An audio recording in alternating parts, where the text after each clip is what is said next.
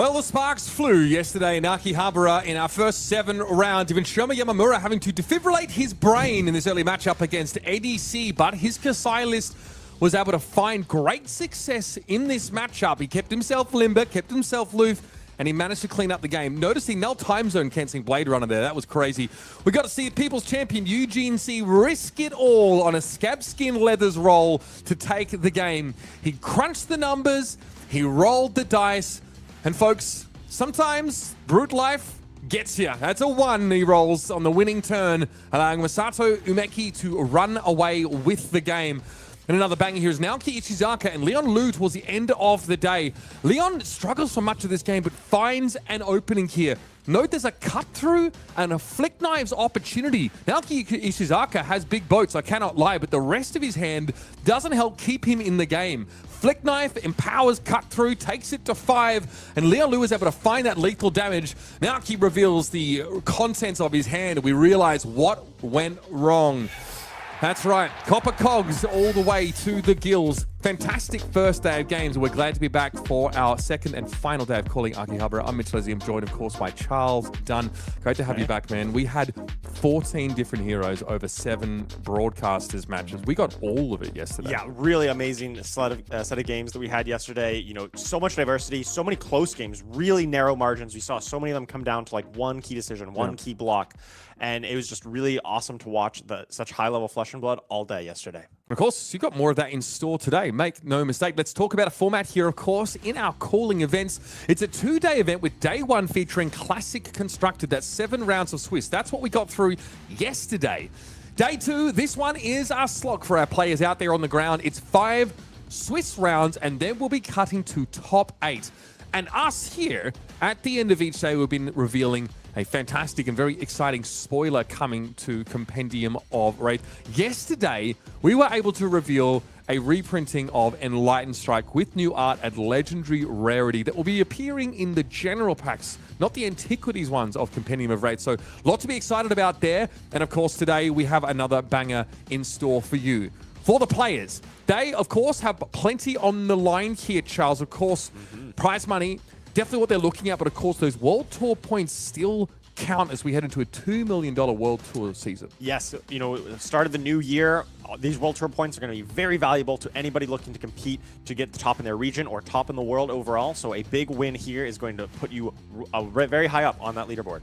And we talked about it, of course. It was really, one of the key discussions we were having around the Philadelphia time, who was going to make their way to the top of each region. We ended up with our champions there. Of course, we're running it back this year. First of all, though, here at the calling, you've got this fantastic treatment of quick dodge flexes in gold foil up for grabs for the win, of course, alongside a trophy.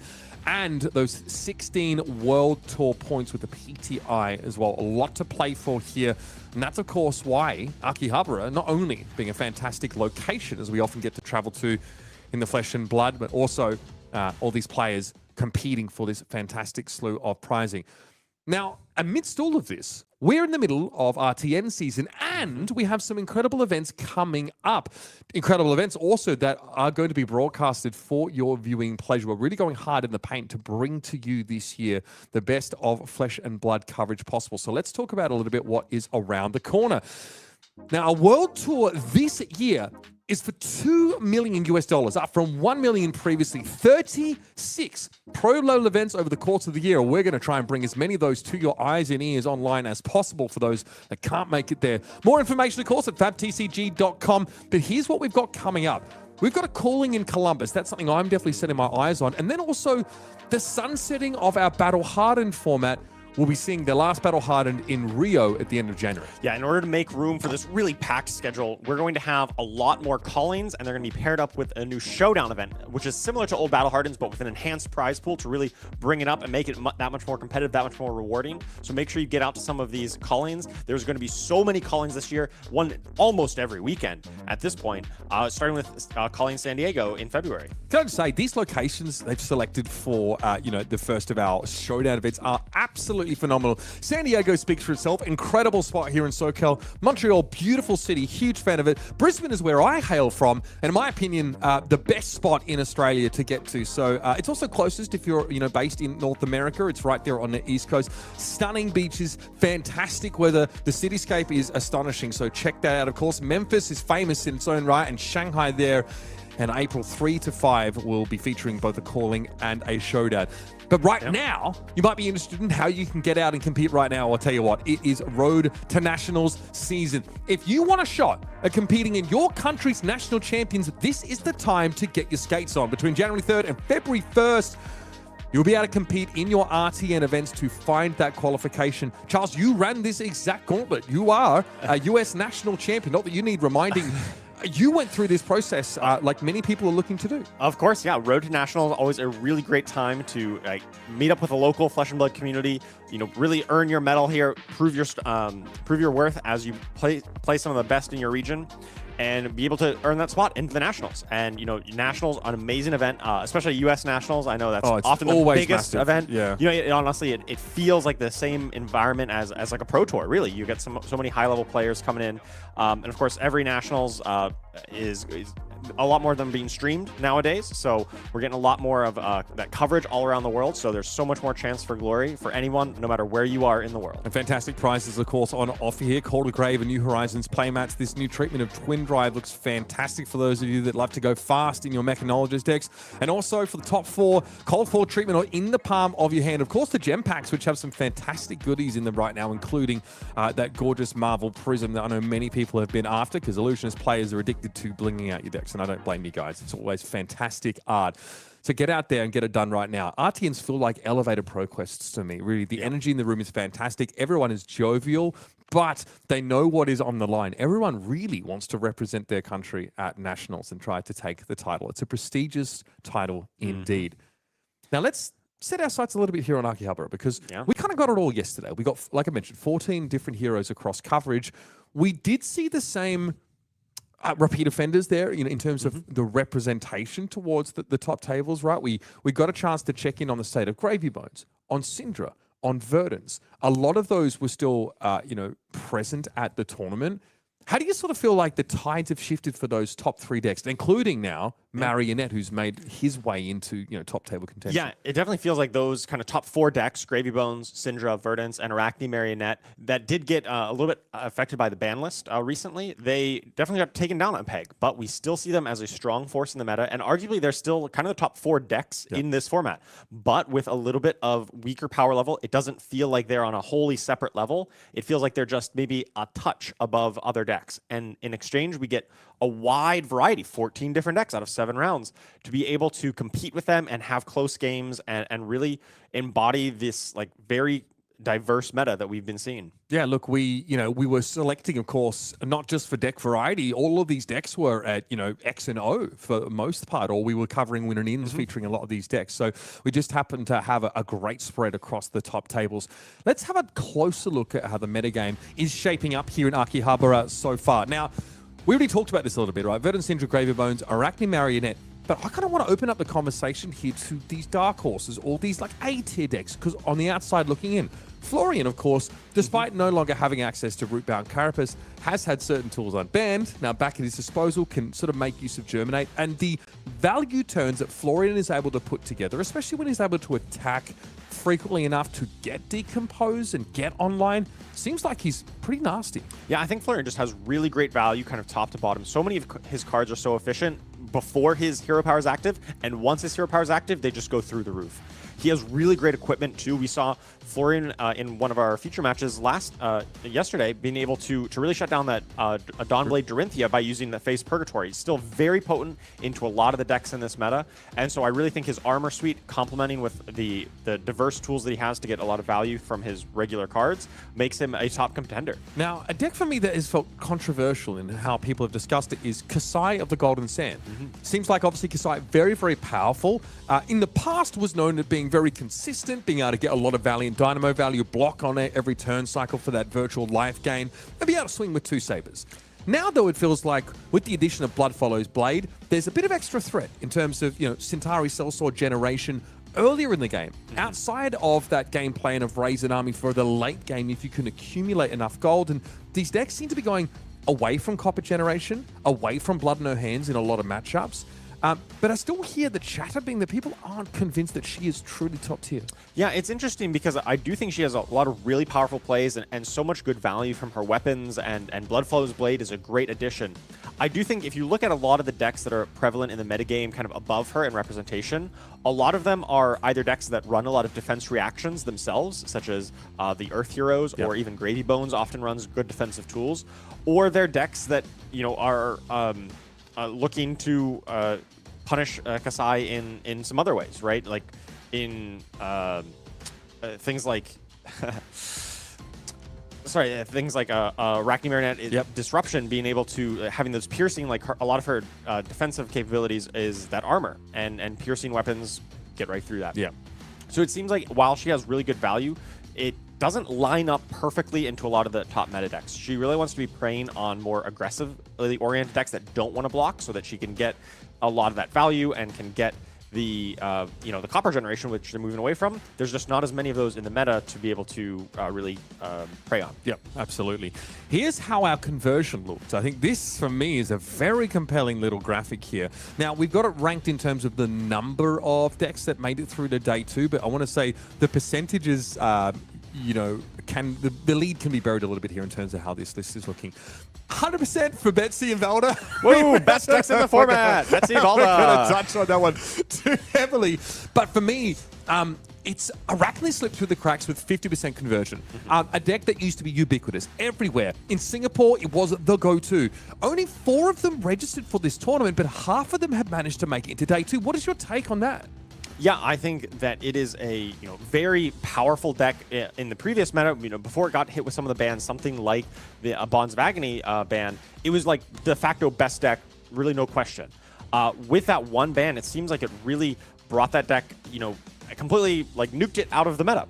I think that might have been an overreaction, right? As we're now seeing that a lot of players or some players at least, are picking it back up and realizing, hey, wait a second, this is actually a pretty good deck. It's got some additional injection of some options from the recent Armory deck as well. And so it's very possible that this is back into the meta as a potential play here. And we've got to cross back to Florian. I know we just discussed it at length here, but 37% conversion rate I think is pretty impressive for this guy sort of making his way in. Feels like he's got play into all of the top decks, all of those sort of, is there anybody out there that's really able to prey on what Florian does? Are you thinking it's like a Prism, for example, that could get there, or someone that can punish these sort of slower game plans? It's difficult. Historically, Florian has sometimes struggled with Gravy Bones because he doesn't have quite as much go again, or like the profitable way to attack into allies that some of the other decks do. But with some of the more recent iterations on Florian, we're seeing some more go again attacks. They're playing more things like Outed as just a generic 0-for-3 go again to be able to clear out those allies against Gravy Bone, and also as just a good attack once you have a Channel Mount Heroic on the board. So with those kinds of adaptations on Florian, I think he's actually relatively well positioned into this metagame. He's hard to attack on any kind of axis. Yeah. And the axes that players do attack them, Florian on, he's adapting and overcoming those. So we're curious to see how this list of the Rotwood Harbinger starts to develop over the course of the tournament, and I'm sure we're going to get to see a little bit more of him today on coverage. That, of course, is our sort of conversion and metagame. The only thing I'd point out as we sort of move past this, K100 Cheat as well at 40%. He's someone we definitely have our eyes on. Kassai with a very healthy 35% conversion rate here into day number 2. Now, I want to talk a little bit about the individuals, the players, of course, that are piloting these decks, those that have made it here to day 2.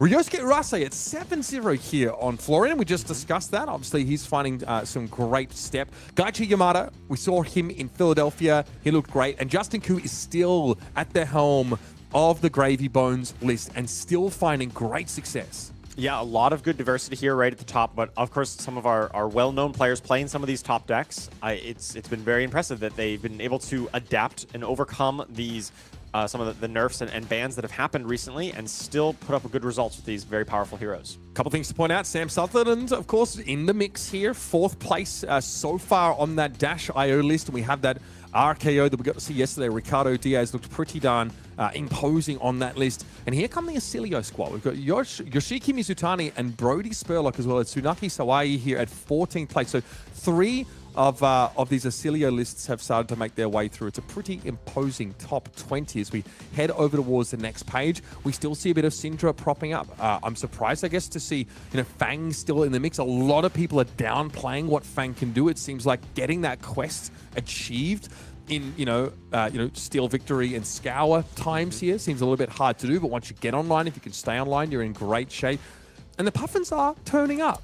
We discussed it yesterday, and it was a close game. And for Naoki, of course, the Puffin pile in that last match, we never actually got to see like a Palantir Aeronaut kind of play. He was on like a pirate ship list. There wasn't a lot of boost there. That seems like a pretty compelling list. It seems to block well. It seems to be also allowing you to break some of those generics. I think we saw an E-Strike Command and Conquer turn from him. Yeah, it's a pretty interesting list that he was running, and I think it definitely suffered a little bit from losing the die roll into an aggro matchup like Cindra. That is often a pretty impactful swing, whether you win or lose die roll, especially when it's kind of all gas, no brakes on both sides, very aggressive. That can be impactful.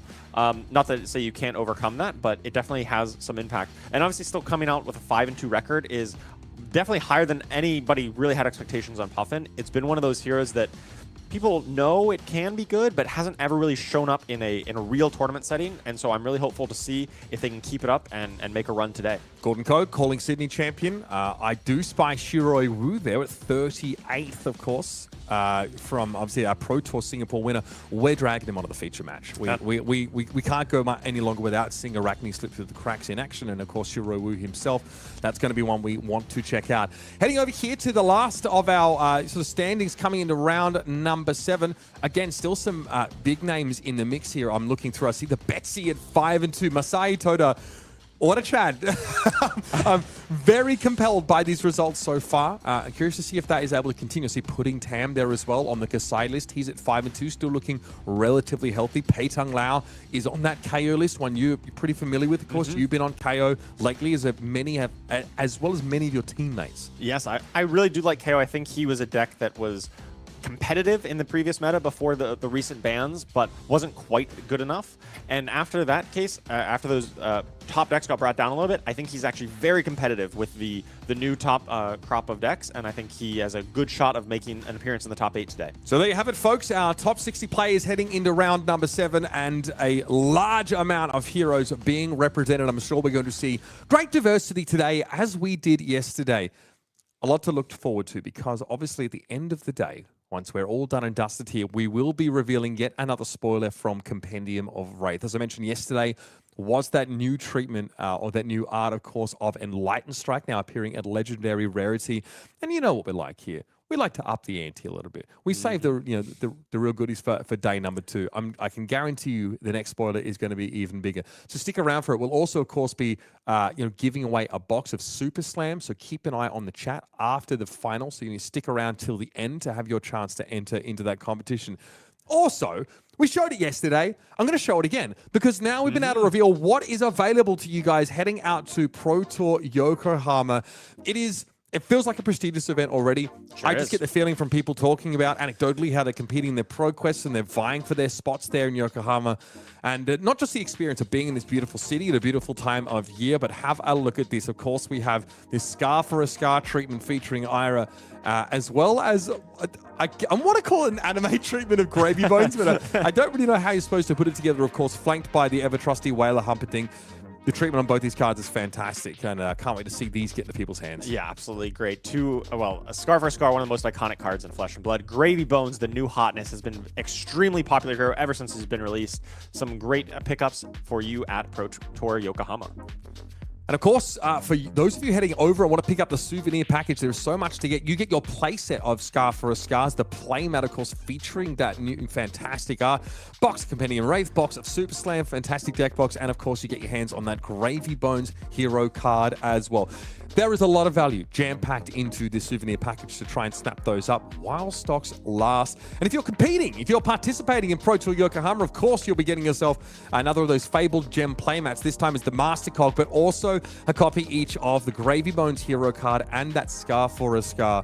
Absolutely absurd value here. And of course, a box of sleeves that are TVA. So expect those to be great. They're always pretty awesome art ones. So there you have it.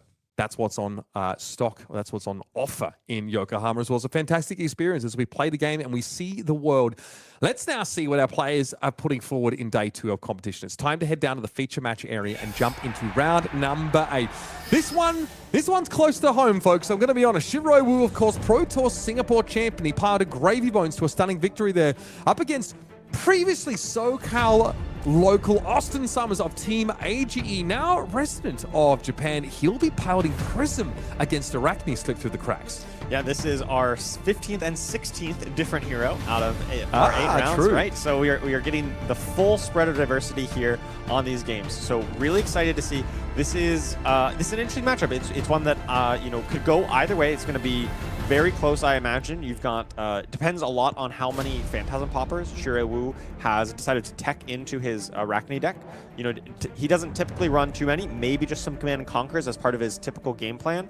So oftentimes it comes down to sideboard slots. How many Poppers did you want to dedicate to this matchup?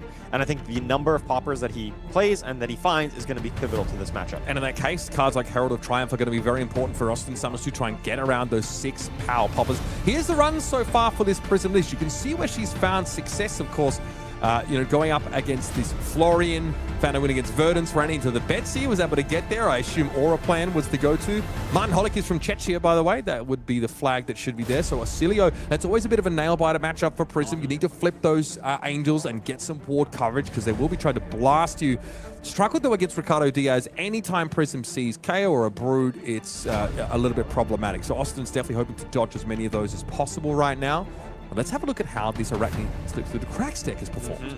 Yeah, definitely a different matchup spread, facing down some of those brutes. 2 KOs, 2 Oscilios, and a Cindra. Actually started off the day with a loss, so starting in the 0-1 bracket, but still managing to keep it together, rally back, win 4 in a row. Before falling to Oscilio in round 6, but then finish out strong against OO, who previous calling champion on the Verdance, knocked OO out of day 2 by beating him there. Tell you what, lose that first match, you fall into the 0-1 bracket, and Lyeth Goldmane is your next opponent. yeah, it's tough to plan for the kind of spread of heroes you should expect to run into when you lose that first game. It can sometimes be tough to bring that submarine up to surface, but Shirui Wu has absolutely done that. He's got his spot here in day 2, and now he's going to be running straight into Prism, which is, again, always a close matchup. You can expect both these decks to be trying to go aggressive.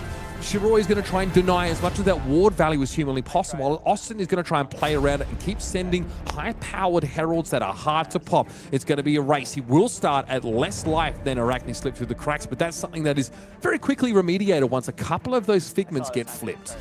Yeah, it's going to be real interesting to see the exact build of Shirui Wu here. We mentioned the Poppers as an important part, but also if he's teched in perhaps Pick to Pieces. That is a stealth attack that is able to bypass a lot of those prevention effects, those ward effects that you see out of Prism. So that card could be a backbreaker if Shirui has access to it. Yeah, one thing that Austin wants to try and do is to really lean heavily on Herald of Protection, create some Spectral Shields, because these Flick Knives activations are going to be coming through often, or these little, pokes of damage here and there as Shirui Wu tries to deny that ward value from the Angels. It's 4 ward, but it can still be popped by a single point of damage, and that's Arachne's game plan, is to make sure that those Angels don't actually represent a 4 life buffer at all. You're sending a lot of head jabs, sending a lot of 3 power attacks here as Slippy, so that's also a way to try and deny some value.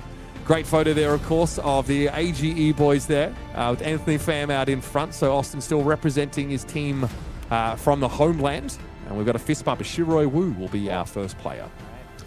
All right, revealing the equipment here. As expected, 2 Hunter's Claves on Shirui's side. Let's see his equipment, not featuring any of the new equipment from the Armory deck, the recent Armory deck. Still sticking with some of the tried and true Black Tech Whispers, Blood Splattered Vest, a bit more aggressive, and of course, Flick Knives ever present in these Assassin decks. Okay, so Codex of Frailty drawn up pretty early on in the game is an infect, so... Shirui starting us off, taking a look at this hand. It's often pretty valuable to be able to attack into this Prism on turn 1. She sometimes struggles to block, has a number of cards in the deck that don't block very well, right? Those Figments, this is the time when Austin is most likely to have some Figments in hand. So it's often profitable to attack into Prism on turn 1. Austin, though, has a soul shield in his hand right now. So this would be a fantastic way for him to start to get some soul and eat up an attack. Now, it's unlikely that that 6 power block is going to line up favorably with most of, Slippy's attacks unless there's a reaction of some sort. But still nice to get something in the soul to start your game. Definitely. That's definitely the risk you run, is there is some value on both sides, but Shira's going to consider his option. Just choosing to Arsenal pass, doesn't want to deal with any potential issue here. Oh, that's a light of soul in Austin's hand. He's got to be thinking, I really want to pitch this. This is a real powerful card. Only 1 Herald here, though. That is a little bit scary. So not the biggest kind of turn for Austin. Yeah, his turn on his turn, if he just keeps it as is not the most impressive. Just 1 Herald, already has the Figment of Erudition in hand. So we'll see how he approaches it. It depends on if this Light of Soul hits. It could dramatically change how this turn plays out. Yeah. I mean, getting that extra soul on the board early will reveal the top card of the deck. If it's yellow, it's going into soul. And it is red. Red Herald of Protection, so Light of Soul not being the most busted card ever printed there. Just a regular old yellow pitch. But still coming in with War Tune Herald. This is 7 with Phantasm. Shira's going to find a way to stop this from hitting to prevent going to soul and finding a Figment and potentially getting an extra ward for Austin. Yeah, and look, and War Tune Herald obviously pretty valuable in these kind of games if you're concerned about any sort of poppers, especially if you're able to, play multiple War Tunes or a War Tune Herald plus any other, sort of 2 cost heralds sometimes can be a pretty favorable cost basis for your turn. Yeah, it's really impactful that it just has 1 cost, whereas most other heralds have cost 2. And so you're able to have that 1 extra floating if you're pitching a yellow to be able to activate your Phantasmal Footsteps without needing an extra pitch card.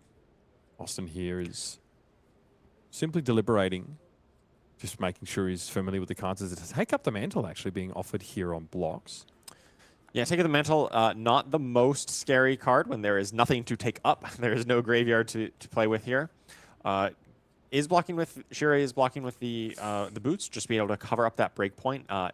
The assassins typically are running a little bit light on armor, so cashing in 1 of your armor blocks already does mean that you don't have too much more to block on future breakpoints. Yeah, Austin just doesn't really have a way to cycle his hand. Yeah, the Soul Shield's probably destined for Arsenal.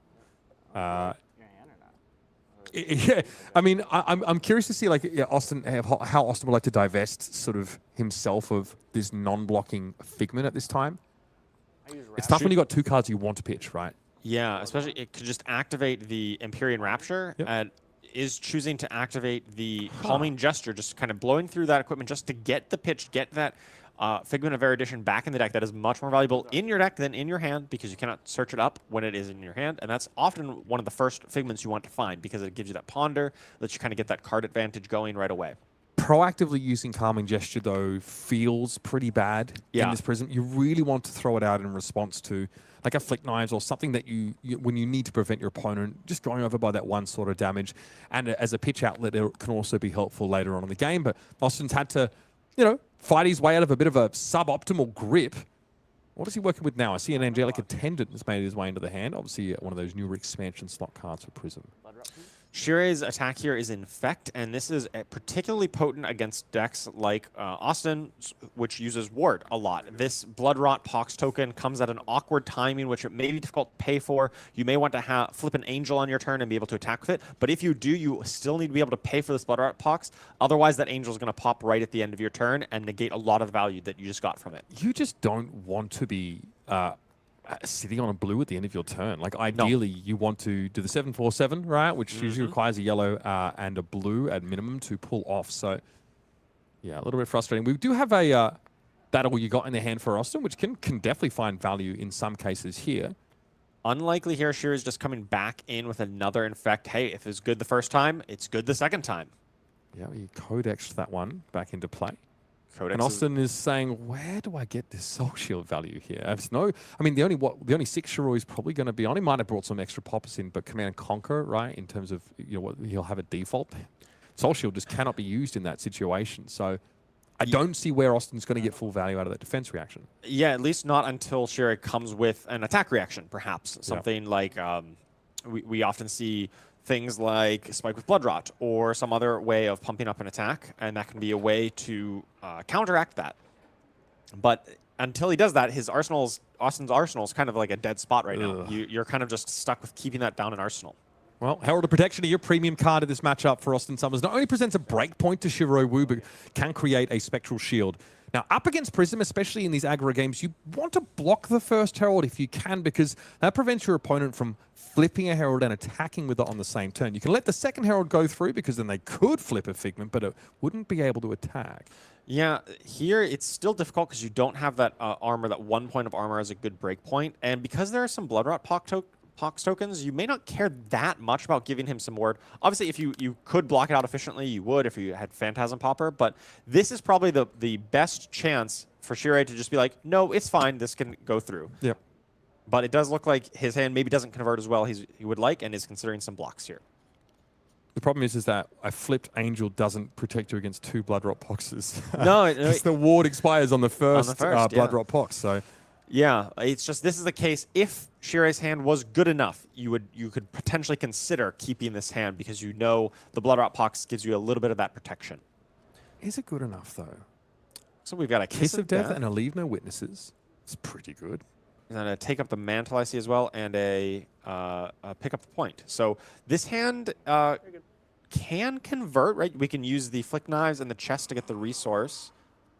Take Up the Mantle still feels a little early for it here. Especially where you've got premium attack actions in your hand already. Yeah, it would really just be kind of like a +3 pump, so not the most compelling. Could just be converted for block, but depends on how aggressive he wants to play. I think that's where he's considering. I don't know that you want to block this with 3 cards. That seems unlikely considering the circumstances, but Shirei's going to, good player that he is, going to consider all his options, take his time. Looks like he is considering he's going to block with just that Take of the Mantle. It basically converts to 3 on offense or 3 on defense, and deciding to keep his life total just a little bit higher now. He reacts. Okay. This changes it, right? Of course, Sink Below allows him to cover up that breakpoint very efficiently. And awkwardly, Austin would sort of have to just pitch this attendant instead of War Tune after the fact. It's not the most compelling, but he is forcing his opponent to block. It does represent reasonable tempo, but Austin starts at lower life and has fallen to 24 after their previous turn. Prism needs to really work on those 4 to 5 card hands. She gets a lot less intimidating when she's forced to offer some blocks for those cards that actually can block in the list, as Heralds all block 3. Yeah, this first Herald that hits, this War Tune Herald, you typically want to go search up that Herald, or Figment of Erudition rather, because that was what gives you the card advantage, allows you to get the arsenal. But remember that Soul Shield is still stuck in that arsenal, meaning Austin has to kind of pick up it's maybe less than optimal. I think War here to get a courage token to maybe create a breakpoint on one of those yellow heralds can be good. It's possible. It looks like he's run through his deck a second time. Doesn't have this top of mind exactly what he wanted. Yeah, it's War. All right, picking up the War, getting that courage token to potentially have a stronger offense next turn. Yeah, look, he's mindful of the Bloodrot Pox tokens here, which are going to hit him pretty hard. He's certainly leaking a lot of damage against Shirui Wu here, but he's been able to earn the card from Arsenal and 1 from hand and send some damage. But certainly in Austin's shoes, you're not feeling like you've gotten ahead in this game. You get that 1 turn, 1 pop-off turn around a flipped Figment of Erudition, and you've got to use that to stay in the driver's seat. Yes, and Shirei is going to have a pretty potent attack on his turn, right? We've seen his hand. He's going to be able to attack 3 times and be threatening that arsenal on that final attack. And that Soul Shield is going to be a pretty lackluster card in this matchup, right? It's going to be threatened by the Leave No Witnesses on this turn, but also it's just really inefficient to try to deploy. So Austin is going to be probably taking some damage here. And coming to a 3-card hand, if Austin has to pitch, obviously, to play that Soul Shield out, it doesn't feel great. You basically need your first Herald to hit and flip Erudition to have what you feel like is a powerful turn at that point. You can do it off 3 cards, but they have to be the right ones. And I'm spying 2 Figments in the hand. His hand does not block well at all. Yeah, this is rough from Austin, right? This is the danger of Prism. Sometimes you draw hands that don't block very well. You want to be thinning your deck out of these Figments quickly by getting your first couple Heralds to hit. Oh, man. He's going low. Yeah, it takes the full 4 here. Oh, choosing to hold on to the pick up the point, right? That doesn't feel a need to deploy it right now. It's often best for Arachne to make sure that you have tempo to be able to push through that turn once Austin takes his big turn, right? Once he maybe uses Halo of Illumination to have that big turn, have that Figment of Erudition turn. Yeah. You want to make sure you have a little bit of gas in the tank to really push through and punch through. So arsenaling a go-again attack just to make sure you have that is really heads up from Shirei. In this build as well, you don't really Halo for Erudition because you need to pay to flip it. Like, you need a Herald to hit to really get that turn started off. Sure. Here, at least, a Soul Shield and Arsenal turns one of these Figments in Austin's hand virtually into a 3-block. So that doesn't feel quite as awful. All right. There we go. So the Flick Knives obviously comes in, does 2 points of damage, one from the Flick Knives itself and one from the Kiss of Death. That being a dagger attack, of course. One of the only dagger attack in the game. Very good synergy there with the Flick Knives. Halo here can be used to get a Figment of Triumph in a pinch. Can also be used to pull out a Figment of Ravages and shoot yourself if your Angel ever gets targeted, but it's unlikely Shirui is going to ever bother with that. Happy just to go face against Austin for most of this game. Yeah, Austin already feels so low, already at 14 life. You know, he's got to be thinking, this turn is probably just attacking with 1 Herald, and that's all you got. And 3-card hands suck for Prism, man. Oh, they do. Yeah. He really needs to be able to have a kind of a big pop-off turn next turn. Hopefully, for him, right, this Herald draws a couple blocks out of Shirui and is able to buy a little bit of space to have a big turnaround, because 32 life is still quite a bit to punch through. But this Courage token, because of the Figment of War, turns this Herald of Rebirth into a breakpoint. Austin needs this to hit. God, he needs it to hit so badly. Yeah. He would love to, pitch his last card to attack with a flipped Figment of Erudition, draw 2, and hope that between those two he can bookend the turn with another 7 damage Herald attack. Right. This is actually like very deceptively powerful, right? Shirui almost certainly needs to be able to block this out, right? He does have a bit of armor that he can work with, can throw maybe that Balance of Justice in front of it, plus 2 other cards, but doing so will give Austin quite a bit of space to do the same thing again next turn, right? He's going to have that one good turn. So that's 2 copies of Mark of the Black Widow and a Cut to the Chase alongside a Creep in the hand. Shirui does have the ability to mark, but this is a red hand, and those claves are expensive to swing. Yeah, Creep, one of the newer additions to this deck. When it attacks, the next attack action card you play this combat chain with stealth gains Go Again. So is able to kind of, start with Go Again thanks to Slip Through the Cracks, and then also kind of carry over to your next attack. It's a chain extender. It's nice. Chain extender, yeah. So like kind of a 3 Go Again in this deck, which is pretty much what you need. Blocks 3. It's very efficient here. But while Shirui could probably convert most of this hand, it definitely is looking to probably block with some of these cards. The Blood-Splattered Vest here is a way that he can get himself into some of those resources that he needs. It's like he sends the Creep, flicks a knife, gets the mark, gets a resource. That all seems fine. He's got to be worried about, does he want to give Austin this big potential turn here, finding that Figment of Erudition, or is he going to give 2 cards and maybe the Helm armor to block this out and have a much smaller turn on his end? The dream for Prism on a flipped Herald of Erudition turn is normally drawing into Arclight Sentinel and having the blues to play it, but Austin, with a 3-card hand, can't do that. Right, that would be... you need a few more cards to make that work. Even drawing 2 is not good enough there, because you'll need to draw the Arclight plus 2 blues, which is 3 cards, in fact. One power card we've not really seen either is the Herald of Erudition, right, from Austin. Shirui does have some block value here on the fridge, but the Black Tech Whisperers has already been put forward earlier on. So that Dominate effect can be quite powerful, but it's normally something you want to combine with a instant speed pump on the Prism side to ensure a hit. Yeah, that may be what he's considering, is he could use that Balance of Justice to block here and keep a little bit of tempo, but doing so does mean that the Herald of Erudition that could potentially come next turn would demand armor block. He does not really want to give up Flick Knives and his chest at this point. Actually, while you do that, I'm gonna... Let's get some snacks, bro. Get your Capri Sun in you, buddy. Yeah. This is a big decision moment here. I mean, this could definitely swing the game on this turn. So Shirui's definitely taking his time thinking through all this. Bro. I didn't know we were doing a mukbang stream as well. Yeah. Okay. He is. No, keep that microphone on, buddy. I want to hear all the juicy details, mate. All the literally juicy details. Nice to have a reprieve, I think, as Austin with a game that's been difficult. Prism expects to usually drop to sometimes like 5 or 6 life before she can really execute her plan and get the game started.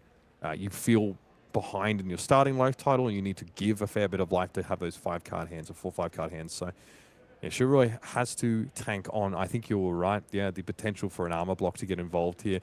Naturally, Angelic Wrath is a monumental blowout in a case like that. Yeah, something like in Jingle Math, there is one card left for Austin. So that is the potential. Like the worst case scenario is that it is that pump effect.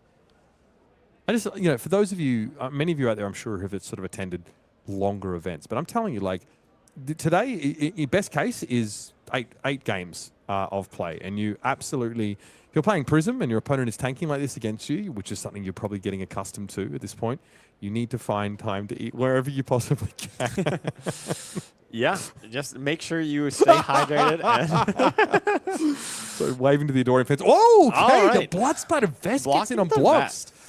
Yeah, so blocking with the vest, blood splattered vest is maybe the least important equipment here. Arachne often runs very few one-cost cards, I think, with the vest. Maybe just a handful, something like Spike with Blood Rot. Shirui is just thinking the game is going to be short enough that, and he wants to keep that protection against something like Herald of Erudition on a future turn, so just opting to give that vest away without getting any resources out of it. Let him finish his mouthful at least. Okay.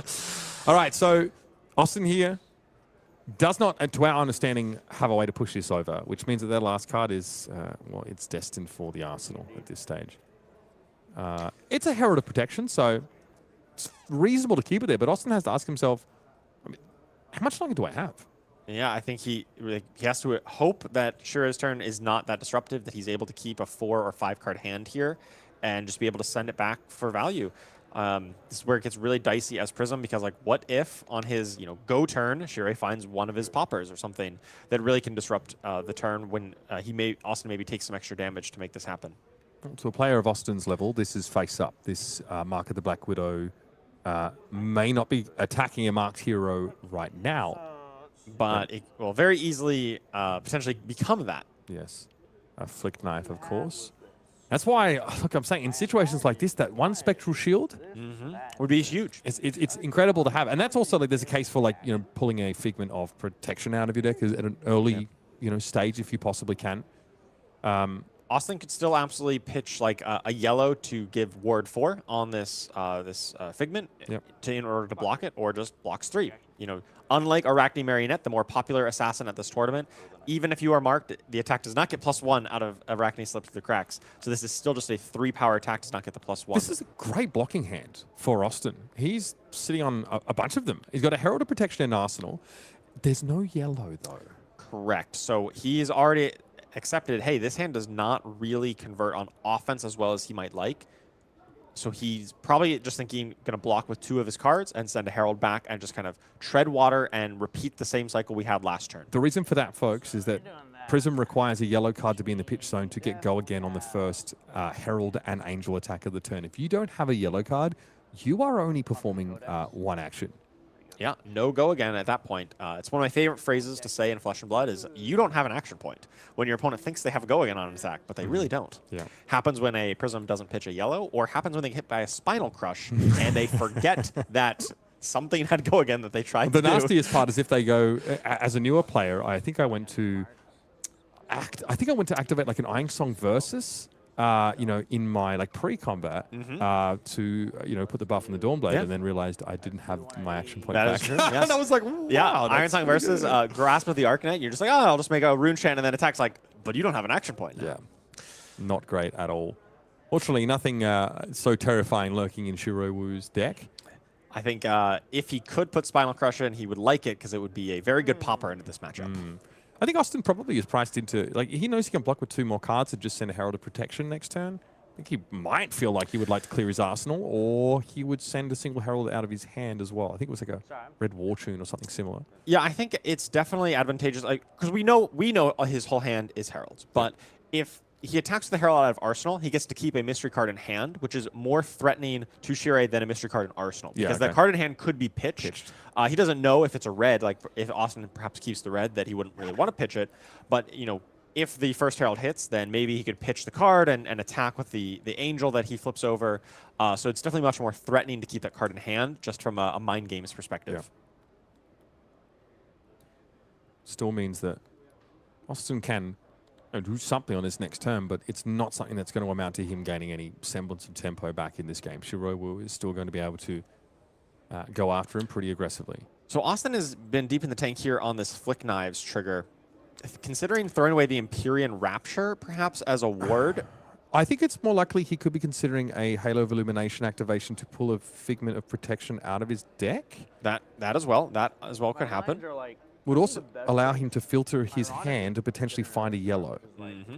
Because he will draw a card after. Whoa. I think it's So- a pretty reasonable line, right? You're pitching a blue. You're going to be able to keep 2 resources floating to be able to convert one of your Figments into Ward 4 Yeah. in case you need to be able to block out Shira's next attack. Yep, we're doing Yep. it. All right, seems pretty reasonable. You know what's coming. Did he need the draw yellow. Did he draw the Herald or the Figment of Protection off the top? That's always the risk. You have to draw I hate first. that. I hate that so much. Or I go looking for the Figment and I realize it's been in my hand the whole damn time. Yes, yes. Not my favorite. Luckily, we do not see that happen here. Austin does the play that you had recommended, right? Getting at that Spectral Shield. Very important here to stop the Flick Knives at a critical juncture.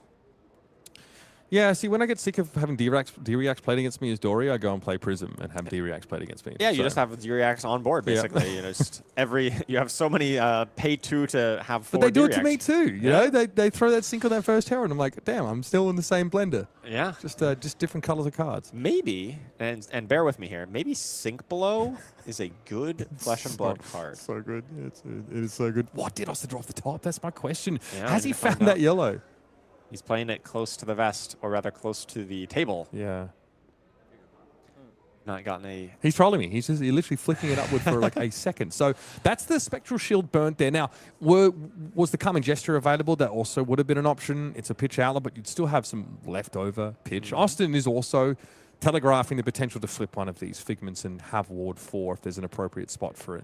Would love to make use of this floating resource. You can also use it on Phantasmal Footsteps there if there's a break point, but yeah. So that was a really good heads-up play to be able to prevent the marker, right? Because otherwise this Razor's Edge would have represented an actual on-hit. Here, it's just basically pushing through 3 extra damage, which is a little painful, but is certainly not as bad as 3 extra damage and destroying one of your... destroying one of the cards in your hand that you'd have to banish. Yeah, here it is. We have a flip of a Figment now. It's potentially, he took that damage though, no? Or did he not? I don't believe damage has been dealt Okay. yet. Also, as at 11. Yeah. He's definitely concerned about preserving life total, and he does have an extra Figment in play here. Rarely does Bologna act as a relevant sort of effect once flipping. In the Aura plan, Bologna's definitely part of the win condition for the Prism player, but okay, it's actually going to be interesting. Aegis flipped into an Angel that when you can attack with it feels... You're got to be kidding me, Austin, please behave. So it seems like he did flip this after combat, right? And just anticipated that Shira would have an attack action to close the chain to be able to threaten this Angel. Okay, protected it. Fair enough. Protected, and I believe the card he drew off the top was a yellow angel or blue angel No. protection. So Still gonna go with no again. go again here, but still able to generate a bit more ward on the board, find 2 more of these Spectral Shields by banishing a card out of Soul. Yeah, look, it's a 2-card 6 that Let's get gives him lets him keep that Arsenal card. So why is he demonstrating fire? Yeah, okay, Just let's just fix that. messed up die. No courage token here to pump that up, or a might token or something like that. And so now Aegis, like Austin is hoping, can sort of get 3 value, 4 if you're really lucky, but it might just end up eating up one of Arachne's edgy head jabs, and he'll have to call it a day. Yeah, this is a play where Austin is just trying to really buy some space, right? He is okay just generating some ward on board, maybe blunting Shirai's attacks so that he's able to keep that full grip and maybe find a power card like a Herald of Erudition next turn to be able to really swing control of this game back in his favor. Interesting hand. All reds yet again. Tarantula Toxin, Orb Weaver Spinneret, Sink Below, and it's a pain in the backside. Yeah, so definitely has ways to attack, 2 attacks. Oh no, only 1 attack, really, because there's no resource. Yeah. Doesn't have the chest, right? Can't swing these Chelicerae anymore, really. Yeah, that's how you would make these attacks. So instead, Tarantula Toxin looks pretty bad. So probably one of these cards is going to be Sunk Below away, just to be able to redraw this hand a little bit. Oftentimes, Arachne Slip Through the Cracks is mostly red, so having all red hand is not the end of the world, but there are some cards that do require that 1 cost. But how's Shirui going to feel throwing a defense reaction here at like a vanilla 4. It's pretty bad. You'd much rather set that in Arsenal and be able to deploy it on a critical herald on a future turn. To but stop that tutoring of a Figment of Erudition, which I imagine is going to be the next play for Austin. Yeah, but given the context of his hand right now, it looks pretty lackluster. I almost think you need to redraw this hand a little bit. You need to filter out one of these cards to be able to present and pressure into this ward that Austin has developed. Sure, is definitely taking. Can we abolish table mics? You know what I mean? Do we have to hear that? I don't even want to know what that sound was. There was a gurgling from our Prism player there. Oh my days. Austin has had time though to contemplate the contents of his bowels, I'm sure, over these turns. As Shirui has had to make another tough decision. It's another red hand, and yeah, you talked about how the blood splattered vest not maybe central to the game plan of Slippy, but being able to send a Chelicerae, obviously, which does have stealth, is pretty helpful for some of these reacts. Yeah, Sinking away the T-Tox. Yeah, that card is probably the least impactful card in this hand, right? It's one of the best cards in the deck when it lines up on a attack that has stealth. So something like that Kiss of Death or a Graphene Chelicerae. But here it is not quite as efficient because you don't have any such attacks to be able to pump it up with. Surely the pain in the backside doesn't go away. He does need something to send. You But he's really reconsidering. I feel like that is the card that is like most consistently live in your hand, right? You could potentially just redraw into, I don't know, another Tarantula Toxin, and this hand is abysmal, but maybe he's thinking, well, this hand isn't great, and so I need to kind of swing for the fences, swing for the best possible outcome. Does he have a way, though, to try and deny Austin ward value off this hand? Okay, what joined them? Infiltrate. Infiltrate, yes. So that is a stealth card, so, you know, in hindsight, maybe that Tarantula Toxin would have been pretty good. But in any case, he's choosing the more consistent line. You know, he's still going to have 3 go again into 6 from that Infiltrate, so maybe pressuring this ward here and still having it on hit behind. Austin is now live for the big turn in terms of what this hand has. So Figment, Light of Soul is there. A Figment of Judgment, okay. But crucially a blue as well is really going to help if you need to be flipping angels and attacking with them, and we know there's a Herald in the yard. So the cost basis for Austin's turn is 6. Yeah, so Austin is probably going to be pretty content here to just let his ward board absorb some of these hits. I can see this is a little agonizing. Allowing pain in the backside to hit, then it would sort of gobble up yet another one of those Spectral Shields. When I start to see Prism blocking... It wouldn't hit because of the ward, right? That's right, yeah. Yeah, so it would kill the Angel. It gets a little, 3 becomes 4. It's a little annoying, but it's not the end of the world here. But instead, he just opts to block it out. Thinks his hand is still good enough. His 4-card hand is still good enough, even if he sends a block there. Well, I think, no swinging with that Chelicerae, but All Weaver Spinneret will confer the buff. But this kind of puts Austin where he wants to be. Now he has 6 ward on the board, ostensibly 6 in play here. The Flick Knives can still basically force through this on hit, so this Infiltrate could give Shirui a little bit of card advantage here. It can throw the dagger, clear out one of the Spectral Shields, and still hit in for 1.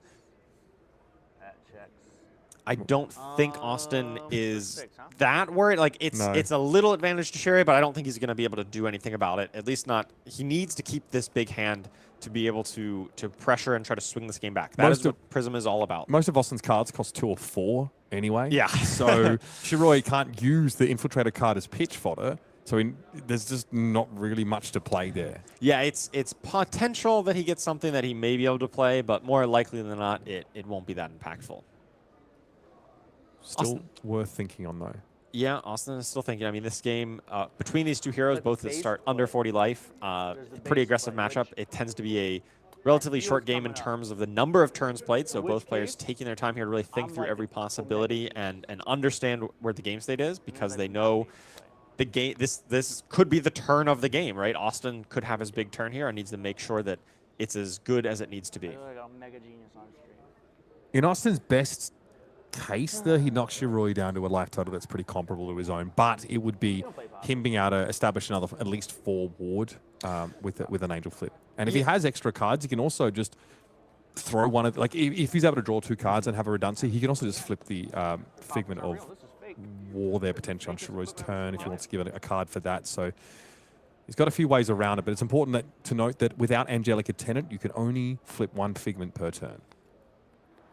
Life total as an illusionist doesn't really matter on either side. It does say it is 11 to 32 at the top of our screen, but that doesn't really tell much of the story of this game, right? It's so much about the board control and the tempo of exactly how the game is playing out, because an illusionist like Prism here could be down by a ton of life, but if she's able to get that big turn, set up something like the additional ward, and protect it well with future blocking hands or an Arclight Sentinel, for instance, then she can come back from massive life total deficits. And so even though it looks like Shirui is on the offensive here, attacking with a big attack while up a ton of life, it is a much closer game than it looks like from that point. Yeah, Austin has life on the board. Absolutely. Okay, he is still sitting on this. Seems like a simple decision, but... So he's choosing to throw away these Phantasmal Footsteps. It is blocking a 6 power attack. So it does block for 1 here, but it will die because of the Phantasm, basically, on block part here. And then choosing to flip up a Herald to be able to keep his Herald of Protection, or his Angel of Protection around, rather.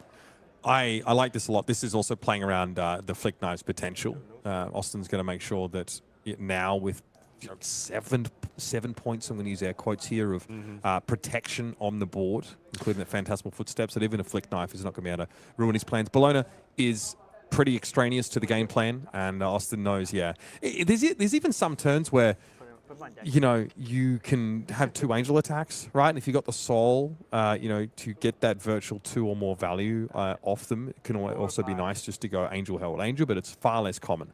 Yeah, it seems like he is content to, use 2 of his cards, Austin is, and give up his boots. In exchange, he's just going to go back to playing a 2-card hand, right? But it is one of the best 2-card hands with Light of Soul. Potentially has the ability to set him right back up. He's used all of his soul to make these plays, but potentially could gain some of it right back. Okay, yellow off the top. Okay. It is not a Herald, though, so it does not get to trigger the Herald effect, but does get to add to Soul and then immediately get removed in exchange for 2 more Spectral Shields. Okay, Austin happy enough with this again. So keeping that extra value on the board. Now, I mean, Aegis has become quite potent in terms of the value that she's offered. This basically takes her up to 16 value if you get full protection off of her ward, and those are the Spectrals. And then we just follow this up with another Herald of Protection. So Austin's definitely shields up, literally, figuratively at the moment. Yeah, potentially 1 more Spectral Shield here, and Shira's starting to think, wow, I have this big life total lead, but there's a ton of ward here, and these overrate attacks, these Heralds that attack for way more than you'd expect based on their cost, they're starting to add up, and he's starting to feel a little bit pressured by how much ward is on board and how is he going to be able to punch through all of these and actually start threatening Austin's life total. This Ode to Wrath inclusion, by the way, is a little bit off the wall. It's something that we've actually seen the SoCal Prisms from the AGE team move into their lists. And normally in this kind of matchup, you don't bring in any of those non-block auras. This one isn't a standard include right now for Prism, but pretty effective, of course. Because your elusive attack action cards get go again, so you don't have to worry about necessarily always having a yellow wind pitch. Your angels will not get go again, but that does mean you can go Herald, Herald, Angel, or you can just go Heralds all day long because it's not the first Herald that will get go again in that case. It's just going to be all of them. Yeah, but these yellow non-blocks, cards that don't block at all, are definitely a liability against a deck like Arachne, who just has so many on-hits, especially on-hits that come in at 3 points of damage. You would almost certainly rather have a 3-block yellow in that spot instead. Yeah, it's a little surprising to see in this kind of matchup. Normally, Prism might be sitting on Parable of Humility and some other of those auras. They sort of come out. Excuse me. You don't even play the Arclight Sentinel sometimes in these matchups as well. So you might have a few of those auras, but not usually the 9 of. Oh, Shiri's looking at blocking out this Herald of Protection here, right? Wants to deny that soul generation and that extra figment. But that does mean with 2 cards down in hand, he's only going to be able to attack back for 2, and that's going to struggle to clear out all of this ward. Not a big hand. Austin going to draw up. It's just an infiltrate with 1 card behind it. Austin has some options if he wants to block this out. 3 is annoying because obviously it will chew through both the Spectrals and the ward offered by Aegis. Or just allow Aegis to go, which Right, I think Austin would prefer not to let happen.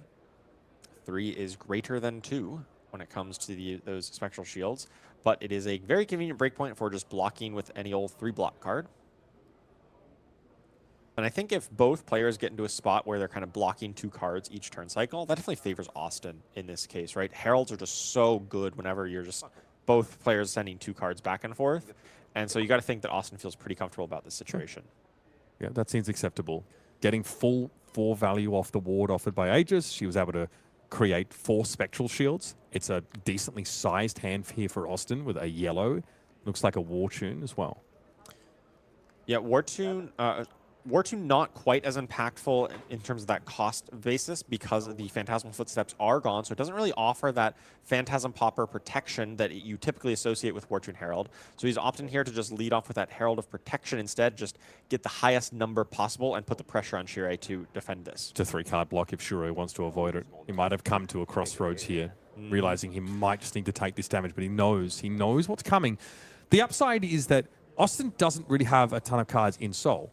Yeah, no cards in Soul for Austin, so the potential for this to get out of control is a little bit limited, right? He could use the one card that would go to Soul to flip over an Angel, but not able to trigger its effect. So not able to do kind of that full combo that we know from the the Figment of Erudition, rather. Still sending 7 after eating most of Shiroi's turn damage-wise. This is very patient play from Austin. There'd be a lot of Prisms, I think, that would be tempted to keep that extra card and try and have the bigger turn. Yeah, Shirui's just very disciplined in his blocking approach here. But this is a break point and is going to either need that armor block, right? There's the balance of Justice being blocked here to cover up that break point, but that does mean that any potential Herald of Erudition with the Dominate from Austin is now very live. Shirui does not have enough armor to defend against that with just a 3-block.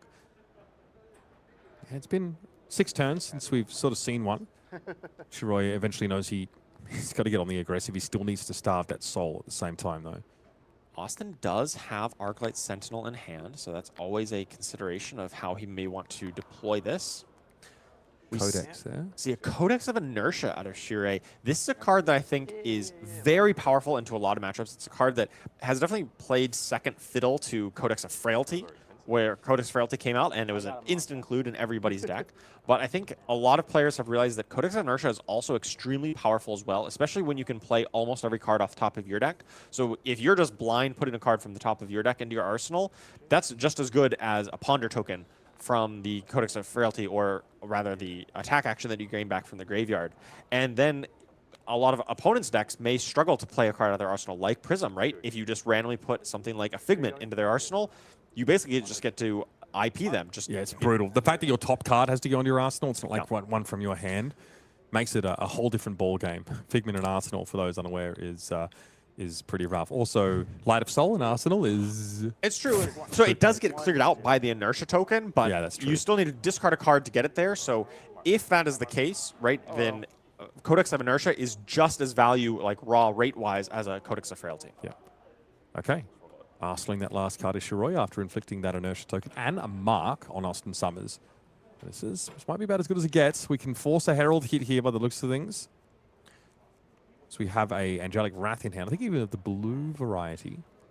We haven't seen any Phantasm Poppers out of Shirui here. This would be like a supremely optimal time to find one if he had any. I don't believe he does. Otherwise, I'm sure it would have been immediately blocked. Yeah, Windmill Slam that baby for sure. But when Austin has the Inertia token and a card in hand, but no boots to be able to regain his action point, this is like a really optimal time to have a Popper. But unfortunately, Shirui does not. So he's got to find another way to block this out or allow Austin to do all the craziness that happens when a Herald hits. Is this the point where Shirui tries to reach for a victory? This hand is very potent on offense. It is, right? It's got it's got 3 attack actions and a Razor's Edge. We don't know what his top card was that went into Arsenal. But this is a hand that definitely can convert into quite a good bit of offense. It's pretty hard to ever get away without ever letting the Prism hit with their Heralds, and this might be the time. It looks like it has hit. Yeah, it's hit. He's decided to just take it. Say, Austin, do your worst. It is only kind of the first card in Prism's soul, so she's not able to do the super powerful turn just yet. It's not enough resources to attack with a flipped herald anyway. Yeah, so this is the time Shirui is deciding, yep, this is the time I will allow you to do the thing because I don't think it will be as big as it could be. Yeah. We do a little smiting. It's probably worth pointing out. The AG guys are great, but they spend too much time around Alexander Vor.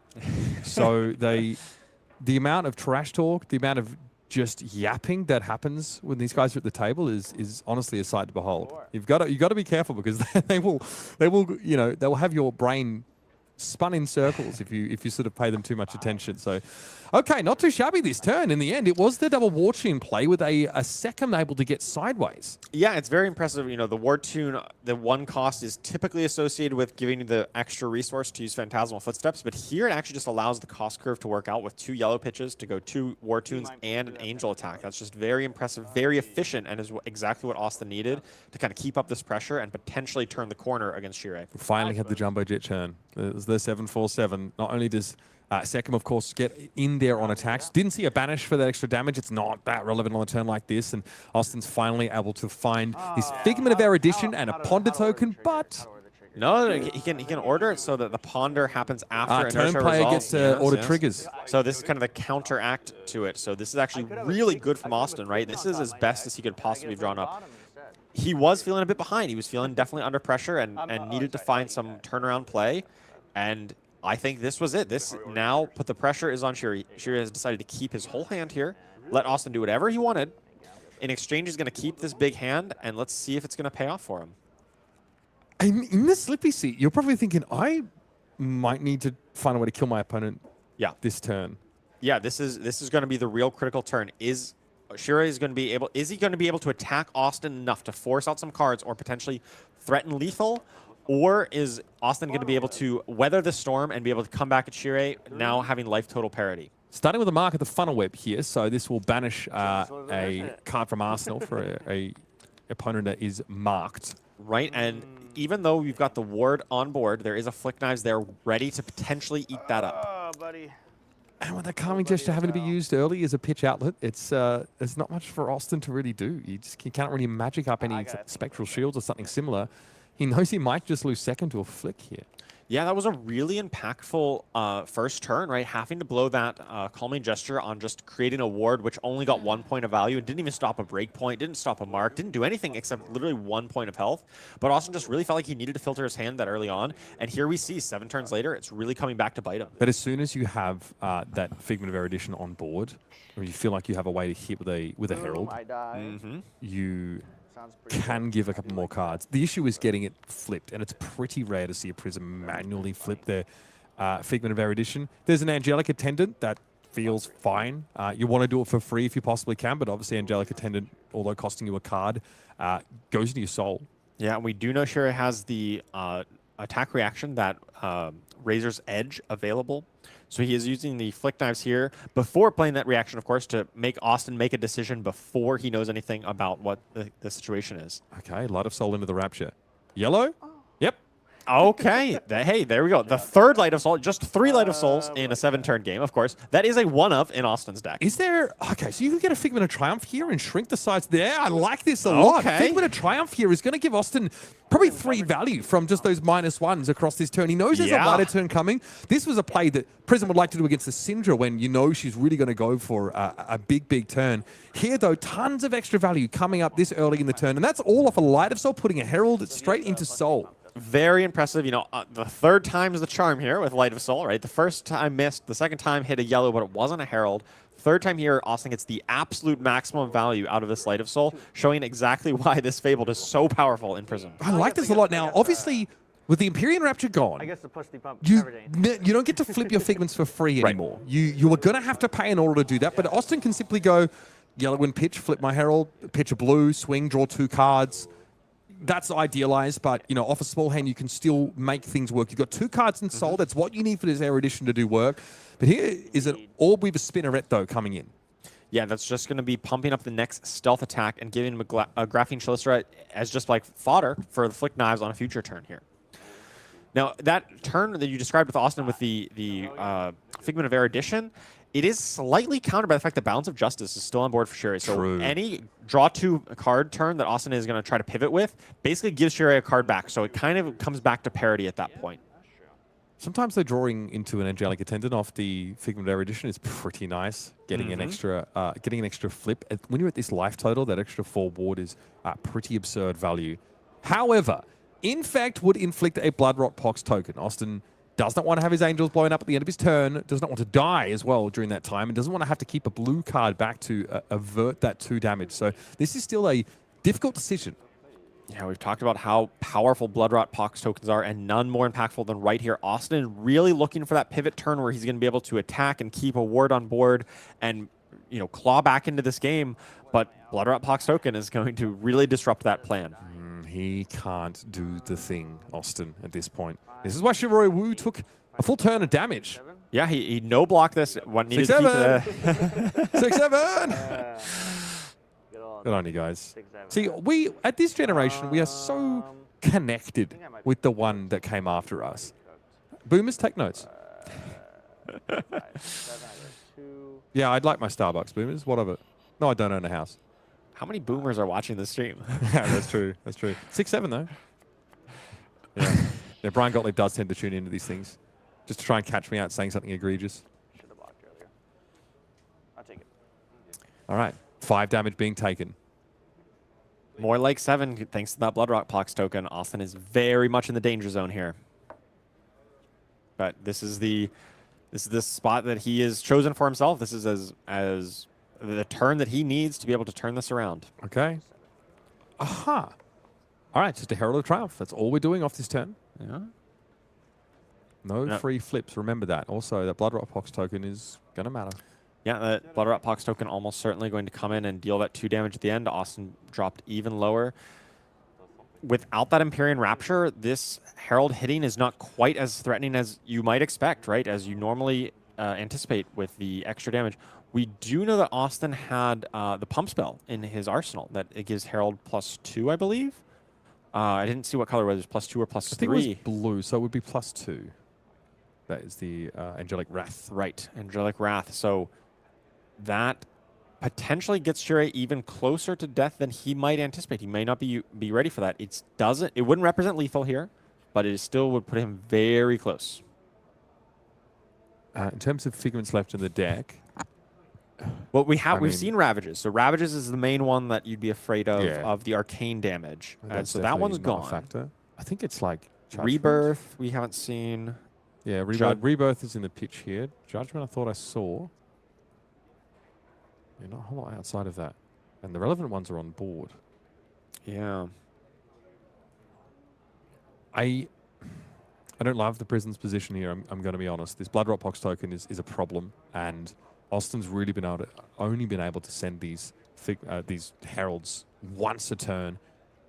There's a real question about whether he can actually flip this Figment of Erudition gainfully before the game is over. It seems unlikely at this point, given the fact that he's functionally at 2 life. Shirui basically has as much option as he wants. Like, if he wants to block with 0 cards, he would still be alive. If he wants to block with 1 or 2, it gives him some leeway. He's got a pick to pieces in his hand, man. Oh, hey, I mentioned that at the start of the round here. Right, that negates a lot of the potential that the ward that Austin may be relying on. Yeah. Ardent Desire Body, Meat Mantis. So it is just flush with attack actions. Of course, you always have access to that Flick Knives as well, representing an attack reaction, but also just that extra point of damage. And when Austin is functionally at 2 life, thanks to this Blood Rot Pox token, he's got to be really sweating this situation. Yeah. Uncomfortable would be putting it lightly. Shirui stabilizing at 11 life here. Going, Gonna take some damage here. 1 second. Moved reacts. And Okay, it's this is a +3 off the Okay, Wrath. yep. So 10, but blocks 3, so takes 7, goes down to 4 here. So even if he didn't block, he would still have gone down to 1.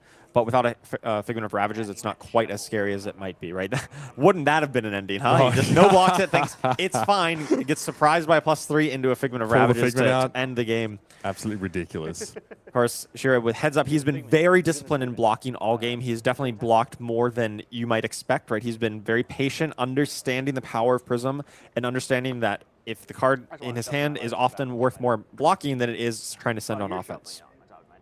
Austin's got one more chance here. He's going to go down to 2. He obviously, Flick 9s would put him down to 1. That would be the last Chalicera, though, in the weapon zone for Shirui to be throwing. And by the looks of things, we have a relatively wide term with an unknown card in Arsenal. Oh, it's a Kiss of Death. Oh, that might just be the actual Kiss of Death because that turns Flick Knives into 2 damage when that gets flicked. No Spectral Shield generation, no Calming Gesture, no Empyrean Rapture means that Austin has to flip Heralds to stay alive just from the Kiss of Death flick. And there's Pick to Pieces as well, so flipping Heralds doesn't protect from that one. He needs to literally flip a Figment rather to protect against the Flick Knives, but then there's still a Pick to Pieces coming in, which will have the reaction activated as well. So it'll be 4 damage coming in. Yeah, that is extremely bad. What is it, a 2-card block here? Surely you are blocking with a Wrath, Austin. Please. Austin will have no cards left, right? He has to pitch his last card to just stay alive, and he's just going to pass back Shirui, which Shirui now gets a 5-card hand. You know, doesn't need to block or consider anything. Surely he's able to find the win on this next turn. Packing up his Austin Summers. He knows it could have been Meat Manus or it could have been Arda's Eye Body coming his way soon. So, yeah, he's getting ready to make a bow out here. Has to just pass back and draw up and give Shirui another crack at it. Oh, there's the Herald of Erudition. Yeah, it's about time. I forgot that he included that in his deck, right? Just a day late and 30 life short, I guess. So he definitely paid the price. You know, he got the RNG gods to give him 3 Light of Souls in the first 7 turns of the game. Yeah. But in exchange, in order to get that, you had to never have your Herald of Erudition and never flip your Figment of Erudition. Shirui going for the flick there. Yeah, that's it. Austin says, not much you can do here. Shirui is able to flick and take out the flipped Herald before its damage prevention could have eaten up the Ravenous Rabble in its entirety, and Austin had already advanced past his block step. That's that, folks. Shirui, your Pro Tour Singapore champion, finds success here on Arachne, slipped through the cracks, getting past one of SoCal's best and marching onward here in day 2. Yeah, what a razor close game on both sides. It was very narrow, but we definitely see it, you know, both players took a lot of time to think about some of those really impactful turns, and Shirui playing very disciplined, always blocking and just making sure he had the long game. And with Austin not finding the Erudition turns, either Herald or Figment at the right time, he just wasn't able to put together that really big turn to turn the tide. Really interesting game. 2 decks you'd expect to be aggressive all the time, trying to keep their hands, but both players offering adequate amounts of respect to the disruptive potential one another has, and also both decks can snowball pretty hard. Let's talk about, obviously, the newest format coming into Flesh and Blood briefly here. Silver Age, of course, is hitting shelves pretty darn soon, folks. A lot to be excited about. February 13, chapters 1 and 2 of Silver Age will launch. I'm so excited. I can't wait to play so much Silver Age. This being a much more cheap format to play, you know, your $20 ticket to the $2 million prize pool. It's so good for the game, and I can't wait to dive in with all these new decks with Compendium of Wraith, which is going to be really supporting Silver Age. I personally am very hyped for Silver Age. Now, the format is simply for common, rare, and basic rarity cards. And, I mean, we've demonstrated some of the most potent of them here, but there are many others that you can get your hands on. And excitingly, it's a way to make use of our young heroes now as well. It's a 20-life format. And, of course, alongside the format, we'll have some pre-constructed decks to help you get into the action as quick as possible.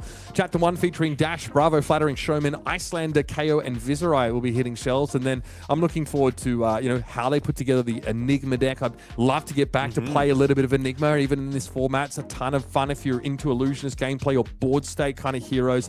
I feel like Enigma is going to have a lot of toys. You know, even though this Silver Age is all about playing the commons and rares, like kind of those mid-rarity, those cheaper cards, there's nothing against blinging out your deck. And you could pay a Scar for a Scar, perhaps one that you could get from Pro Tour Yokohama.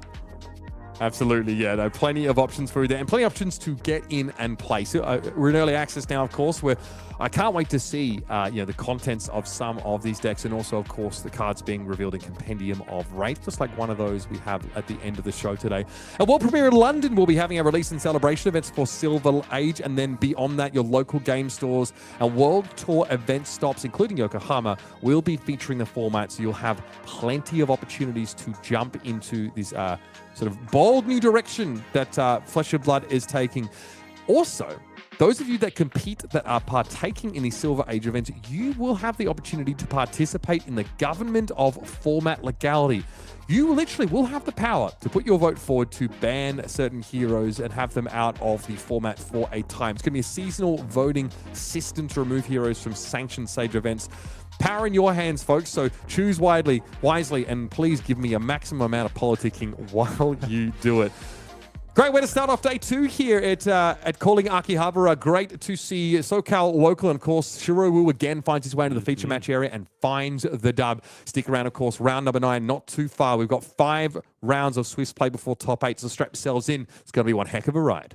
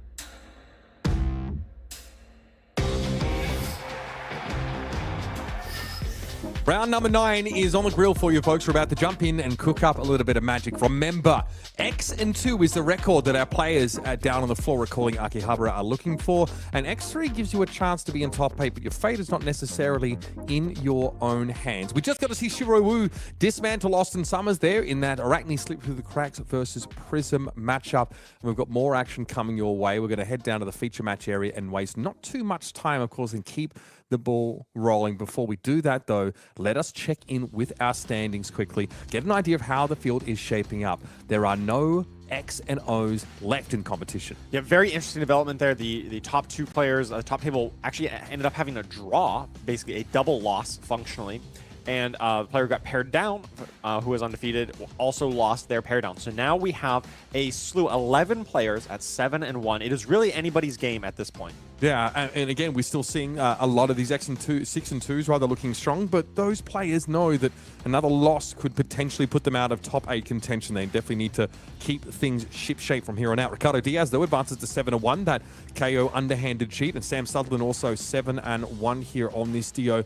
And still, I'm going to say it again, a vast slew of different heroes finding their way into the top table. Still seeing, 2 of those marionettes in the top 8 of players, but there is a heck of a lot going on here through our stands. Could jump down to our second page here. These players all very much live for top 8. Once we start to get to the 5 and 3s, though, it gets a little shakier. Are you seeing what I'm seeing in 35th place? Let's go. Is that Betsy? Oh, dude, my God, Betsy's still live for top 8, I mean, still X2. I personally am really hoping Betsy goes all the way. We have got to pull Masay Toda onto feature match. We'll try and get that sorted for you guys a little bit later on and see how we go. And I will put my Betsy knowledge to the test alongside our previous national champion Charles Dunn here. That is going to be one heck of a ride. Going further down the tables here, these players at 5 and 3 need to win out from here to have a chance to make their way into the top 8, but they are likely out of the running at this time. Yeah, unfortunately, Puffin does fall down there, so my dream of seeing Puffin as a calling champion probably dead at this point, but still playing for placement, still playing for some of that prize pool. Still a good showing from these players nonetheless. Yeah, we're very cool to see a bit more Puffin in the mix at this tournament and in future ones. But for now, we've got to get to brass tacks. We've got a feature match for you now in round number 9. We've been prepping up, so let's head down to the table and get acquainted with our competitors. Of course, I cannot wait to see. I've heard Ethan has prepared us quite the smorgasbord here. It is going to be Yoshiki Mizutani here on Oscilio versus Sam Sutherland on Dash.io. 2 decks that have only 1 gear, and it's the top one. Yeah, these 2 decks both feature many cards that do not have a number in the lower right-hand corner. They do not block very well. They are all about aggro. They have less than 40 life total, much like our previous matchup. Turns out most heroes have 40, but the last 4 heroes we've seen have not. This is going to be a high action game. High octane game, right? Well, that card's banned, unfortunately. That card is not legal in Classic Constructed, but in any case, we will see a very large amounts of damage being thrown back and forth, and probably very little cards being put in front of other cards. Sam is a really decorated player at this point, even despite his young age. I think he's the calling Osaka champion, I want to say. I think he's also definitely risen to great heights nationally there as well, coming out of Australia. And he was one of the players that really started to push this Dash.io deck into the spotlight during a time, if you remember, of course, where high octane was still illegal for play. The things that Sam was able to display on this build were pretty absurd. Yeah, I remember seeing like a graphic on one of the Pro Tours. I think it was Pro Tour in Singapore, where the team that Sam Sutherland was testing with, they showed every other player, and every single player was on Gravy Bones except Sam was on Dash.io. Yeah. And he still performs well with in both formats. Yes, I would say. Yeah, in Philadelphia as well. I think Sam was absolutely going for it. That Dio deck, as we saw in the hands of Michael Yaska, was pretty terrifying. Here's your equipment suite coming down. You'll notice the Achilles Accelerator for the Dash.io, so access to extra action points should they even be required.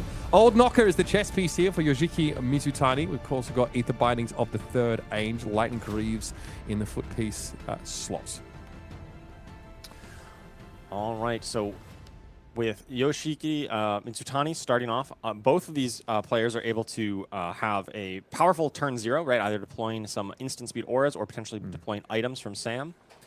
So this first turn, which is typically a lower impact turn in many other matchups, has the potential to have some high impact right off the bat. Sam, of course, is a national champion from Australia, calling Auckland winner, among many other really impressive results. So Yeah, this guy's definitely knows his way around the game pretty comfortably. Now, for Yoshiki, of course, he's looking for a turn where he can absolutely go over the top here. Neither player is going to be super incentivized to block too aggressively. You can see like Channel Lightning Valley in their hand, so a chance to gain access to some extra card draw. Often come in here with the Blast to Oblivion, not quite as threatening, just really just getting some attack on board. You know, maybe potentially fishing for a Dash IO that can't block very efficiently right off a bat. Cycling out his hand with Oscilio, cycling some of those instants, trying to find the more impactful instance. That's what's so powerful about Oscilio is his ability to churn through his deck so quick. He's got a lot of really high-powered cards, things like Sigil of Brilliance and Gone in a Flash, and his hero power allows him to just get those back or get to those cards a little bit quicker. Electrostatic Somersault, allowing for the Blast to Oblivion to return to hand.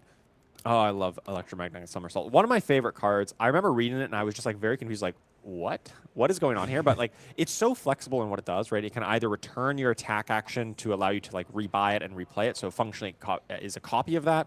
It allows you to block more efficiently on defense. Of course, that's not the most common use case in Oscilio because he doesn't want to be blocking that much. But in other formats or other decks, it's so versatile to be able to do that as well. This is an interesting hand for Sam to have drawn up. There's a Volzar activation there just to try and get a lightning card in pitch for the flow counter of Channel Lightning Valley at the end of Yoshiki Mizutani's turn. Yeah, but Sam now has the tempo, right? Kind of this first real attack, and he's going to figure out how to deploy this hand. He's got some boost attacks and some items, and the most powerful card in his deck, that's Spark of Genius, which allows him to find whatever item he wants. The issue is that it's a non-arsenal turn. Trying to get wide enough. I mean, I think Pulse Wave Harpoon is incredible in this kind of matchup, but you do need a boost a couple of times for it. I think there's maybe a case to be made for playing Pulse Wave on 2 and trying to get a 2 block or less out of the hand. But Tekla Core drawn up, Spark of Genius, like you mentioned, yeah, can absolutely go and fetch you maybe like a Cerebellum Processor, let you obviously draw a card after that. Sam, it's definitely a world where he can get to the magic number for this Pulse Wave Harpoon to be effective. It looks like there was another Zippy hit on top of the deck. Yeah, his card is almost certainly going to be boosted away in pretty much any line that we can think of for Sam here. Yeah. You got to imagine he doesn't have the most potent turn right now, so he's got to be thinking, okay, what is the best possible turn for next turn, right? Maybe he wants to be setting up, does he want to set up an item for next turn? Does he want to play that Tekla Core? No, he wants to pitch it instead, boosting away that Zipper hit, and probably trying to use the Spark of Genius to set up and maybe arsenaling the Pulse Wave Harpoon to be able to disrupt Yoshiki next turn. But every Zipper hit also gives Sam a new card at the top of his deck to look at. It's true. Every boost card. Oh, that is a backup protocol red. He did block with a Zippy hit in the previous turn. But it was a yellow. Yeah. So there is actually no red in his graveyard to be able to fully utilize this. He could still put it out there. He can still play it and kind of keep it on board for maybe rebuying this Pulse Wave Harpoon on a future turn. But it's not the most ideal situation right now. How do you want to see Spark of Genius utilized here?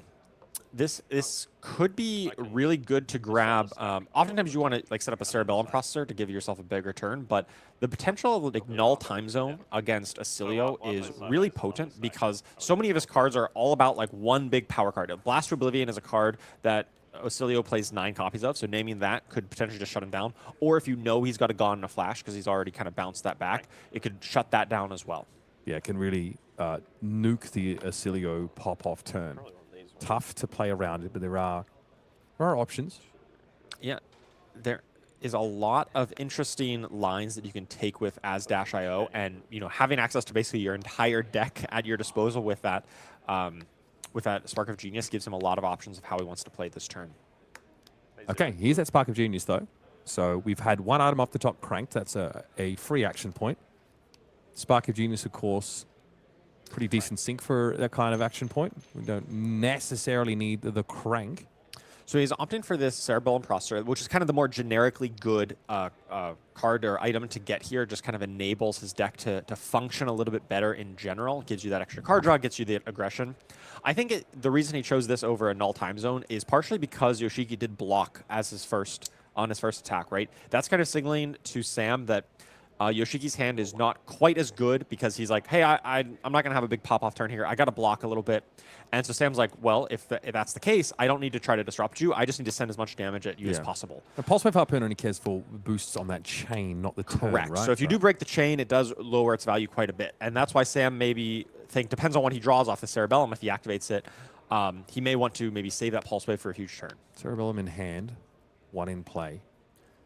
Yeah, lots of decision points here. Really, it needs to kind of think through like what are the possibilities of cards you could draw off Cerebellum, what cards could be in Yoshiki's hand. It's a difficult deck to play, despite the fact that both of these decks are very aggressively oriented and really just want to be attacking each other. There's a lot of decision points to be made on both sides here. Yeah, not... Sam obviously being able to use the Founding Heart there. You can't see the second card sort of boosted away in advance, but he's actually going to... Okay. Oh, he did block with an outpace earlier. Okay, so there was a red in the graveyard there, even though he stacked it so perfectly it looked like there was just a single yellow. Yeah, do love that sort of board state custodianship from Sam Sutherland. It's pretty rare to see Dash.io with 2 blue cards in pitch, though. This has obviously been a costly turn with an item off the top and an activation of that backup protocol red. But it has at least sung to the tune of an outpace. Yeah, choosing to do this... before drawing a card from the Cerebellum Processor, he does have 2 action points, right? One from the extra cranked off the top, so he kind of profited an action point there. Choosing to not use that to draw a card right away, perhaps indicating that maybe he wants to use the pistol shot instead. Maybe shoot 2 Symbiosis shots and then arsenal the Pulse Wave for a future disruption. Because right now would only look at 2 cards out of Yoshiki's hand, which maybe isn't enough.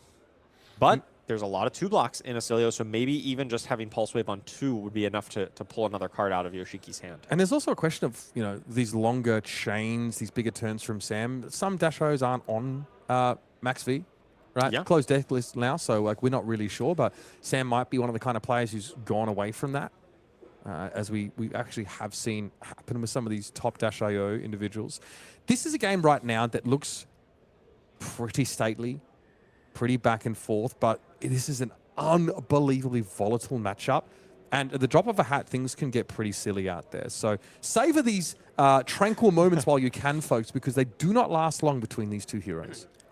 Yeah, Yoshiki looking at potentially blocking here. There's no threat of like a boom grenade off the top because Dash.io has already used their ability this turn, so no more additional item off the top. Sam's got to be thinking, well, he still has options, right? Even though he has 1 card in hand, there are still multiple options on what he can do. He can activate the Cerebellum Processor and then use his last action point by attacking, or he could, he breaks the chain here, uses his action point to draw a card. Yoshiki has stopped blocking. Obviously, he isn't concerned about potential on-hits. Okay, Fast and Furious, not terrible to find here. Yeah. Looks like there was a Teklo core on top. Still probably destined for being boosted away, potentially. We have, of course, cranked, so this is coming in at full power. And then for 4. Okay. Pulling a blast to Oblivion on the block. I'm sure Sam would love to pull that out with the Pulse Wave Harpoon, but now, hey, Yoshiki only has 2 cards left in hand. Has to reveal them both. It is a 3rd blast to Oblivion.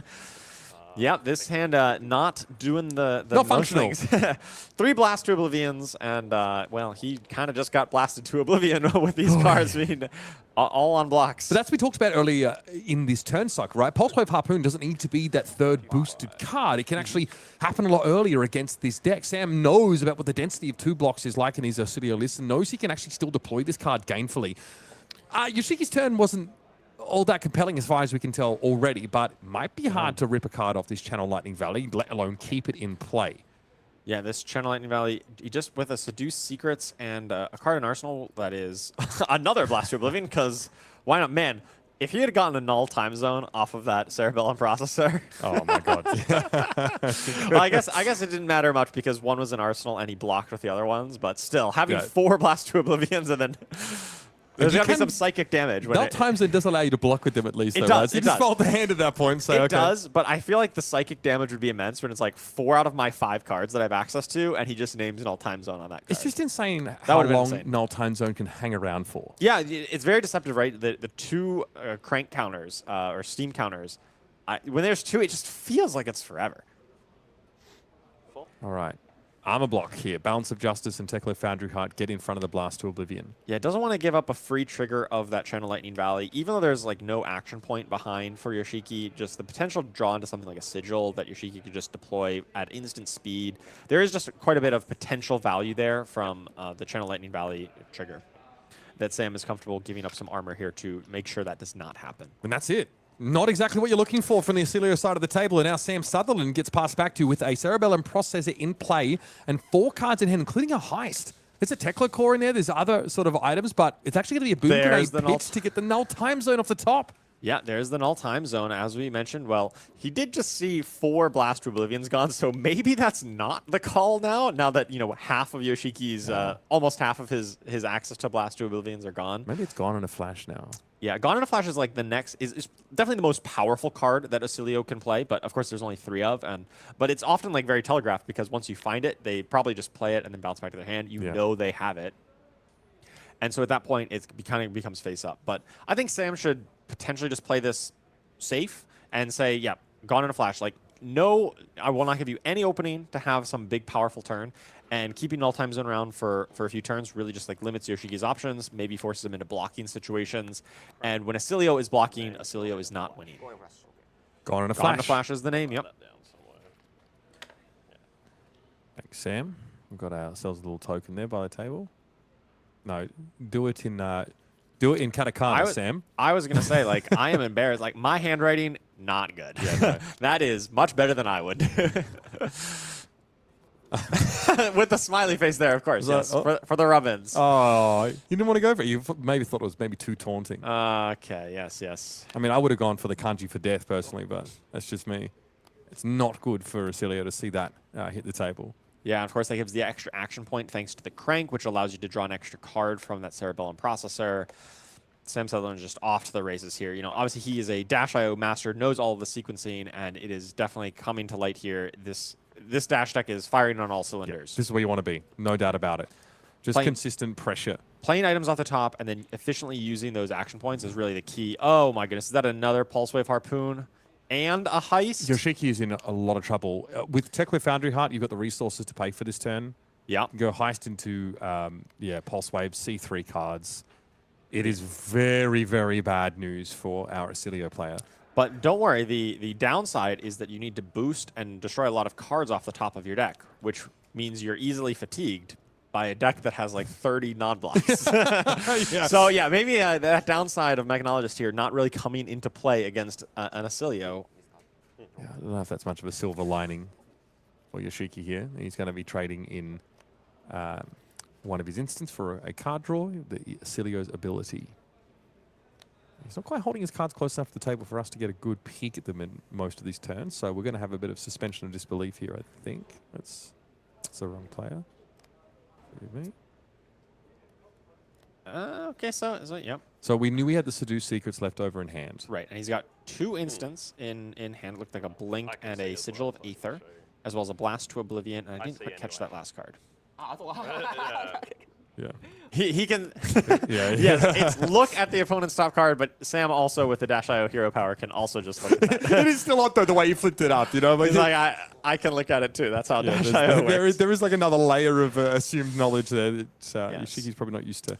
So Sam does not have an item that has Crank in his banish. He does have a Teklo core. So if this Heist would potentially hit, it would not necessarily profit an action point. Teklo core is still nice pretty good to have, but yeah, it doesn't. Yeah, it's that action point you're often looking for. The action point is just so impactful because it immediately converts to 2 points of damage on the pistol, and you know when your opponent's at such a low life total, 2 points is always relevant here. Yeah, makes Heist 2 card 7. That also gets an item into play.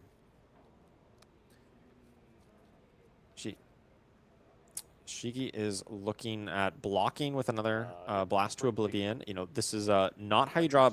I think we've seen, what, 4 or 3 Blast to Oblivions blocked with. 4 of them maybe blocked with.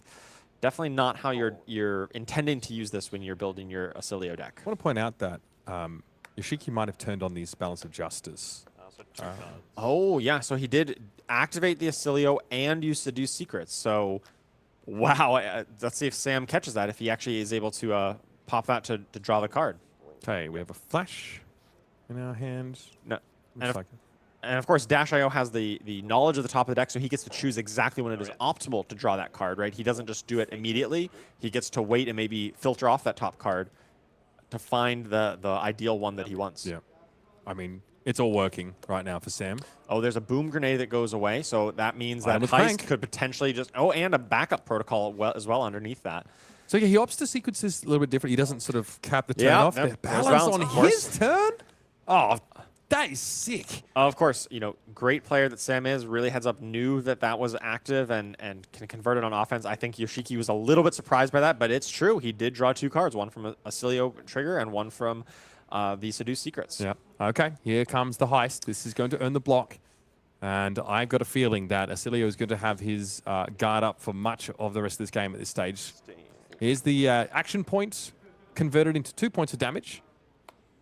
There's still a card left over here for Sam Sutherland. Yeah, he gets the Arsenal and keep himself ready to go for next turn. Of course, he will be losing that Cerebellum Processor, but I think it's gotten plenty enough value out for Sam to be pretty happy with that.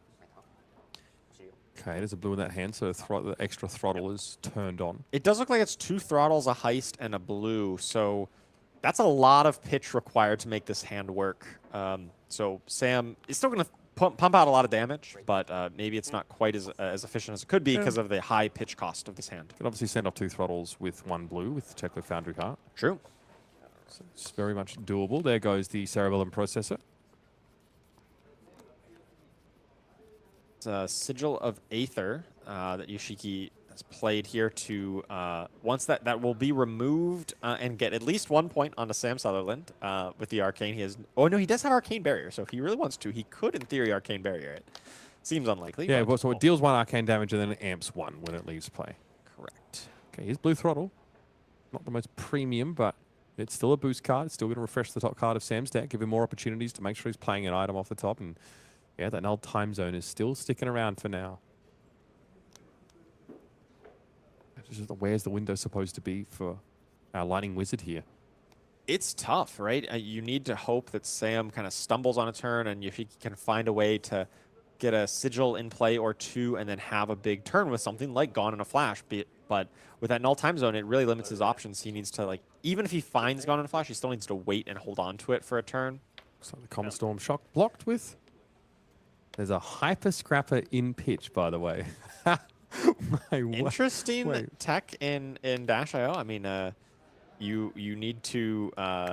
I think it's pretty unlikely he gets that fully active. No, but he just gets the extra, I guess. It's in the late game, it's like an option, but... Yeah. Yeah, that's kind of fun. I like that idea. It's the Heist, yeah. We're going to get the bit of the equipment suite now. Oh, and there's a second one to follow it up. Yoshiki Mizutani just doesn't have a way of preventing this one. And we know those crank items in Banish. Another Heist. Yep, no blocks, he says. Oh, he wants to have a look at the Banish. That is fair. So, Boom Grenade. But these plays still are X and 1, so a loss here does not put them out of top 8 contention by any means. Yeah, if you're Yoshiki, you don't want to resign yourself just yet. You still want to try to play to your outs, but it is definitely looking grim. You got to admit that he is feeling the pressure here and maybe is thinking about his overall standing in the tournament, and this game may be out of reach with this Heist likely about to connect. Yeah, and he's got a pretty good idea of the item that's going to be brought out of Banish here if he allows his Heist to connect. Free action points. And obviously that's not the only way that Sam could have access to free AP. Also a play off the top of the deck with that Dash.io, and a crank could let him get there as well. The question is what he does with those action points, but Symbiosis shot's always a reasonable out there.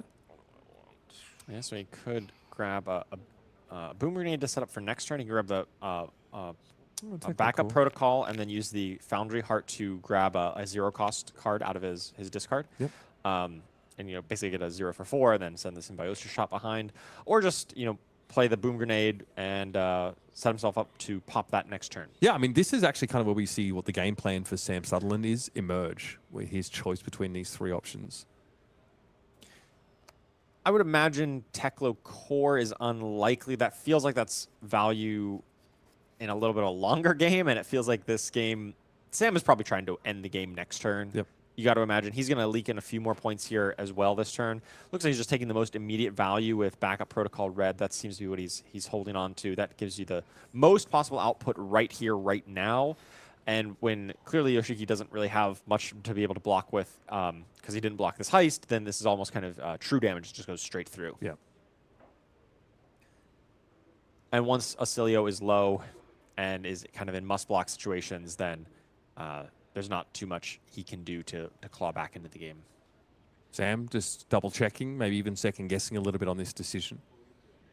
The boom grenade, excuse me, would naturally require an attack action to be sent over and have it hit. And if you crank that boom grenade, well, it doesn't stick around for very long. So yeah, there's the backup protocol. The most immediately obvious value, immediately cashed in to send the pistol shot. Can activate the Foundry Heart to get that second resource that he needs. Okay. So doesn't no, opt, it does not. Yeah, Okay. just a second symbiosis shot attack, and he doesn't opt to activate this backup protocol. Potentially choosing to activate it on Yoshiki's turn, perhaps pitching to AB here, and then activating it with the 2 float. That'll be absurdly heads up. Like Sam is accepting the arcane damage and the amp that would come along with it. Sigil of Brilliance comes down. Yoshiki doesn't let the resolve because he wants to play the sigil and then use the amp on the arcane ping, because it does trigger at the start of your action phase. Yeah. Okay. So there is an issue with this, I suppose, in what Yoshiki is trying to do. It is in his action phase, though. That I do believe. I think all the sigils leave at your action phase because you're able to respond to them with the gloves that trigger all the amp. So I believe you have that window, and Yoshiki here was using that window to play the Sigil of Brilliance, a lightning card, and then activate Balzar to amp that damage, which kind of gets to double dip, right? You get to increase the damage that Sigil of Aether does, but then that amps as well. Yeah, so it's like amp 2 off the Sigil of Aether. Yeah, okay, which, if there's another arcane spell to follow up later on that turn, obviously he's able to pass that amp across. So there's just a question about what phase of the game this is occurring in and whether or not it can be responded to. It looks like the judge ruling is yes. So this is now 2 arcane damage instead of 1. So Sam Sutherland's hope and dream of finishing this as a perfect game without taking any damage has officially been squashed. He has finally taken at least 1 point of damage. The perfect game is no more. All right. I'm sure he is heartbroken. Yeah, I mean, Flittering Charge is going to be the option here. This is obviously gone on a flash. Cannot be played, but Cogworks Tinkerings gets in there alongside the Teklo Foundry card to block this one out. Sam says, make use of my armor now. Might not have another chance to do so. Well, it appears like the extra amp from that Sigil of Aether was not relevant, as Yoshiki only had a physical attack and not another arcane source. Okay. Well, he was on a short hand, right? He had to block out with 2 cards, so didn't have too many options there. Yeah, it might be more cards to block out with. I just want to appreciate the irony of the sleeve choice here for Sam, given what his deck is sort of designed to do. So this is at the end of Yoshiki's turn here, is playing a Teklo core off the top, and then presumably going to use that 2 to use the backup protocol. He's just made so much effective use of his resources here. Yeah, I mean, you do get that information on the top of your deck, but he didn't know when he did this play, when he chose backup protocol and chose not to use it, he did not know that he was going to draw right into a Teklo core right on top. Very fortunate. This is why Sam Sutherland is one of the best players in the world, and that is why he plays Dash.io at the best level that he does. You certainly make your own luck. So Sam now has that Tekla core in play, can actually get immediate value off that. Now Time Zone finally leaves the field, but I'm quite sure it's already put quite a dent in Yoshiki Mizutani's plans, where you're going to play a boom grenade out from the hand, cranking it. That's another counter for Symbiosis shot, and the action point is refunded. Yeah, despite what it says there, gone in a flash, that null time zone was not gone in a flash. It was gone in a million years. It stayed on that board for so long. Looks like Yoshiki reaching for the hat here. Yep. The hat is best used to be able to bounce the Sigil of Brilliance, of course, so it can trigger the extra card draw. Be very efficient for Yoshiki here. It may just be a little too late. Of course, there's a boom grenade on top because Sam Sutherland is a good Dash.io player. Good at the game. Good players. Oh, my goodness. Find boom grenades off the top. Just let that be a lesson to you players at home. If you want to be a good Dash.io player, just have boom grenade on top. But this now puts Yoshiki Mizutani in the position that if he takes any damage whatsoever from attack actions, he will lose the game on the spot. any of it. 5 from Well, Zipper hit. I see that his hand is like all non-blocks, Yeah, right? a lot of instance. One of them traded away, to give him away to block, but that's it. Yoshiki Mizutani cannot keep the shields up any longer. And Sam Sutherland had him in the trash compactor from the get-go. Strong showing here from Sam on this Dash.io deck. Previous Australian national champion, still very much out there throwing heat. Very impressive showing here from this Dash.io deck.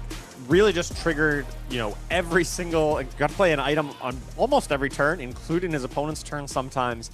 Just an absolute masterclass on how to play this Dash.io and how to have all the hands and items just line up perfectly. And Sam really made it look very easy that game. This calling really has it all for us so far in terms of that entertainment value, folks. There's more callings coming your way as well. We've got a couple that we really want to point out to you guys. World Tour Columbus, of course, will feature a calling.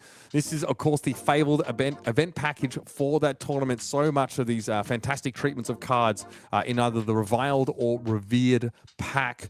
Make sure you get your hands on that package. It's January 16th through 18th. And of course, we have a calling in San Diego, February 13th through 15th. It's a fantastic location and finally a chance to get your hand on some of these pretty stunning elemental cards that we're going to see coming our way very, very soon. I love me some elemental cards. Have a soft spot for Tales of Aria. Love Starvo. Maybe some of these will find their way into Starvo decks. Maybe we'll see a resurgence of some elemental heroes with this cycle. I'm really excited about them. Yeah, the Elemental Strike gives mad Starvo vibes, right? Sure does. Wants you to kind of have those elemental cards in your hand. Really curious to see you know, that Tales of Aria flavor brought back into the game in a big way after so many of the heroes were so busted. They ended up rotating out for Living Legend. Here are the streams that are coming your way, of course. Calling Columbus, as we just mentioned, January 16th through 18th. And then, of course, we'll have a calling at World Premiere in London. So really, over the next few weeks, we've still got fantastic coverage coming your way, led by these fantastic people on the coverage teams in Columbus. It'll be Ellie Bird, Bryce Platts, and Mercy Bickle leading the charge. And then as we head over to London, Sam O'Byrne, Pankaj Bhajwani, and Scott Mines will be on the mic to take you through all the action. I mean, both these events, but especially that world premiere. It's your first deep look at what Compendium of Wraith has to offer and some of the most authoritative voices in the game to guide you through the action. Don't miss that one.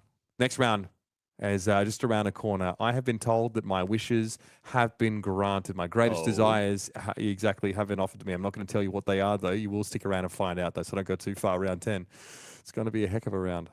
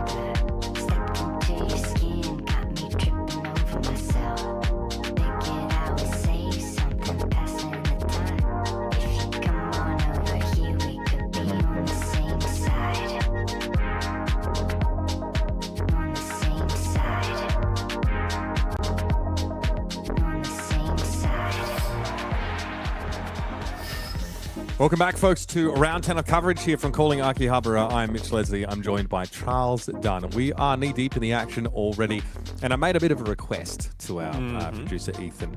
I said, we need that Betsy, and we need her right now. And, well, he has acquiesced. We're going to look at our standings very quickly before we jump in, and you'll see why it's potentially relevant if they're still alive here. So we have got a slew of 8 and 1s, of course. We saw Sam Sutherland advance to that number. No duplicate heroes in that bracket. TSUNAKI SAWAI also able to advance to 8 and 1. So more than one very dangerous Oscilio still looking to upset the balance of power here in Akihabara. Ryosuke Urase, though, at 8 and 1. This Florian list is definitely purring along. Yeah, stop me if you've heard this before, but we still have so much variety. No repeats in the 8-1 decks. We got 5 different decks up there. I think we're going to have a very diverse top 8. I personally am still pulling for Ryosuke Urase on that Florian. I think Florian was my pick before this tournament. I know the Japanese players really love Florian and are very good at it, so I'm hoping to see Ryosuke to make top 8 and take it down. This 7 and 2 Drink Your Iron song is definitely making me feel a certain kind of way. Now with, you know, Cindra maybe being powered down a little bit and Gravy Bones still being represented amongst it, there definitely feels like there's some matchups where she can find success, especially with the Unga door reveal, as we like to call it. Yuto going very aggressive on that. So hopefully they stick around and hopefully they don't pop into RKO, for example, because that would be very, very nasty stuff.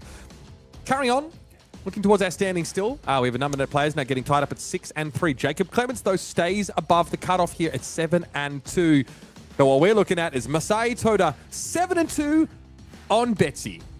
Unbelievable. Betsy still in contention here for top 8. If Masay Toda wins out, that's that 7 and 2 record will be able to convert into top 8. So Betsy still live for a top 8 here after round 9 here at the Calling Akihabara.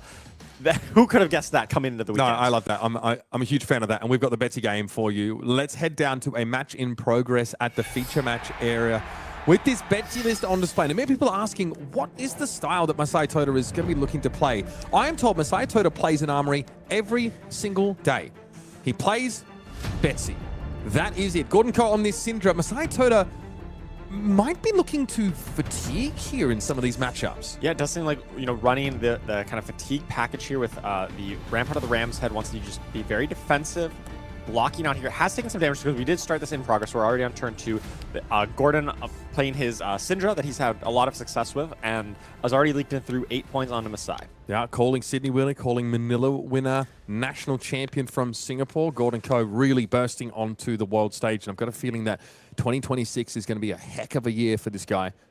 Yes, he is one of the best players, and let's see if he can navigate this. I'm sure he tested extensively the Betsy matchup before this tournament. You know, he always comes prepared for everything. Just, who am I kidding? I bet he has not played a game against Betsy in maybe ever. I mean, I know he plays a lot, but like, who was coming into this tournament expecting to be 7 and 2, you know, fighting for top 8? And you're like, yep, I'm going to play against Fatigue Betsy. I'm just about this so much. Miller's Grindstone, the weapon of choice. Iron Fist Revelation in the arm slot. Civic Steps, of course, maybe not so much for surprise. There is, of course, a Findle's Spring Tunic here. So I'm interested to see how Masai is going to leverage the resource off that, but maybe just pump it into Rampart of the Ram's Head and call it a day. It might just be a gain 1 life every 3 turns if you're a purely fatigue strategy here and you just want to be that defensive. But we do see Gordon, you know, sneaking through a point of damage here, or 2 points of damage rather, with the pain in the backside. Thanks to this ancestral empowerment, he still has, you know, some of these combat tricks to sneak in damage, try to maintain these Mask of Momentum chain links. Rather unlikely that he gets too many Mask of Momentum draws, just thanks to how defensive Betsy typically is going to want to be in this matchup. She's going to be inclined to block as much as possible. but it's still always a threat and definitely could potentially present some awkward situations from Masay thanks to combat tricks or flick Yeah, knives. buddy. Tunic into the rampart of the Ram's head. Iron Fist Revelation and a sink below get in front. And Gordon says, right, well, fair enough. I leaked 3 damage, so let's do that again. Yeah. I mean, hey, Masay just blocking out. That's all you got to do. Kept some cards too. Sigil of Solace. One of my favorite cards, right? We very clearly, Masay wants to be this defensive fatigue long game. Doesn't really care about sending offensive attacks here. Just wants to make sure he keeps his life total high, keeps his deck total high, and just runs Gordon out of threats. All right. Here it is. Oath of Loyalty comes down for Gordon now.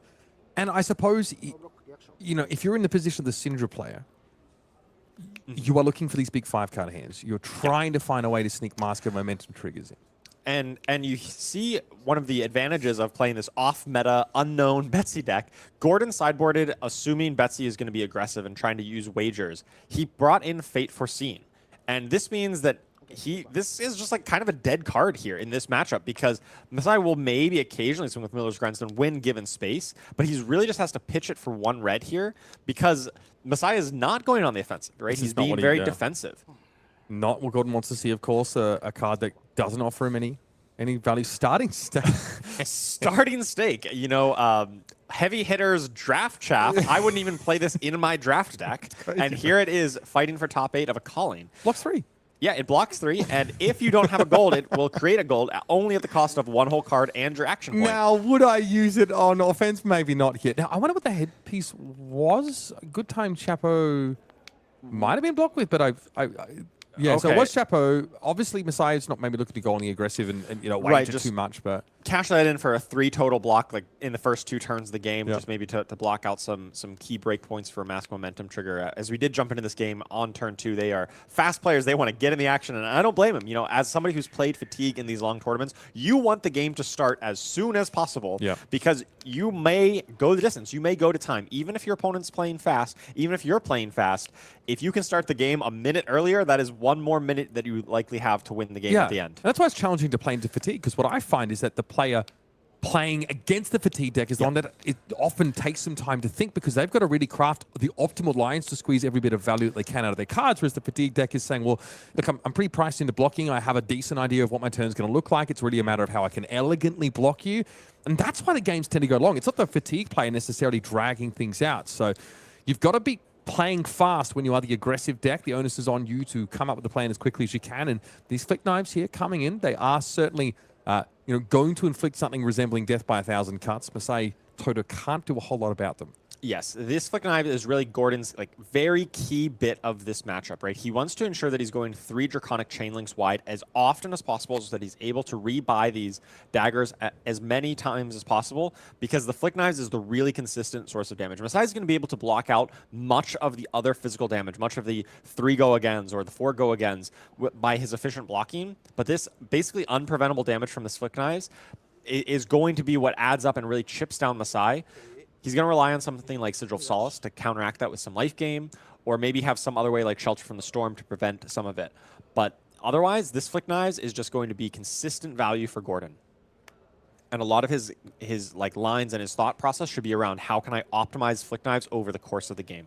Now, the Civic Steps, not really relevant. The Quicken token it makes, Gordon has only a couple cards that don't have Go Again, and normally those with Fealty will have them all of a sudden. So it is pretty reasonable just to throw these whenever. Pain in the backside is going to be thrown down now. Masay Toda, if you'll notice, has blocked with every card from his hand so far. Yep, so this last attack is probably going to get through here. 3 damage onto Masay. Picks up the dagger, and you know Gordon leaks in a few points on this turn. Okay, well, there's the Art of Dragon Blood. Oh, there's another defense reaction drawn up, though, by Gordon. Not what he wants to see, especially when he does outside have, of this looks like costless hand. Does have some ways of, you know, efficiently using it on offense, right? Can put it on the bottom for E-Strike. E-Strike, yeah.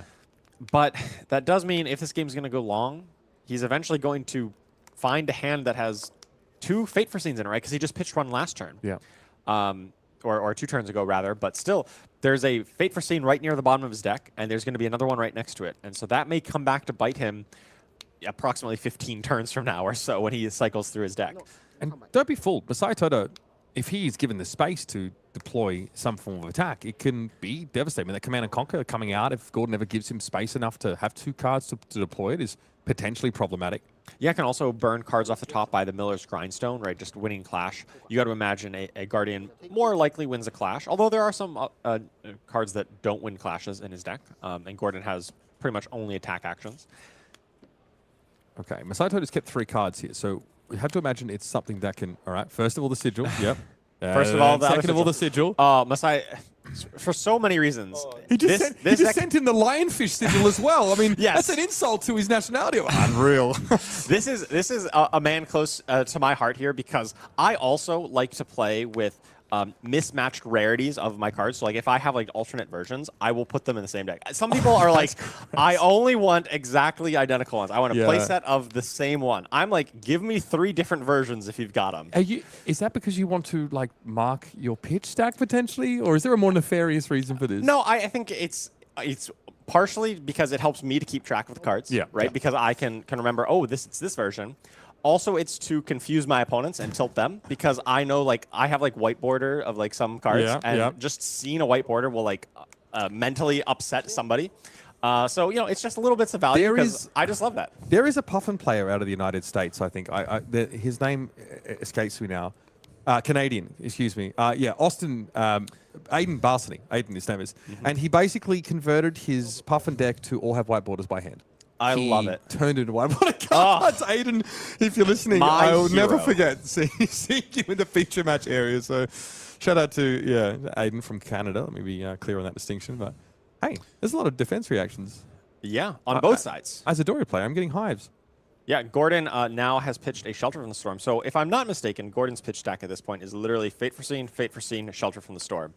There may be 1 extra card in there I didn't quite catch, but in any case, there's at least 3 defense reactions right next to each other at some point. And if the game goes long enough, we may get a very, very awkward hand. I'm really glad you're sort of keeping track of that as a bit of a guardian. Oh, good. So now Masai has finally made his first attack of the game, as far as I can tell. And this will give Gordon the opportunity to deploy his defense reactions. Oh, wait. Oh, no. That is getting stuck in the hand. Okay, so, I mean, this is good. It's damage, which is less important, but it is card destruction. We are blowing that snatch up. Yeah, and unfortunately, it was not a defense reaction arsenal. I'm sure Gordon would have liked there to be a defense reaction arsenal. Get this He's out like, of my I don't deck. want this sink below in my deck. But unfortunately, he is losing some of like the kind of firepower of his deck in these attack actions, right? When you're into these fatigue matchups, you really need to worry about like how much damage does my deck present? How much damage can my opponent's deck block? And when you just like lose a card like Snatch, even though you took 6 damage, that's not the important part. Yep. The important part is you lost 4 damage out of your deck in exchange for only 3 block out of Masai's deck here in terms of Command and Conquer. So that's like bonus fatigue points towards Masai. And you can do a lot of nasty stuff with it. There's 2 fealty tokens in play, so you could make that Snatch, Draconic for the purposes of using Dragon Scaler Flight Path and actually being able to go again after that card is drawn. So a ton of ways where Gordon can use that to go over the top. Now it's just, display loyalty. It looks like Ravenous Rabble. There is a Art of Dragon Blood, I think, in the hand there. Yeah, Gordon once again setting up the pitch stack, right? The 4 defense reactions. It'll come up clutch, I'm sure. There'll be no issue in the future. This is not foreshadowing. No, but, and the only thing, well, again, in fairness, passing to a Guardian with a full hand, they don't always have a way to convert them, those cards, unless they're Sigils of Solace, in which case Masai might find an outlet, but I think he's played 3 of them so far. Yeah, Gordon going and counting through his hand. He's trying to see where his pitch stack was going to be, right? He's counting it in chunks of 4 to know kind of where his hands are going to line up in the future. This is what you definitely got to do in thinking about these really long games is to think about how things are going to line up in the future because you have all this time to be able to pitch stack. But that is, in my opinion, one of the big advantages of playing this kind of fatigue deck is because it kind of forces your opponent into doing these kind of things. And most players are not as good as Gordon and will not be able to do that as well. Iron Fist Revelation comes in for the block. Obviously, you can flip your arsenal if it's... It is a yellow sink below. Because of course it is. Yes. Let it all burn, Masai Toda. Oh my goodness. I remember when there was the whole big tech was in the Enigma meta to play blue sink below in Enigma. That was like the tech, like kind of secret spice. It's like, oh, it's a blue card that can allow your blue stuff. I don't think yellow Sync Below has ever been the tech. I think I'm gonna give Geek Cohen credit for this because I think he also was pioneering the yellow sinks in Fang. Really? Approach. Okay. Yeah. No. I have seen it there. Right. Because it like powers your turn still. Yeah. And whenever for Fang, whenever you already have fealty online, some of your cards like Pledge Fealty become kind of worthless. Yeah. So you're able to sync it away at that point. So yeah. Yeah, let's get that up there. Let's everyone. You know what? This is the star of the show. There Right it here. is. Yellow Yeah. Sync Below. Does give you that card filtering upside, which can be nice, but I think Masay Toda simply likes to be able to block at reaction speed. So whoever had watching Betsy with a yellow Sync Below playing for top 8 on your of bingo calling list. Akihabara in round 10, you have officially won your bingo card. Yeah, nicely done. Hey, Miller's Grindstone comes through. Gordon says it's fine. Yes. We're clashing. This is where your red Sync Belows, Gordon, would have been great. All right, clash. It's a Thunderquake on Thunderquake. top. So that is a 5-10 strike first. That is headed for the bin. Yep, once again, you're just winning on that fatigue math here, burning through another card out of Gordon's deck. Yes, Gordon is up on life total, but that does not tell the story really at all here. Much like the Illusionist matchup we talked about earlier, life total is not the most important thing here. Do you feel that Cindra in her current state is fatigable? I think it is possible. I think if things go right, if it is lined up like this where Gordon has so many defense reactions, he basically is already starting down, at least six or 8 cards. I think we've seen like 3 different defense reactions, right? We've seen Shelter, Fate, and Sync. True. So like, I don't know the exact number of each of them that he has, but it's probably more than 6 total. So like, he's already basically starting down that many cards, and some things haven't quite gone right for him. So I think it is definitely possible. But if he knew what was coming and boarded differently, I think it would be a very different story where he has basically 6 more cards, more proactivity, and is able to, maybe add in extra cards, right? Kind of like fat deck, as they say, to add more cards to your deck to counteract this fatigue strategy. Tiara Sunder is the last card from the hand given on blocks. I think that's just a sink sitting in Arsenal. I wonder what the prime use case for that would be. You'd get your full value blocking the Lava Burst here. Yeah, it looks like it was a mask trigger. Yeah, it's an interesting decision for Masay here to not fully block that out. So Gordon, as far as I can hear, is actually communicating in some Japanese. I'm just impressed with the multilingual nature of so many of our competitors here in Akihabara. So a number of our Japanese competitors also communicating in English, which is awesome. It's such a global game. Truly a global game, right? Play the game, see the world, and meet players who speak many different languages all over the world. Spend some time on Duolingo, you know what I'm saying? Yeah. All right, Ignite, the premier starter. Of course, blue gravekeeping, an all-star in Betsy. This is a staple of the archetype. Everyone knew blue gravekeeping was going to come out on round 10 of the calling here. He's just the goat. I'm sorry. So this is 2-block. So it's a 2-block, but it's so good into Gravy Bones because you can cast it off Tunic, and then you can use it to get rid of their ally. Yeah. Not their ally in the graveyard, and you can attack like an a ally? Sawbones. It's exactly kill the Sawbones. This is just like such good tech. I can't believe I didn't think of it. So Ethan, our producer, had a chance to catch up with Masay Toda last night amongst some libations, and Masay was very clear that he felt that he was favored into basically every matchup.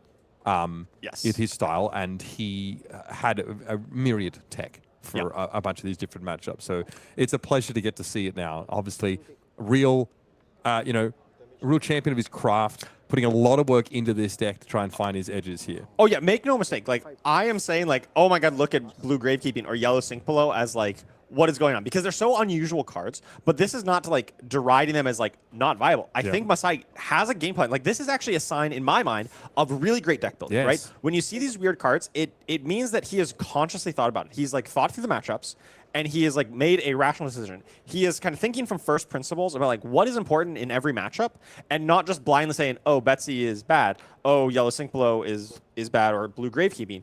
He is thinking for himself and really deck building the way that he thinks is going to be optimal, and I have massive respect for that. Masay Toda down to Hachi points of life. I can do it too, Gordon. He's found 2 defense reactions in his hand, though. Here comes a kunai of Retribution, obviously powered by this defense reaction. Masay, though, is getting dangerously low in life. Gordon's been able to find these Lava Burst chain enders. He's been getting Mask of Momentum triggers off them and has been able to fill up his arsenal. So it's been getting pretty scary. Yeah. Gordon is starting to be run through his deck, right? We are already up to round turn 10. It's getting low. So his deck is definitely low in value, and he's been pitching a lot of defense reactions. So like he's pitched 2 D reacts this turn. So he just doesn't have that much offense, right? Like yes, Masay is getting low, but he is running dangerously low on on just damage left in his deck, right? Yeah. I talked about how that pitch stack of a bunch of D reacts, it's going to come up. Typically, it takes about 15 turns to get through your deck in terms of cycling, because it's 4 cards per hand, 60 cards in your deck. We're coming up near that turn 15 mark in a few turns here, and that's about the time that Gordon's hand quality is going to plummet. So if Masay can hold on for just a few more turns, keep his life total above 0 for that time, it could absolutely sway back into Masay's favor. This is what was coverable, right? Tunic counters up, so Rampart of the Ram's Head can get in there. It's not common for the Cindra player to break the chain at all, so we won't see repeated uses of that shield. It's a pretty easy way for Masay to virtually gain a little bit of life. Yeah, we also see a Shelter from the Storm, so you could potentially discard that to give him a little bit of security there. Oh, Oasis Respite. Oasis Respite, hey, that is a great card in this situation. Basically counteracts one of the free points of damage from that Flick Knives. Be able to get that life gain going. Very important at this moment. Okay. Using the Shelter as that prevention. Even though it's slightly less efficient, or it's only blocking potentially 3 instead of 4 on defense, what is important here is preserving that life total. Yeah, and obviously we're at the point of the game where those Flick Knives activations can make it deterministic if there aren't these damage prevention effects that are at Masay's disposal. Yeah, so any more physical damage that might hit Masay is going to be very impactful, because if he has 8, that's enough time. He can afford a few extra turns. And as we get to this late game with Gordon, if he starts drawing up some more D-Reacts, he may not be able to rebuy his daggers as often as he'd like. Yep. That'll give Masay a bit of a leeway to start sending attacks back, and you'll see this game kind of shift at that point. Okay, so looking for more card destruction is Masay Toda. Now, worth bearing in mind, if you lose the clash with Miller's Grindstone, you've got to put a -1 counter on it. So you lose that ability to send a breakpoint pretty quickly. If you're going up against a deck that can win those clashes, this is not a loss, but there was a Heart of Fyendal flipped on top for the Guardian player. Heart of Fyendal is going to be really good to help counteract this late game Flick Knives, right? If you can get that into your cycle, you're able to counteract Flick Knives every time that you pitch it. Tough though, because Masay's deck is still pretty robust at this point. It's still got a number of cards. He's been able to block quite efficiently. So hard for him to see that Heart too often. He probably won't get too many pitches out, but just having it once or twice, that basically buys you 1 or 2 extra turns when most of the damage is going to come from these Flick Knives. Okay, we've got Display Loyalty yet again, following a Ronin Renegade. We are at the Baskin Robbins of head jabs here. All different varieties. Fire Tenant strike first. See a pitch of this.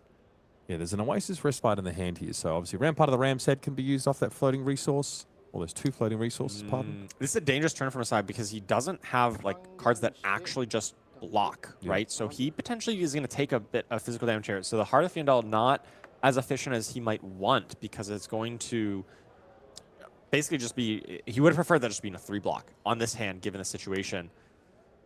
This seems like a fine place for that Oasis to be used. Okay, yep. He's blocking 5 on this because Fire Tenant. Fire Tenant buffs that up to 5, right? Gives the Quicken token, which probably doesn't matter that much. 1 damage still gets through thanks to the Flick Knives. We had life gain from Oasis. We had life gain from Heart of Fyendal here. So Masay is, bobbing up and down. Right, but has no more cards left. So this is pure damage here. This is 4 damage that goes directly to Masay's life total, unless he wants to block with Tunic, which seems unlikely, but possible. Yeah, it's tough. Frankly, just run out of cards from hand when you've got to pitch a full card in order to, get this Oasis Respite out. Yeah. We realize now that perhaps it might not be and that's a massive momentum trigger. Yep. Because of the Flick Knives. The Flick Knife kept it alive on the Blaze Headlong link. So we're right back into this, close to this pitch stack here with the defense reaction. So is Masay able to recover from this? He did take some extra damage here. The market's cleared, an extra fealty is created, but Gordon still has a functional hand. This hand, well... Oh, is that Art Dragon Fire? Has the fealty, yeah. Oh, this is nasty. I don't know how...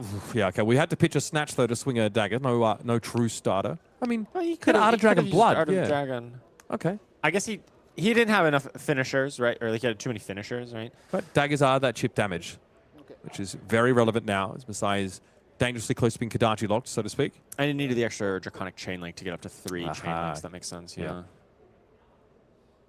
Okay, so Masay still at 4 life. Here's fire. Oh, that's going to be 2 Devastating. guaranteed damage. Goes down to 2. Yep. And there's still the 5 damage behind that still that He just Masay needs needs to block with both cards, yeah, yeah. Okay. Covered it. Yellow Sync? Yellow Okay, yeah, Sync. 3 Yellow Syncs. Hey, the man knows what he likes. Yep.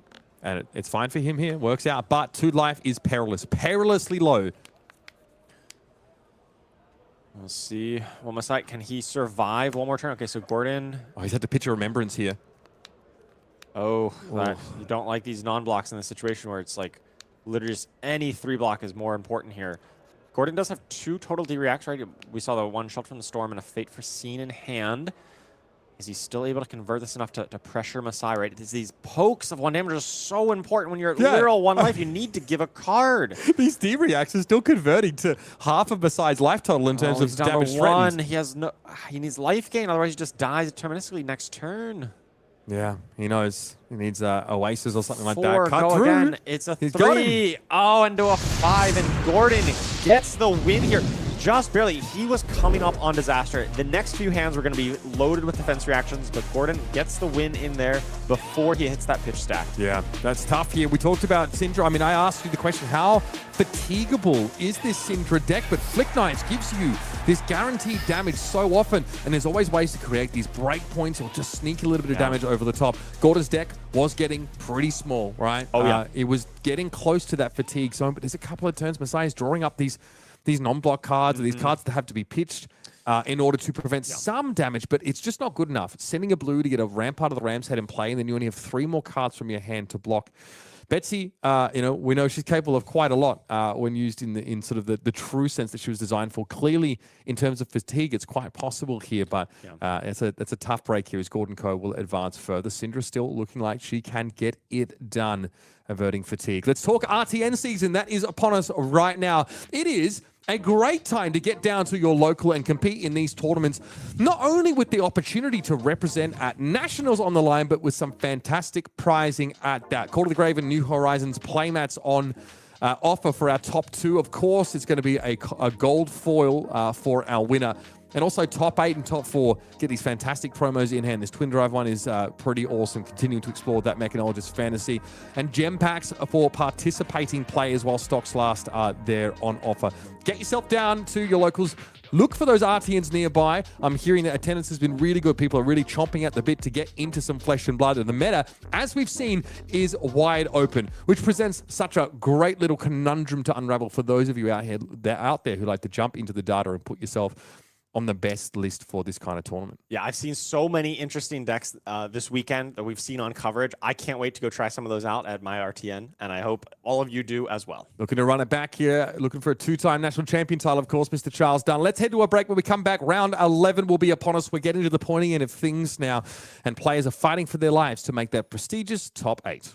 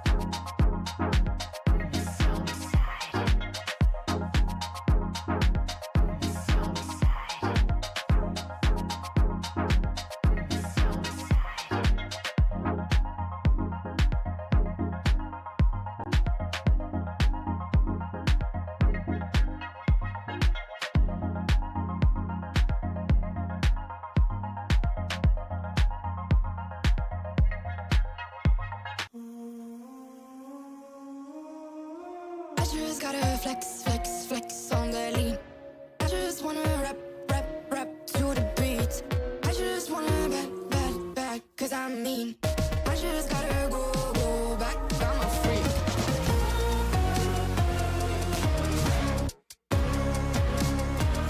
Gotta go. I just wanna rap, rap to the beat. Move of emotion, they drunk at their problems. They always on road and they starting. She knows this cause she is the same. She's trying to stop playing games. Move of emotion, they drunk at their problems. They always on road and they starting. She knows this cause she is the same. She's trying to stop playing games. Where the people at, what they really want to know. Who's your lovers and who are your bros? Who are the enemies you do keep close? Who are the people that you shouldn't know? Where the people at, what they really want to know. Who's your lovers and who are your bros? Who are the enemies you do keep close? Who are the people that you shouldn't know? I just gotta flex, flex, flex on the lean. I just wanna rap, rap, rap to the beat. I just wanna back, cause I'm mean. I just gotta go back, I'm a freak.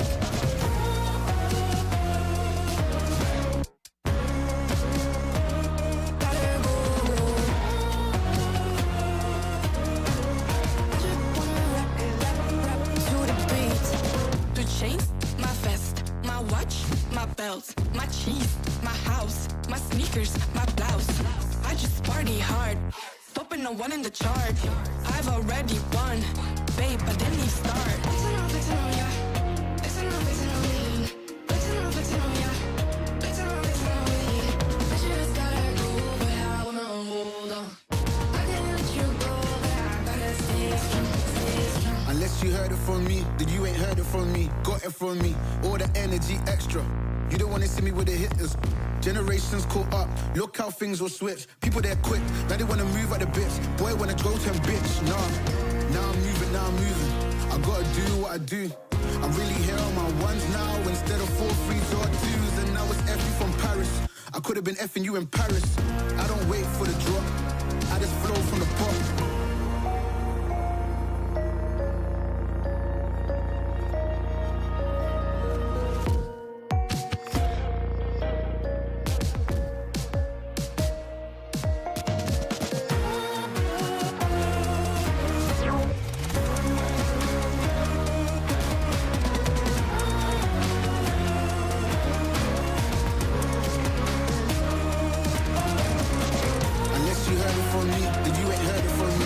From me, all the energy extra. You don't wanna see me with the hitters. Generations caught up, look how things will switch. People they're quick, now they wanna move at the bits. Boy wanna go to bitch, nah.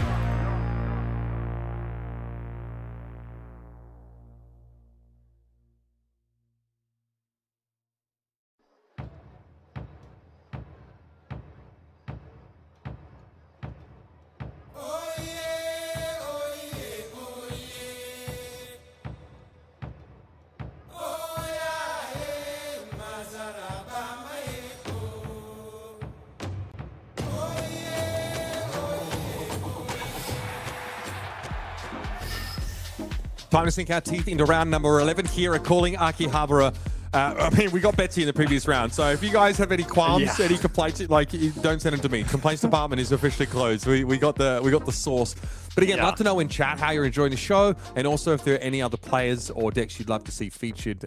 Like I said yesterday, I'll pick the answer I like the most and try and make it happen. So yeah, I am so heartbroken. I was really pulling for fatigue, Betsy. Come on, I was so excited for that, but.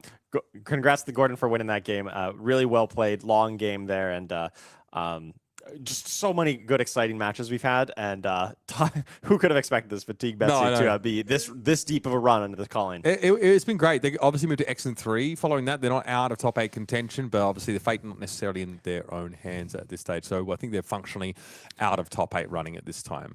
So shame, but we're gonna have a look at our standings now and get an idea very quickly of where we are at here following round number 10. So all their X1s are locked for top 8. That means Gaichi Yamada, Kazuya Murakami of Japan both, and Sam Sutherland are going to be featuring in our top 8. And that is Marionette, Cindra, and Dash.io.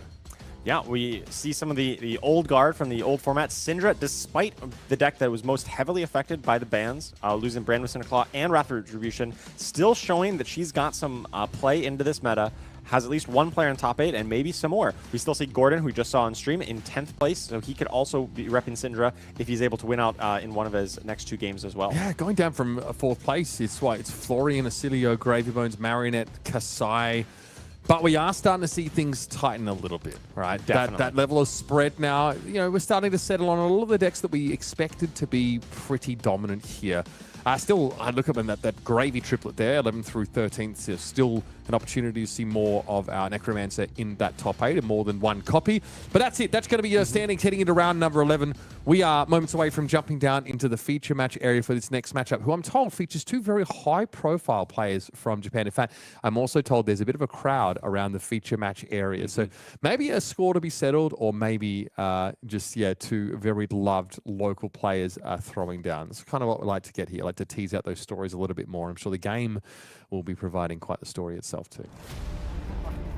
All right, we've got a Jumpei Nasu on Gravy Bones here against TSUNAKI SAWAI on Oscilio. So Oscilio tends to get the better end of this matchup. He's a very aggressive deck, and Gravy Bones has very little in terms of disruption to be able to stop what Oscilio does.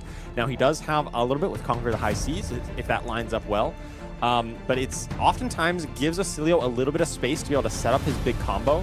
And if Oscilio is able to find the aggression, he's able to clear out some of Gravy Bones' allies, and as well as pressure his life total very efficiently. Yeah, Gravy does have some ways to push the game clock, but some of them are also sort of no longer available to him. Like those tipples really used to help him speed things up and have these incidental hits of 1 through 3 damage coming through. Now you can do it with Saltwater Swell. You can find ways with these smaller attack actions to try and speed up the clock, but it does feel like TSUNAKI SAWAI will have a chance to assemble a combo and try and blow his opponent out of those stormy waters.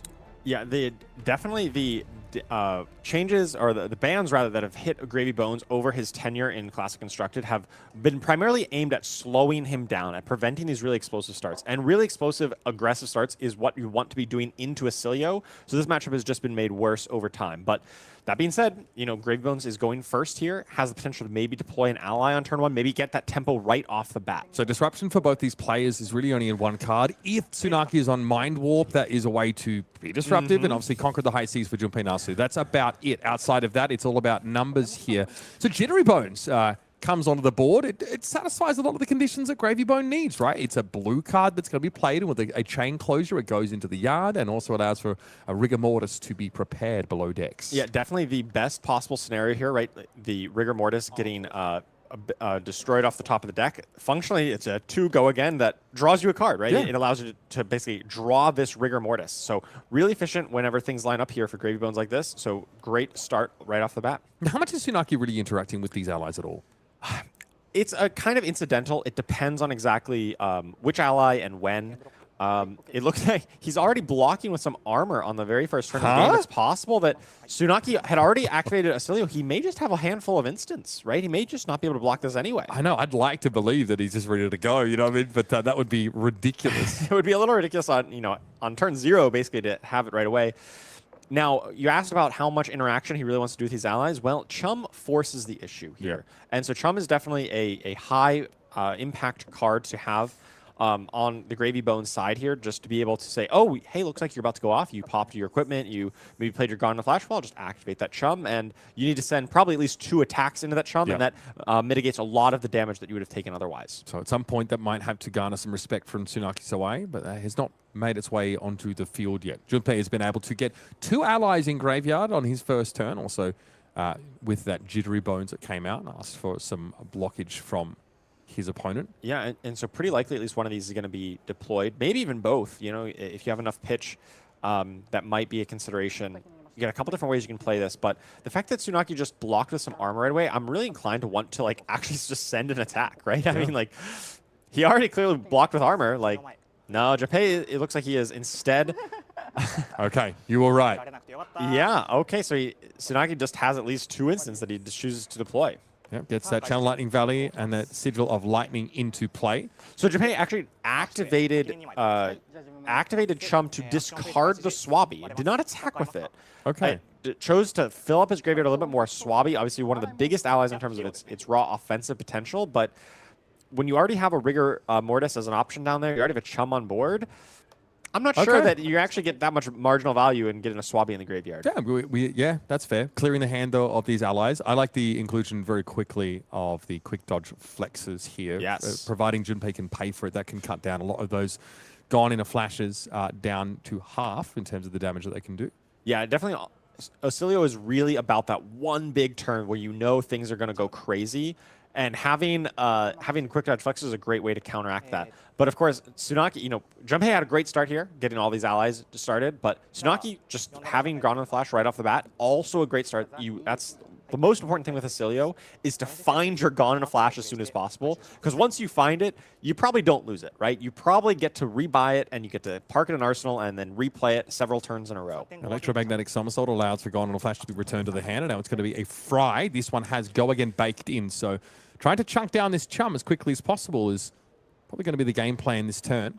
Jumpei is going to choose this opportunity now to have a peek at the top card. It looks like a Prismatic Lane Line in hand is the one we can make out. Yep, so this fry would clear out that chum, even if there's something like a Fearless Confrontation, still kind of overkilling by one. I love the gold foil on that Compass of Sunken Depths, I believe Jumpei had. Always got to bling out your deck. Gravy players, they're like illusionists, really. Board yeah, state players love the bling. Well, it makes sense because you're going to be having your cards in play more often, and therefore you're going to be looking at them longer. Yep. So it makes sense. You're getting more like bling per second or bling per minute of time. I think having high BPM as a card camera is really important. Yeah, bling per minute, yes. Got to get it one way or another. Yeah, if you're just like an aggro deck like Cindra, like your cards are in and then they're gone, right? And blinging them out doesn't really do much. But when they're auras or they're allies, they get really high BPM out of that.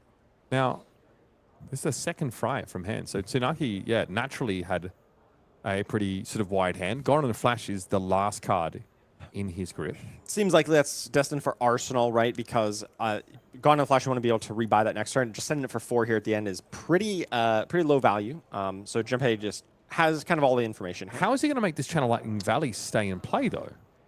Well, now that's the choice, right? That is the because he's not getting a draw off of it.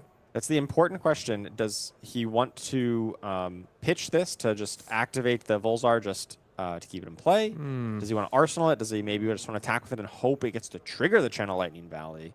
That seems a risky line as well. Yeah, you're banking on a draw, right? That card won't get to go in Arsenal, though. You've got to throw into Volzar or something like that to keep the CLV around. This is quite an interesting little conundrum here for TSUNAKI. So he's going to accept the loss of the channel and Arsenal that Gone in a Flash. I do think Gone in a Flash is just so high value in enabling the most powerful Oscilio turns. Like Channel Lightning Valley, yes, is +1 card on a future turn, but Gone in a Flash is potentially +1 card 5 times over 5 turns, right? Or something along those lines. It just has so much higher ceiling, and I think it's correct to Arsenal it here and save it, especially this early on in the game. Here's a Murderous Rabble that comes in.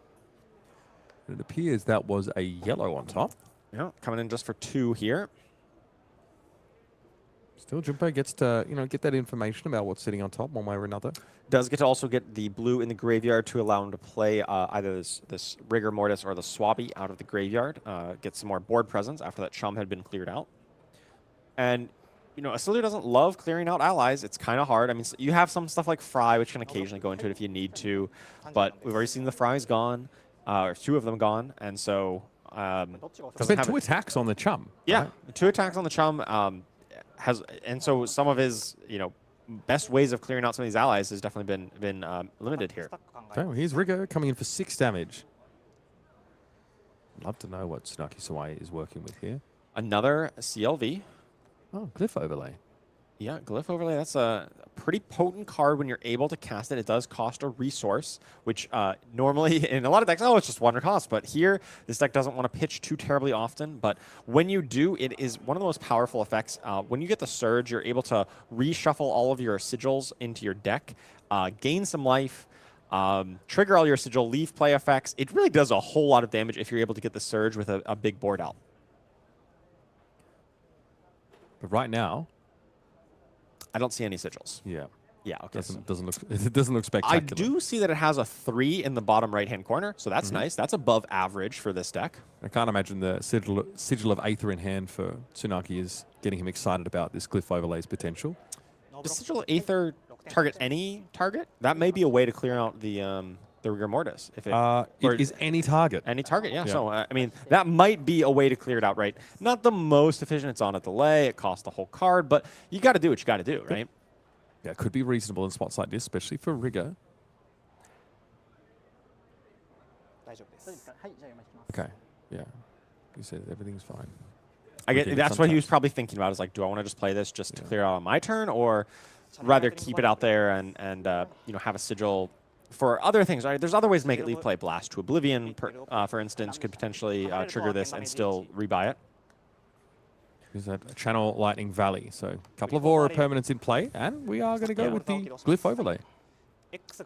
Does want to get the The Sigil of Faith is leaving play now, right? Right, yeah. So assuming this surges, right, and there's no arcane barrier on Jumpei's side, so this will surge, right? There's no arcane barrier unless something crazy like an Oasis Respite, which I don't is not common in his Gravy Bones decks. This is going to deal 4 arcane, which will trigger the surge. Oh, 5 because of the Volzar. Yep. Okay. Quite happy with that, honestly. Yeah, and that's going to trigger the Channel Lightning Valley. We've already got one down there. Okay, this is a nice turn out of Oscilio here. God, it's such a nice little split damage. It's 5 at face, 1 obviously going to ping to Rigor Mortis when the Sigil of Aether leaves. And you get to replay the Sigil of Aether. You get 1 amp in case you find some way of dealing arcane. Probably not, but there's an electrostatic discharge in. We talked about how Glyph Overlay's downside is costing 1, but that's going to allow TSUNAKI to keep his Channel Lightning Valley in play. Yeah, 1 damage to that Rigor Mortis, as we expected. Clears that out. So yeah, this was efficient turn, right? It was able to get some damage, gain some life, trigger the Channel Lightning Valley. But that being said, you know, Jumpei still at 35. Still has a full hand. You know, didn't get a chance to block with any of these cards, but still has a full graveyard of allies. So you got to imagine he's able to redeploy a board here coming next. Okay, so you're kidding me, brother. Okay, fair enough. Sure, that is probably the best possible draw, right? Sigil Brilliance. Traded in the Seduced Secrets for the Sigil. So you got to imagine TSUNAKI's thinking, oh my gosh, I got a Sigil Brilliance. I've got a Channel Lightning Valley. I've got a Gauntlet Flash in Arsenal. I've got Tunic coming up. Got to be go time, That is right? every bit of the checklist that you could possibly want as an Oscilio player. And so now Jumpei was just like, well, at least I have a full grip here to, oh my god, I need to do something or else I am going to take so much damage next turn. Yeah, but what? How is he supposed to disrupt here?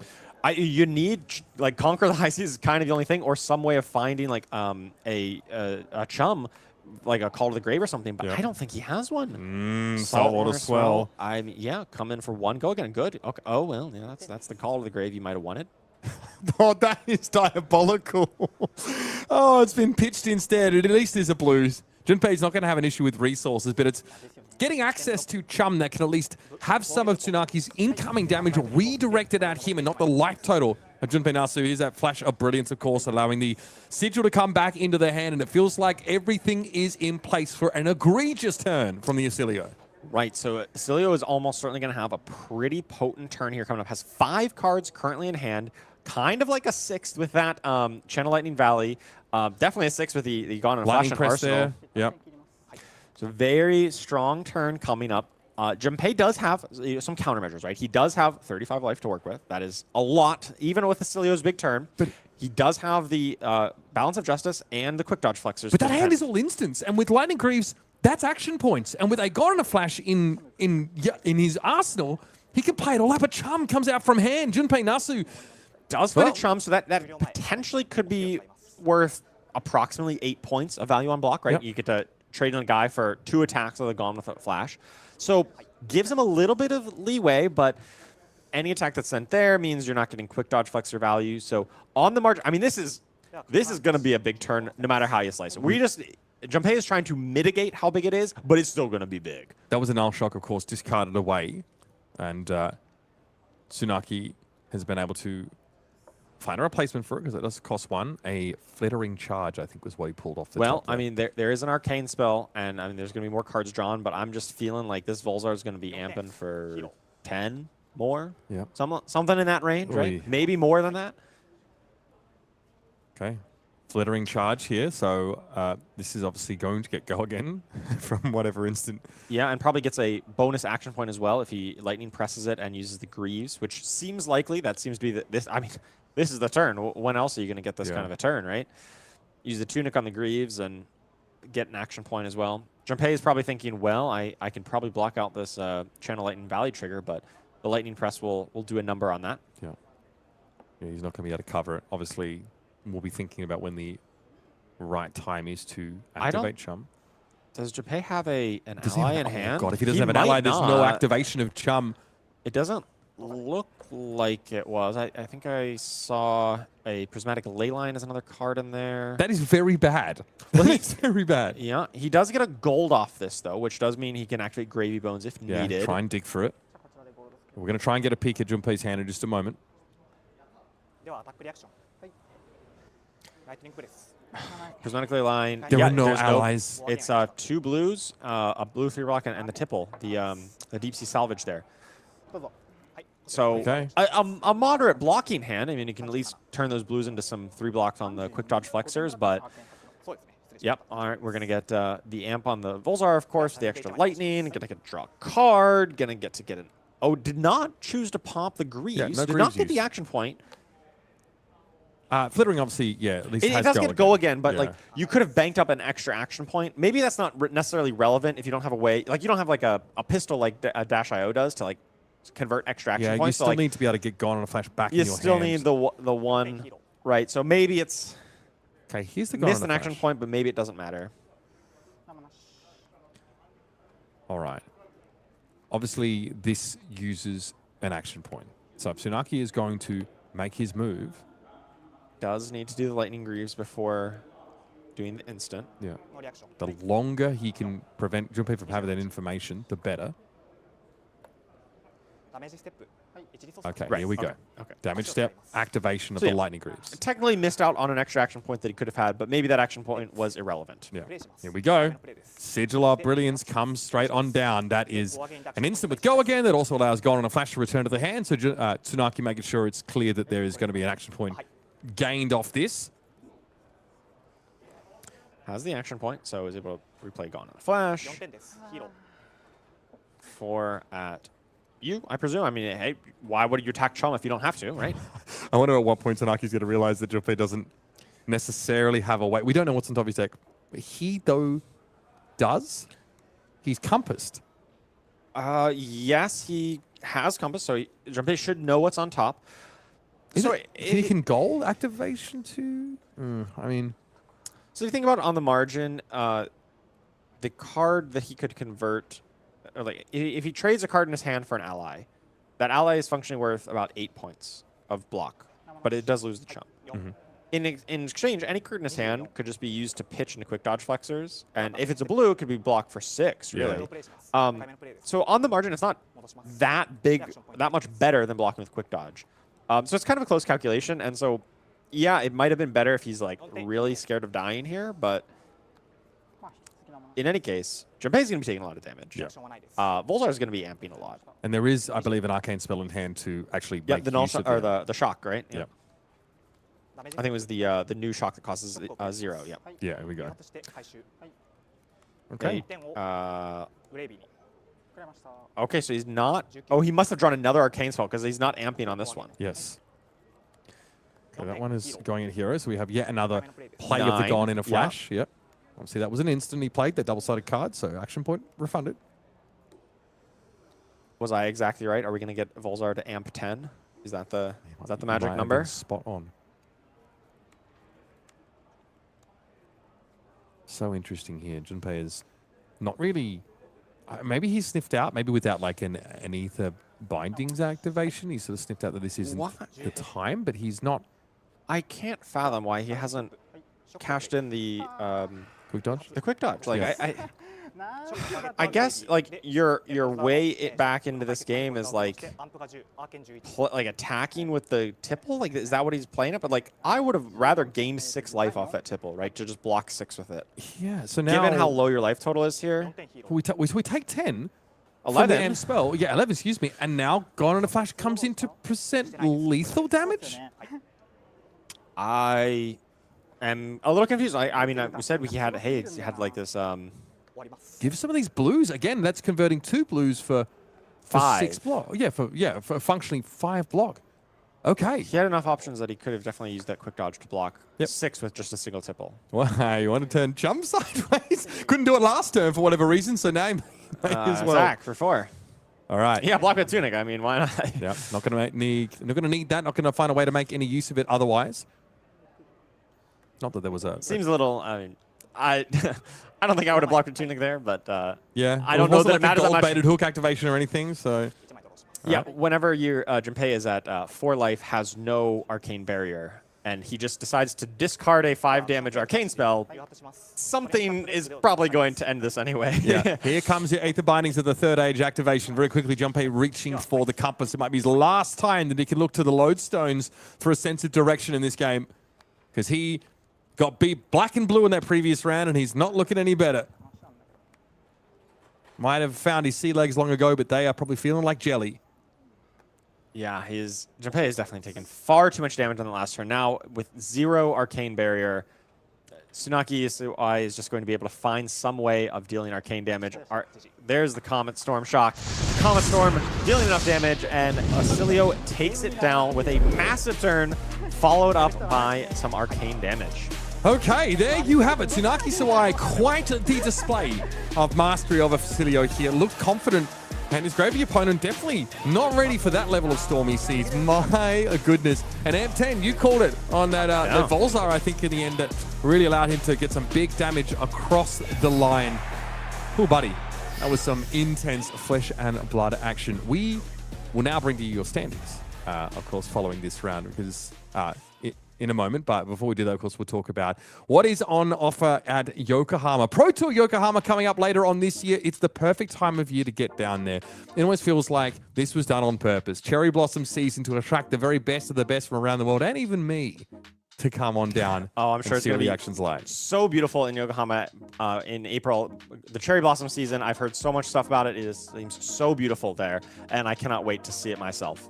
We've got some awesome promos here. We've got the Scar for a Scar, a long-time staple of Flesh and Blood, getting a new sweet alternative art treatment here, that Japanese anime style. We've got Gravy Bones, who we just saw, couldn't quite get there in this last game, but there's definitely lots of Gravy Bones. Very popular hero, and now gets a new art treatment as well.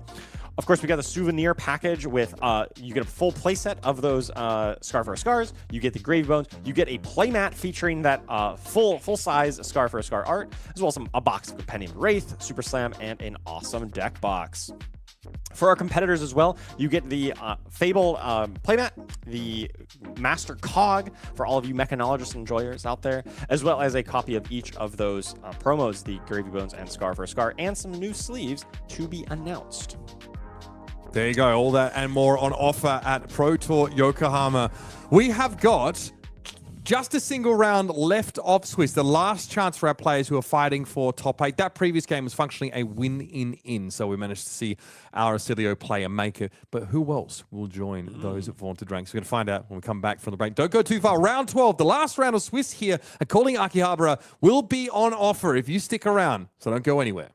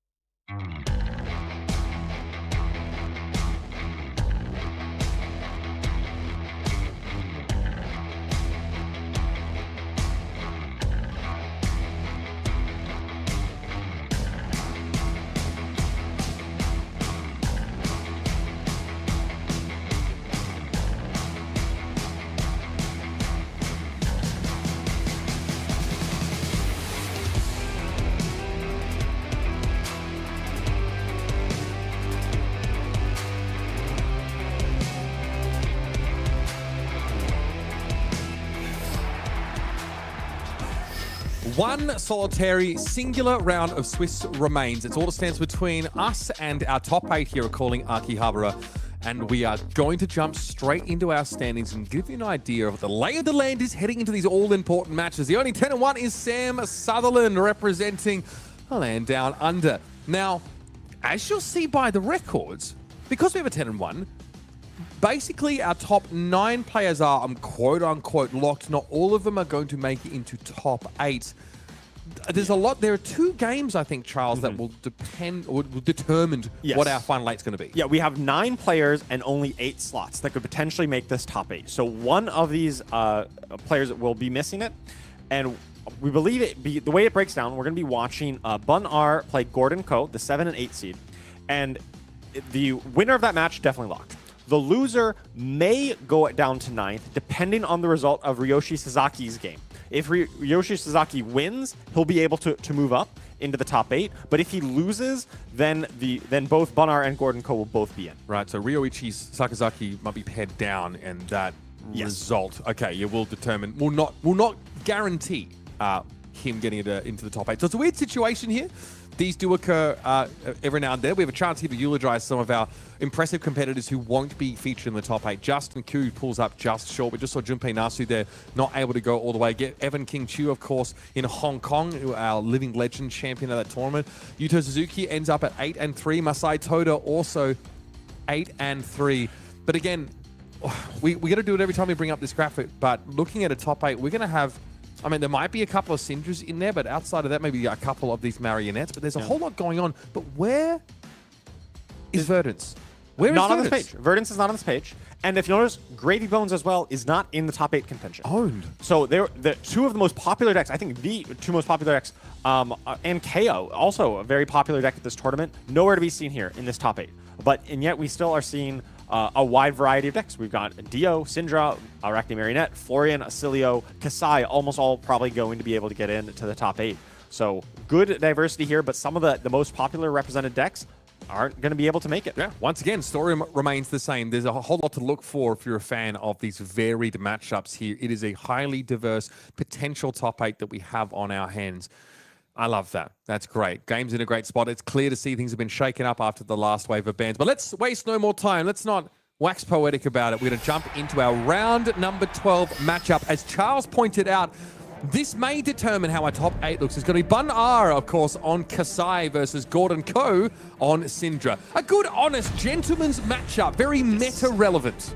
Yes, this is a matchup where it can go either way. Both players have a lot of play in the matchup. Kassai often likes their side of the matchup because Gordon, the Cindra player, is not very good at blocking.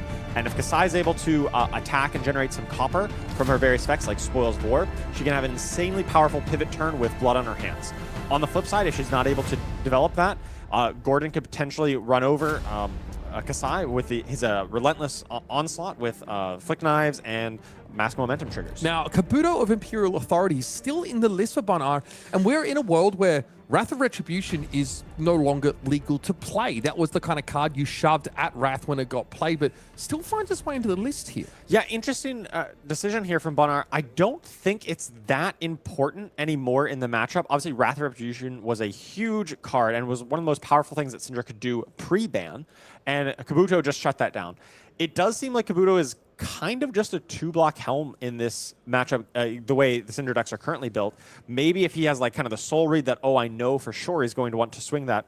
Maybe if there's an ignite, you can block the ignite and deny the obvious follow-up of a dagger, but sometimes you maybe find another way of spending that ignite trigger. It seems a little lower value than something like, say, Crown of Providence or Balance of Justice might be, but maybe Bun R just doesn't have access to those. Balance of Justice may be, I mean, tough to really see that satisfied. One draw return for Cindra is possible. I guess if there's Ancestral Empowerment being used, but we're already off to the races here. It's a Glit the Quicksilver put in front of a Ronin Renegade to start off the blocks.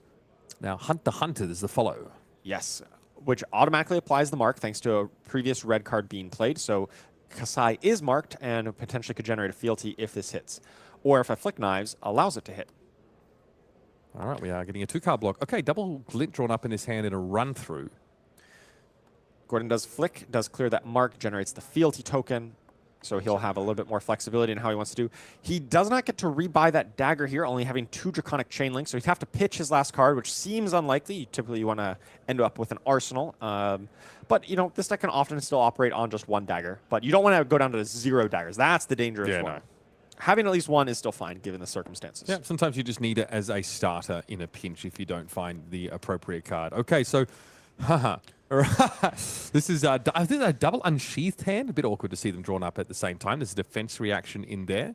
Yeah, and a run through. But hey, we are able to play unsheath. We're able to pitch the run through to make this attack and still have a pretty efficient turn. Yep.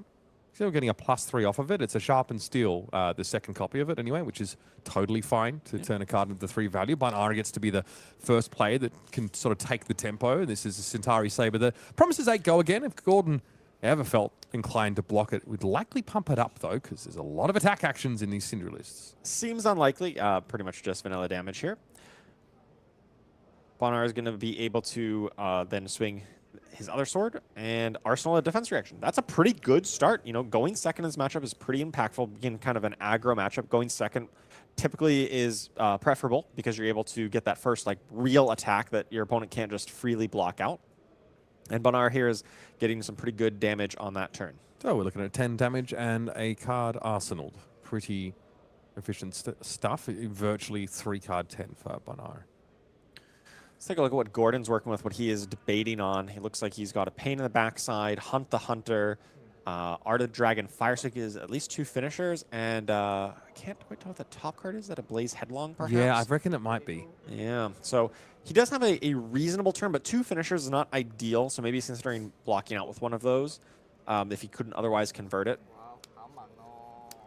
Or perhaps just going to count on parking that in Arsenal and having it for a later turn. Because blocking is just so inefficient into Centauri Saber. Nice to see Team Blue Pitch still being represented here after losing a couple of members to the LSS machine. So Nova Chan as well, fighting for his spot in the top 8 as well.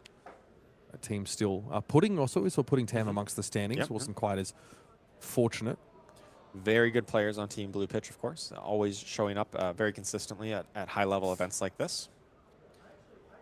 Fealty token being reached for by Gordon. Yeah, he needs to make sure he can get enough Draconic Chain Links to rebuy his daggers here. That's going to be pretty important, so he just needs to turn this into a Draconic Chain Link just to kind of get the ball rolling.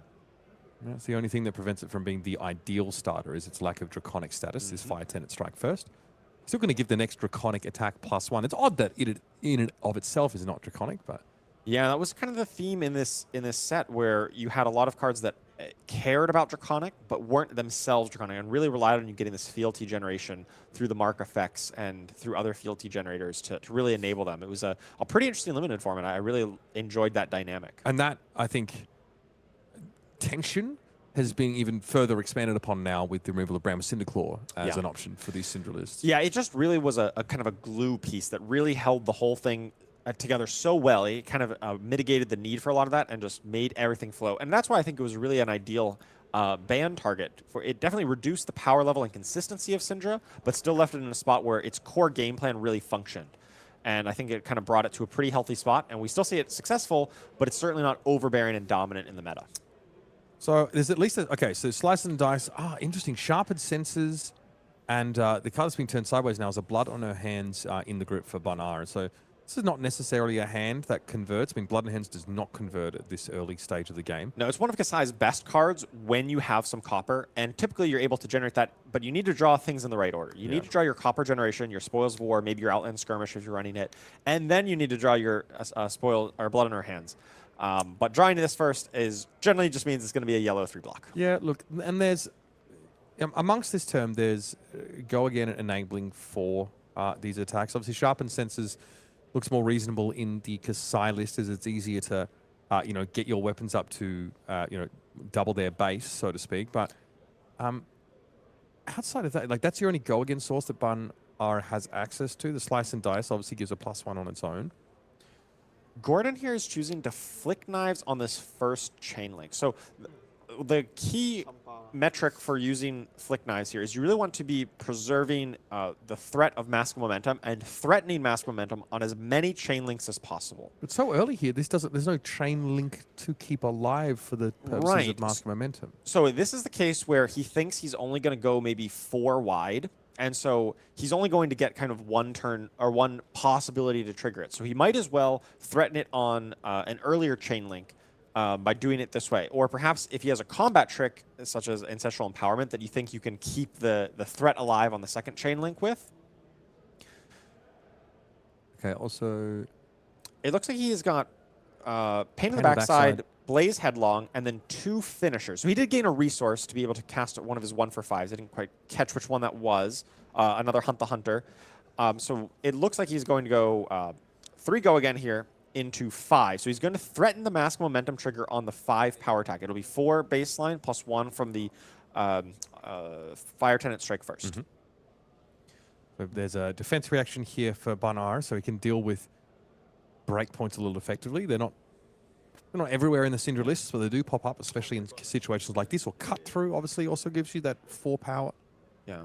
What's really interesting is Gordon doesn't actually care that much about a mask trigger because, so if in the hypothetical world where he didn't flick on the first chain link, then he threatens mask on his finisher when he already has a card in hand, and that's not helpful because then he just draws a card but he doesn't have an action point. This way, he's at least potentially threatening a mask trigger on a go again attack, giving him the option if somehow Pain in the Backside wasn't blocked. Seems very unlikely given that there's armor and it's just for 3. It's not a break point. But it is still optimal to potentially threaten it on the 5 power go again rather than on your finisher. Run has blocked, though, with his yellows. And I don't know how... Again, because he's not on a Crown of Dominion build. He doesn't have a goal to start the game. Yeah, there's definitely a real question of how he's sort of hoping to power his turn. It seems like he doesn't have much to power it with. I think he may just be like, hey, this hand isn't great. I have a life total lead. I might as well just keep up my life total lead. Does have the defense reaction here to cover the 5 power attack. Keep his life total high, and maybe he's just planning to block as much as possible and hope to draw a better hand next turn and keep his life as high as possible. Yep. Might just look to pocket this defense reaction because he can't elegantly cover this Hunt the Hunter.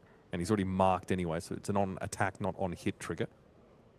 Yeah, this would be optimal maybe to just block 1 card, set your best card down in Arsenal, and save it for next turn, and kind of just go next. And that, of course, as far as Gordon's turn is concerned, about it. Yeah, and I mean, this is what Gordon wants to be doing, right? If your opponent is just blocking you out as Cindra, we've seen it. Gordon played the Betsy, where Betsy just blocked out, and he's able to find a way to win. So if Kassai, who is not quite as good as blocking as Betsy is just blocking out, then Gordon's going to be pretty happy with that. And you feel like the brace is being given here in order to fully cover this Hunt the Hunter? Yeah, potentially because Brand with Cinderclaw is no longer in the list, right?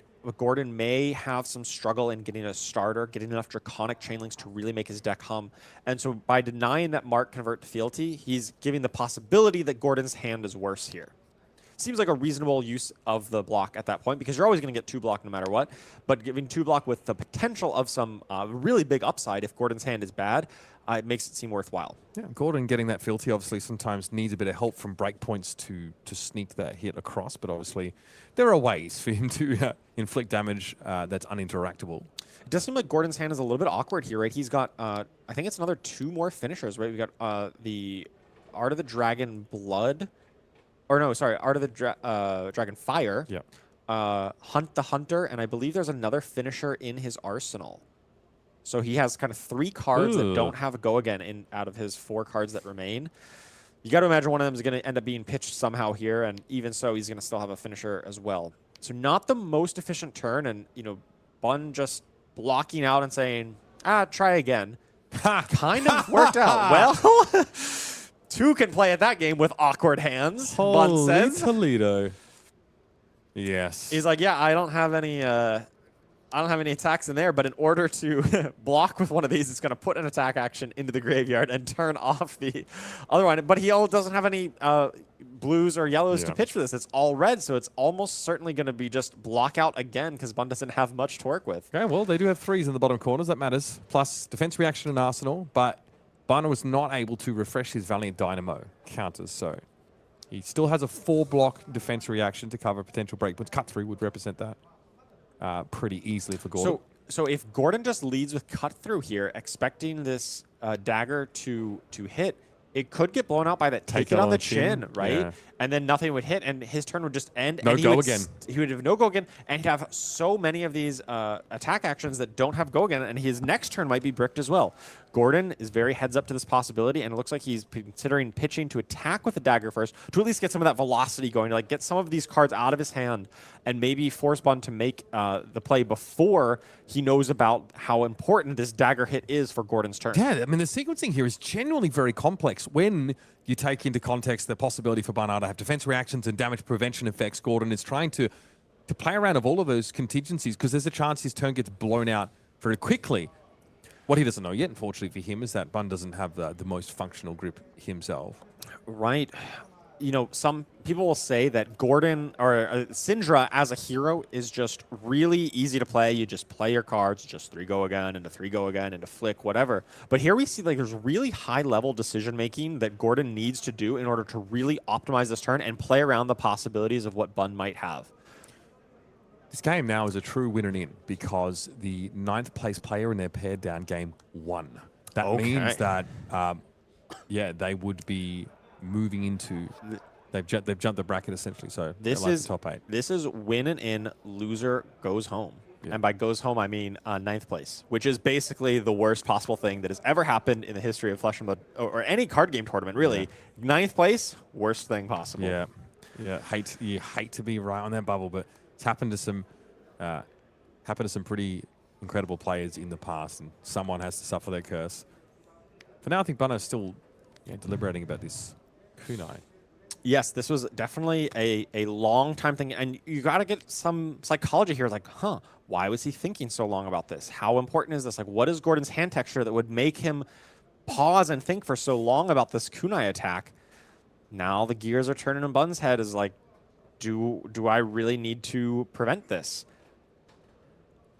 If he really has the soul read that this dagger hit is so important, he may just play take it on the chin before reaction step. You want to play it before reaction step. Otherwise, Gordon has the chance to respond to it with flick knives. With the flick. But if you're just like, oh, go to reactions and play it, then you're going to get blown up by the flick knives. There's a block left on Brave Forge Braces too. Yeah, it's a pretty poor approximation of what Valiant Dynamo could do had its counter been taken off. Again, it feels early to make that play, but these games spiral out of control pretty quickly. Yeah, I mean, when games against Cindra tend to last only a handful of turns, so even turn 2 is kind of the mid-game already. And potentially denying breakpoints or denying mask of momentum triggers or forcing him into flick knife situations. So Bun maybe has read this situation, has decided to commit the armor block. Confirming. Is it at me? Gordon says yes. Oh, takes it. Okay. So, you know, this is a very high-level trick for Cindra players, right? If you are afraid of this prevention effect, you are allowed to flick knives at any target, or any target hero, rather. So you can target your own hero to ensure that you deal the damage. Now, this is pretty inefficient, right? You take a damage, not them, which is kind of net negative But a weapon has hit. But a weapon has hit, and therefore you've triggered the effect. You do get go again on your cut-through, which is very important and maybe is worth more than that. If you're really afraid of a prevention effect, that is a play that you must consider as a Cindra player in order to get the maximum potential out of the deck. That is very niche. But in a case like this, it's very relevant. Well, it's really hard to make that play against Kassai because they really only have Take It on the Chin, and you just need to know that do they have Take It on the Chin right now. Against somebody like Florian, who runs like well-grounded, they just have that prevention effect on board available. And if you know that they have that ready to go, that's when you need to use it more proactively. So Fate Foreseen meets the cut through here. And so far, Bun has not had to play any of these cards from his hand. Stuck on a red hand. Which does deny the Mask Momentum trigger. Not that Gordon would have potentially been able to use it that well because he does have kind of all these finishers in hand. This was not Draconic, so does not end up dealing the 2 extra damage. Gordon only has 2 Draconic Chain Links, which means he's not going to be able to rebuy his daggers here, right? Rising Resentment is It's that's Draconic. Yep, so is Draconic. the dagger, So is the dagger. but neither of the last two That's are. He did right. not have a field. Oh, no, he did have a fealty. Sorry, he did have a fealty to start this turn. Because remember, he was marked, Kassai was marked, and so I think this was Draconic. Never mind. It got moved away before I was able to catch it. But yes, so this is a third Draconic, so things are not that bad for Gordon here. Yeah. Also, are they even that over? Card in Arsenal. This is a... It's already dealt 2 damage, and so it's coming for 5. Yep. Bonar's hand is pretty lackluster, right? It's 2 Nourishing Emptiness, take it on the chin, and another red. I forget what the last red was, but can't be too thrilled by the situation. I think we may be headed for a pitch 2 reds to attack with Nourishing Emptiness. Yeah, that is, well, frankly, diabolical. But then why? Yeah, why keep so much of this hand? We're about to see, I guess, what we're expecting from Bun's turn here based on what he offers on blocks. Yeah. It's not a horrible gambit. You know, you do have some life total to play with. You are up on life total. Bun's deciding if it's like a Kassai activation and like some sort of weapon swing Is that that the could be third viable. unsheathed? Yeah. Of course. Yeah.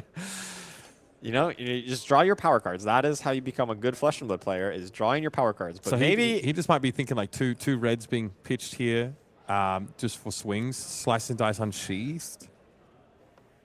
I mean, pitching 2 Nourishing Emptiness together seems not great. no, I think but- it's pitch Nourishing and another red to attack with Nourishing. Yep. And then Arsenal, your third card. Yep, that's exactly what it was. That take it on the Yeah. chin. Didn't find value on that previous turn, although I'm sure it was considered at some point. Yeah. Yeah, it's like, you know, Nourishing Emptiness is a great card. You know, comes in for 6. Potentially just gets you an extra card draw because of the extra intellect. But when you need to be pitching 2 reds for it, a lot of that advantage kind of just gets drained away by that inefficiency of red pitch. Bun doing Gordon his definitely seems he's quite flummoxed by this card. yeah. I mean, Bun is definitely doing his team name no justice. Does not have a blue pitch here. Crazy. Rename it to Team Red It's Pitch. simply aspirational. He's just trying to manifest that kind of Yes, good yes. fortune by wearing it on his jersey. Unfortunately, Yeah. the blue pitch gods are capricious indeed. So is able to draw up to 5 cards, doing his best Goliath impersonation. Good. I mean, more cards to block with. Maybe make use of. Provoke there. Okay. But that does mean Gordon has a full hand here. He's got dagger in play. Has only just 1 counter left on his chest to be able to make 1 more resource. He's been able to find a lot of those finishers already early in the game. So potentially cash that in to do 1 more chain ender. If Bun feels like he has to block preserve life, he can just keep a card. And, you know, hopefully it's like a go again enabler of some description. I think it was the unsheathed. He has an pocket, unsheathed right? in Arsenal, yep. So really just needs a pitch card to really enable an efficient turn back. Like, he's chilling. going to keep 1 card. He could, in theory, block with 4 cards, but he may say, hey, my hand is actually going to scale pretty well. Maybe he is planning to leverage the last of his armor here and maybe 1 card block to just deny the mass trigger, and then try to have a big turn on the big turn. back end. There's some redundancy, though. I do see the Blade Runner in hand, so alongside, you know, cards like it could be like a pitchable Blade Runner in terms of its color strip. Provoke here. The kind of card that honestly could be, if you're ever in a position to play it against Cindra, it's pretty tilting for them. Always demanding at least a card. Really subtly powerful inclusion to the Warrior Arsenal. Gordon not really presenting a break point here with his Mask Momentum trigger because he does keep it alive off the Flick Knives. Coming in with just a 3 hot on their heels. Unless he's got a combat trigger or pump, this is going to be pretty easily blocked out by just a single block. Perhaps that redundant Blade Runner that you mentioned. Maybe the play here to block with. There was a Burning Blade down. It's a Trot Along in the hand as well. Yeah, this is a ton of stuff to block with. That is his only blue, is that Trot Along, I believe. So Blade Runner Or Blade Runner blue? Okay, yeah. So one of those two is probably going to end up being blocked out with here. Trot Along, red, blue. Okay, so yeah, 2 blues. So you got to imagine one of these 2 blues is coming down here. And this is probably best case for Bun, is able to send the extra blue as a blocking card and preserve his armor. Also, his first opportunity to generate some copper potentially in this next turn with an Outland Skirmish in hand. Yep. Just 1 copper, but you know, the journey of 1,000 miles starts with the first copper. I don't know how many Kassais are on the Spoils of War, at least not the sort of 3 of. It's fine. Its ability, obviously, on either or both hits to generate the copper is really, really good. But, you know, costs 1 to pitch. It's only a +2. It's up front as well, so it doesn't get around. Yeah, it's an interesting development, especially like it's probably at its best into Cindra. And the fact that Cindra is probably going down in meta share, certainly compared to where it was, definitely argues that, well, maybe you should cut some of your Cindra tech. Yep. Bun definitely having the heads up here, realizing, hey, this is just 3. It's not a break point. But he's suspicious. That is probably a combat trick. And he successfully read that and was able to block with 4 with his armor to prevent that mask momentum trigger. Yeah, and none of those daggers have been swung with at any point yet. This still threatens to draw a card. Was not made draconic, though. Correct. So no threat of the boots to give it go again, because there was no fealty generated here. So just 4 on-hit draw card, but draw card doesn't really do much Are we just IPing? If it hits, yeah. I mean, otherwise Gordon doesn't IP. It's basically a 0 for 4 with no text. Yeah. Which is fine. It's a fine chain ender. Not the best thing ever, but it's certainly acceptable given the circumstances. So there's that redundant Blade Runner thrown away. Yep. Draws a card. Doesn't really matter. Can't do anything with it. And So then this Gordon is draws back. well, this is a very reasonable turn coming up. We're going to have Unsheathed Yeah. with Go again. It did cost Bun most of his armor, right? He basically is only going to have 1 block on the chest and 1 block on the Dynamo recurring as normal. But hey, he's got basically life total parity at this point. He's got a reasonable hand to work with. Is probably going to get a gold off this Kassai. We're shaping up for a very close game here. Yeah, gold, copper generation. It's a bit. You need more than just what Outland Skirmish provides. But the card provides 3 value on the front or back, on offense or defense. So here we go. Front pumps galore. That's +7 worth of front pumps with 3 from Slice and Dice on the back end. So that's a nice card that converts to your 4 value when you're guaranteed to be attacking twice with weapons. Quick math should make this 9. 9 on hit, make a gold and make a copper. And on block, get +1. Yep. I don't. Seems unlikely that there's going to be block. And then, of course, the hot streak is going to follow up behind it for at least 5, potentially 6 if he opts to use the Brave Forge Bracers. So 14.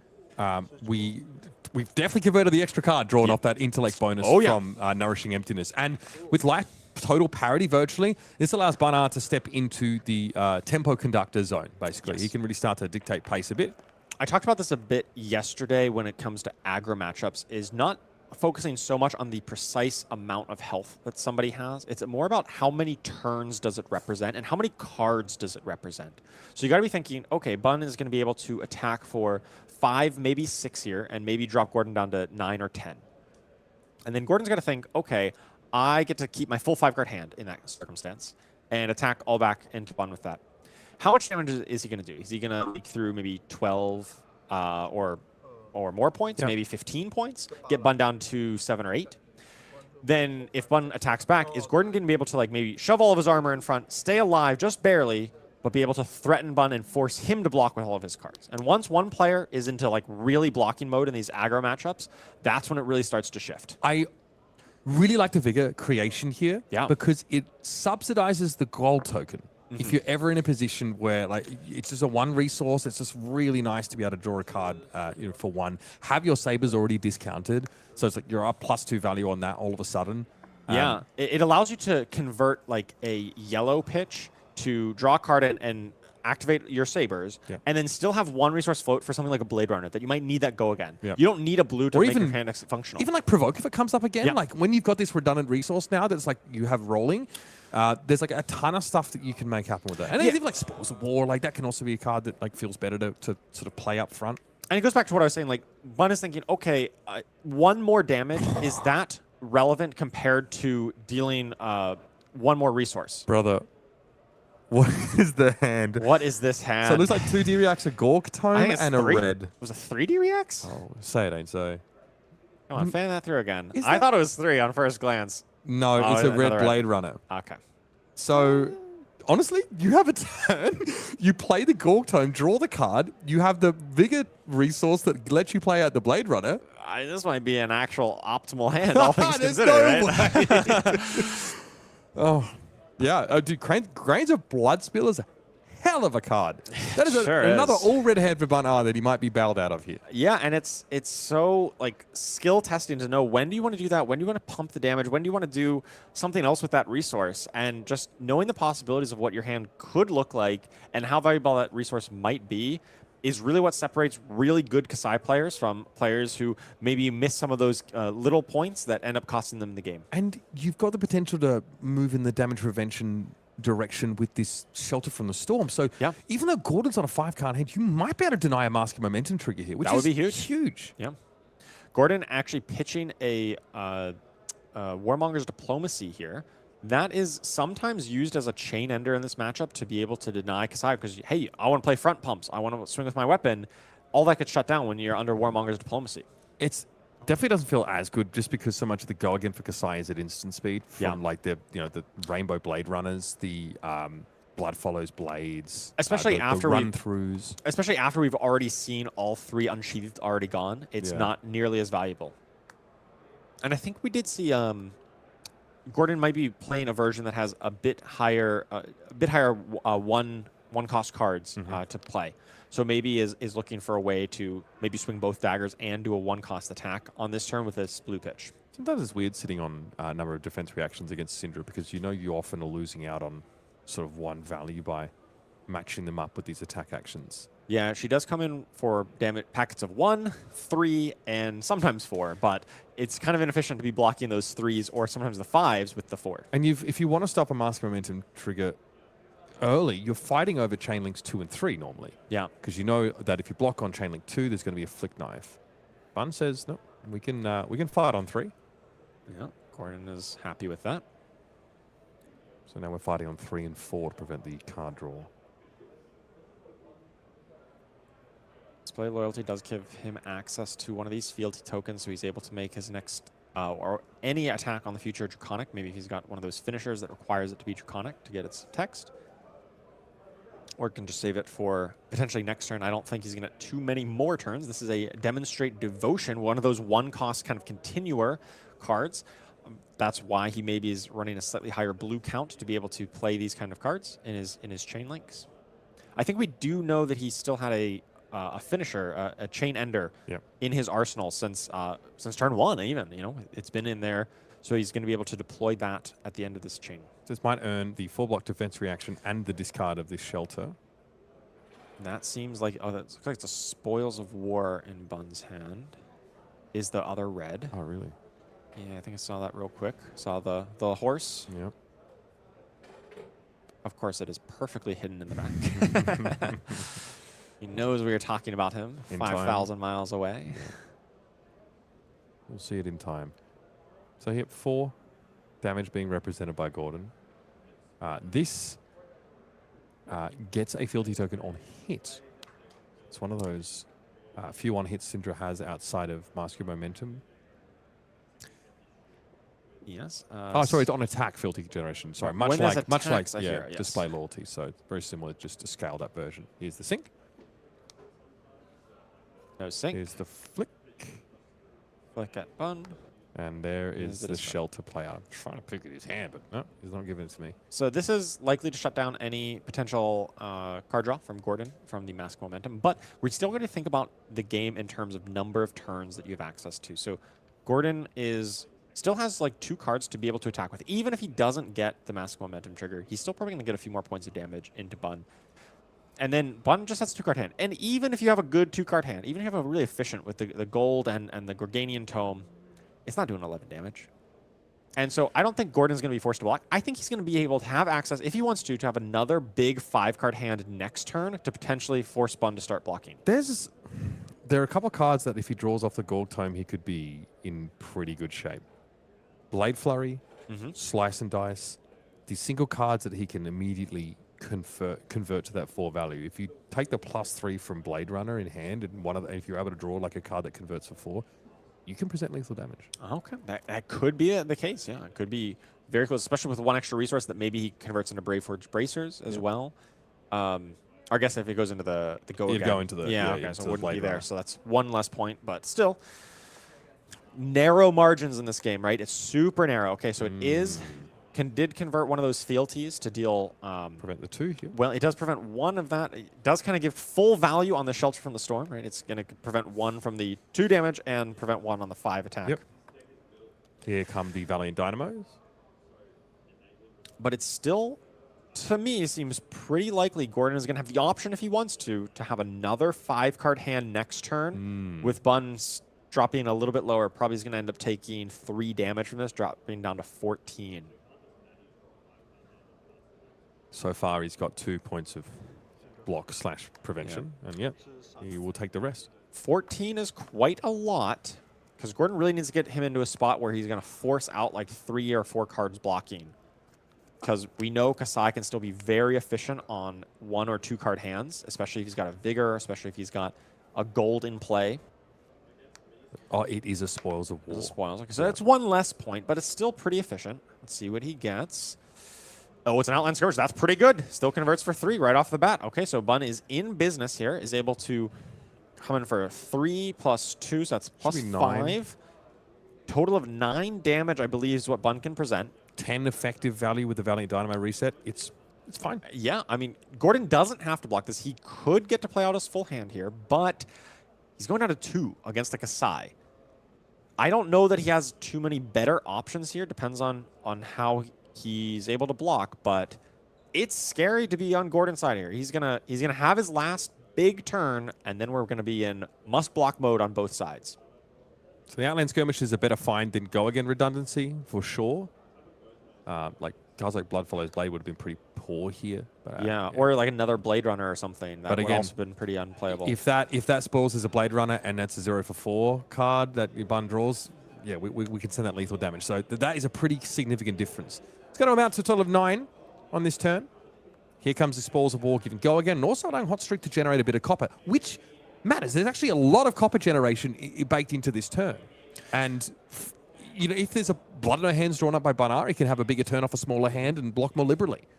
Yeah, and I like Bun holding back this Outland Skirmish to kind of disguise what his hand could be, just making Gordon think a little bit more, right? He's going to be able to play out this Outland Skirmish afterwards, after Gordon already had to potentially make a choice about blocking. This will get him up to the full 6 copper that he would need, right? 2 from the spoils, 1 from the Outland Skirmish, assuming this hits, which I'm sure it does. It's pretty good. Coming in for 5 here. And obviously, Gordon goes down to 2. At 6 copper, your entire nasty little turn is powered off of a singular Blood in her hands. So. Yes. Well, you do need blood in your hands, and you still need to draw a card somewhere in order to make them all free. Otherwise, you need to pay the full retail price. Right, yeah. So gone are the days where Courage of Blade holders in these lists. That was Does- a Blitz Kassai. yes, does kind of need to keep at least 2 card hand if he finds that spoils blood in her hands. But let's see what he gets. There's the blood on her hands. There's a blue pitch behind it and a yellow pitch. So if Gordon cannot force at least 3 cards out of Bun this turn, he's going to have a massive blood on her hands turn. 14 plays 2. Gordon Ko, though, with a lot to work with. The Arsenal card was a pain in the backside, so that's going to be sent first. 4 cards behind that, so the potential of a Mask of Momentum trigger very much alive. Flick Knives to get some incidental damage definitely on the menu as well. Banar is by no means out of the woods. 14 it's not the safest life total to be at against a Cindra player. Gordon can absolutely get there. All right, the full 4 damage connects from this pain on the backside. Don't want to commit. You basically, Bun says, I get to block with 2 cards this turn. I need to make them count as much as possible. Blocking just 3, potentially 4 here, not important. What's important is blocking out Mask of Momentum trigger, because that represents an extra card, and that is the way Bun loses this game, is by giving up a Mask of Momentum trigger here, and Gordon converting it big. Yeah, and again, it's like try and block out the 0 for 3 on Chain Link 2 with 1 card, accepting the flick, and then fighting on the next Chain Link, and that, Barnard's going to have to be happy enough with that. And Gordon's going to get the rest of it in as damage. Grains of Bloodspill might not need to stay around, so that is another extra point of block that you could have access to. Yeah, Bun basically has 2 armor that he is totally happy to block with, because as long as he can keep a blue or a yellow and that blood on her hands, he is in business. Now he's going to be looking through the grid, thinking about how many finishers could be there. So Gordon still has his chest and his Flick Knives to be able to generate a resource. So he could potentially have a 1 for 5 finisher, or 1 for 7 if he gets another one of his Art of the Dragon Fire. I think we've seen 2 of those so far, so it would be a little unlikely for Gordon to find that 3rd one, but it's possible. Bun's got to consider that possibility. I think he took this damage. He did, and so now it's on Gordon thinking how he wants to deploy his next Chain Link. But Bun has to just consider all the possibilities. Okay, so we see... Cut through. This is a very good hand. It's a good hand, has no finishers, but, you know, maybe when push comes to shove here, Gordon might just flick a dagger, gain a resource, use that resource to attack with the dagger. To just push in 1 extra point. Sorry, that Do you have a fealty here for that Art of Desire? So that could be his, like, that's why he saved. That's why he didn't use it on that first chain link here. Yeah, But Art of Dragon Blood's going to get that fealty. Cut through should be buffed by a Flick Knives activation. And this is tricky. These breakpoints here mean that defending against this Mask of Momentum trigger is a little challenging. It might mean the Grains of Blood spell is needed on defense this turn. Yeah. So what I'm seeing, so from Gordon, Bun probably needs to block this? It's a card and armor, I think. And then a Yeah? card and and then a card and armor on the next chain link as well. So you think, okay, so if he blocks a card and armor here, does Gordon... No, you can't flick a dagger just yet. I think you... Yeah. So if he doesn't block here and instead tries to fight on the next chain link, he can go card armor, flick. Then Gordon follows up with another 4, and it's card armor. And that denies the mask trigger. It also means that maybe Bun goes to 1? Well, so he would block out those 2. So he'd take 4 here, go to 6, take a flick down to 5, and then Gordon's finisher deals 4, puts him to 1. Yeah. One of them is pain in the backside. Well, so pain is functionally 4. Yeah. But Gordon can gain a resource off the Blood Splatter Vest. off the Blood Splatter Vest to attack with his other dagger for the last point. Right, because he's got a pain in the backside, he's got Art of the Dragon, and another 0 for 4? Yeah, I think these are all functionally 4s that he's playing with. But it's face down now. So if it's all actual Cut 4s, through was the other card. through. Oh yeah, because the cut through is definitely going to hit. So it's. I think Gordon might have this, assuming he attacks with the dagger. I think he's going to be able to draw out that last card now, because okay, card and armor, fine. Gordon flicks, gains a resource. Well, he can do that whenever, but it's probably best to do it now just to force the issue. Yeah. But in theory, he's not getting a mask trigger here, assuming Bun does what we're expecting. But I still think he's able to threaten lethal here, given his hand. He's got to see the line. He's got to think through this. He's got to think of how can I get the mask trigger. That's what he's, because in his mind he still thinks I might. Yeah, he's still on that page here. Doesn't. That's fine. That's fine. We have perfect information here, so we're a little bit ahead of him in terms of the processing. I think the biggest thing that's in his way though is the potential of a defense reaction. Right. So that is what he's most afraid of, and so we know there's no defense reaction, but he's got to think what is the possibility, and he might be thinking, okay, maybe I give this up and try to threaten a second time on my next chain link 3, right? My final attack. I don't think it ultimately matters as much. Yeah, what a hand to find just 4s up the wazoo. Every card converting for 4. He does need to do the flick knives and chest play. He needs to know how important this is. I'm sure a player of Gordon's quality is considering that, but it is certainly not the most obvious play as Cindra here. He's going to move on to the next chain link. He's going to move on to the next chain link instead. This is still fine. I mean, we knew no matter what, he's probably not getting this master trigger. So it doesn't really matter when he does this flick. It's still going to be 4, and it's still going to force Bun to make a decision before knowing about what could potentially come later. Yeah, Bun might be trying to run the hypergeometrics on how many 4s Gordon has. Yeah, he's got to be thinking. I think Gordon has given up on the mass trigger somehow. Like already, like you think, oh, I've still got all these things. I could potentially threaten it, but he probably knows that it's probably not happening. Yeah. And instead, just trying to give Bun as little information as possible about what could be in his hand. Yeah, I would say like it's just an assumption that they're like he's playing around there being a defense reaction and him just functionally being unable to draw off Mask of Momentum. So yes, but he's going to be quite pleased to see how many cards he's going to be able to garner. All right, so let's just run this math one more time. So this, assuming let's say Bun blocks this, so the card blocks for 4 there, then Gordon comes in for another 4. And blocks 1 on the chest. So Bun takes 3, goes to 7. Yep. oh, I think Bun can survive this. Right, because Bun, not if he takes this. Bun needs to block this with a 3-block, or else he loses. Or at least he has to block with 3 cards. If he takes the full 4 here, because he needs the opportunity to leverage a 3-block into a 4-block. This is his only chance to do it. And so that like function would gain him 1 life from the math we did earlier, where he would be exactly enough to have to block his last card, or his second to last card that he needs. He's hovering over the life counter, I think. Yeah, he's thinking hard about this. He's like, well, it's just 3, could be 4. Oh, but no, this is genius from Gordon, right? Because if Bun blocks here, Gordon flicks on this chain link and still threatens Mask on chain 5. My God, Gordon is a genius. Yeah. 4 damage being taken. Bun says, I have to shoot the bill and see if you've got a little bit more to work with. He knows he needs to be able to draw a card, needs to be able to deploy this blood in her hands to have a real turn of it. Gordon now might have realized that the coast could be clear.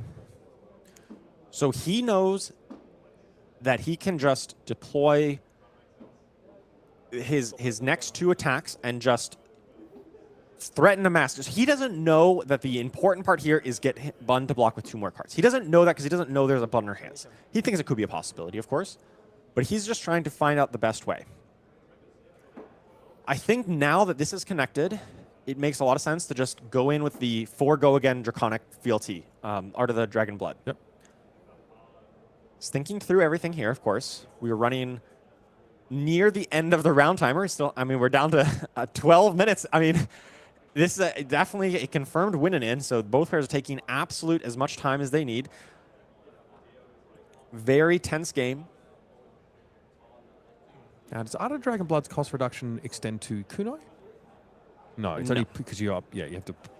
It's just your Draconic card that you play, yes.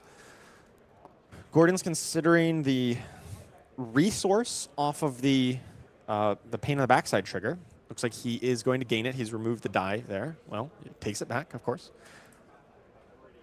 Yeah, it's probably deciding whether it's worth to do it now or off the Flick Knives activation. Looks like he is doing it now. So he's going to attack with this kunai as his next chain link, which potentially threatens the Mask on the second attack. Cut through here instead. Interesting. So he's preserving the bluff that he could have a 1 for 5 at the end of this chain. Otherwise, he could have attacked with the dagger to kind of rebuild his chain links, right? Yeah, attacking with the dagger, but then he puts the chest in front of it, but then he just flicks the other dagger anyway. And still kind of preserves that chain link. Alive. But then I guess this plays better around a defense reaction, because the defense reaction would cover this 4, and then he flicks here, and then forces the issue on a real attack. So this is playing around more of a defense reaction, which we know Bun doesn't have.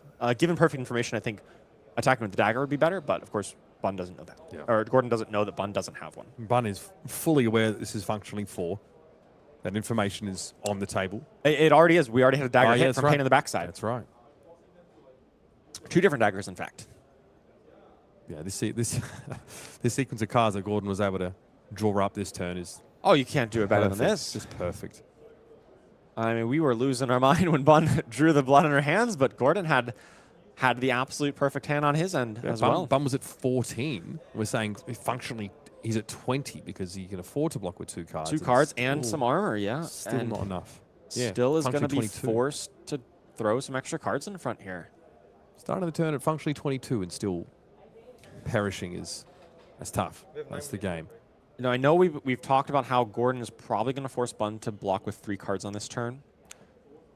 But that doesn't mean Bun's out of it, right? He still gets to be alive and have a turn, and he still gets to like pop his gold and maybe make an attack. Maybe 2, depends on what he draws. If he keeps a blue in hand, he can have 1 resource float, draw the top card of his deck, swing the Centauri Saber, force Gordon to at least put some armor in front of it. And if he draws a defense reaction, potentially could kill Gordon with that, like the Blade Flurry or something, if Gordon doesn't end up blocking additional. Gordon probably counting for defense reactions now. Yeah.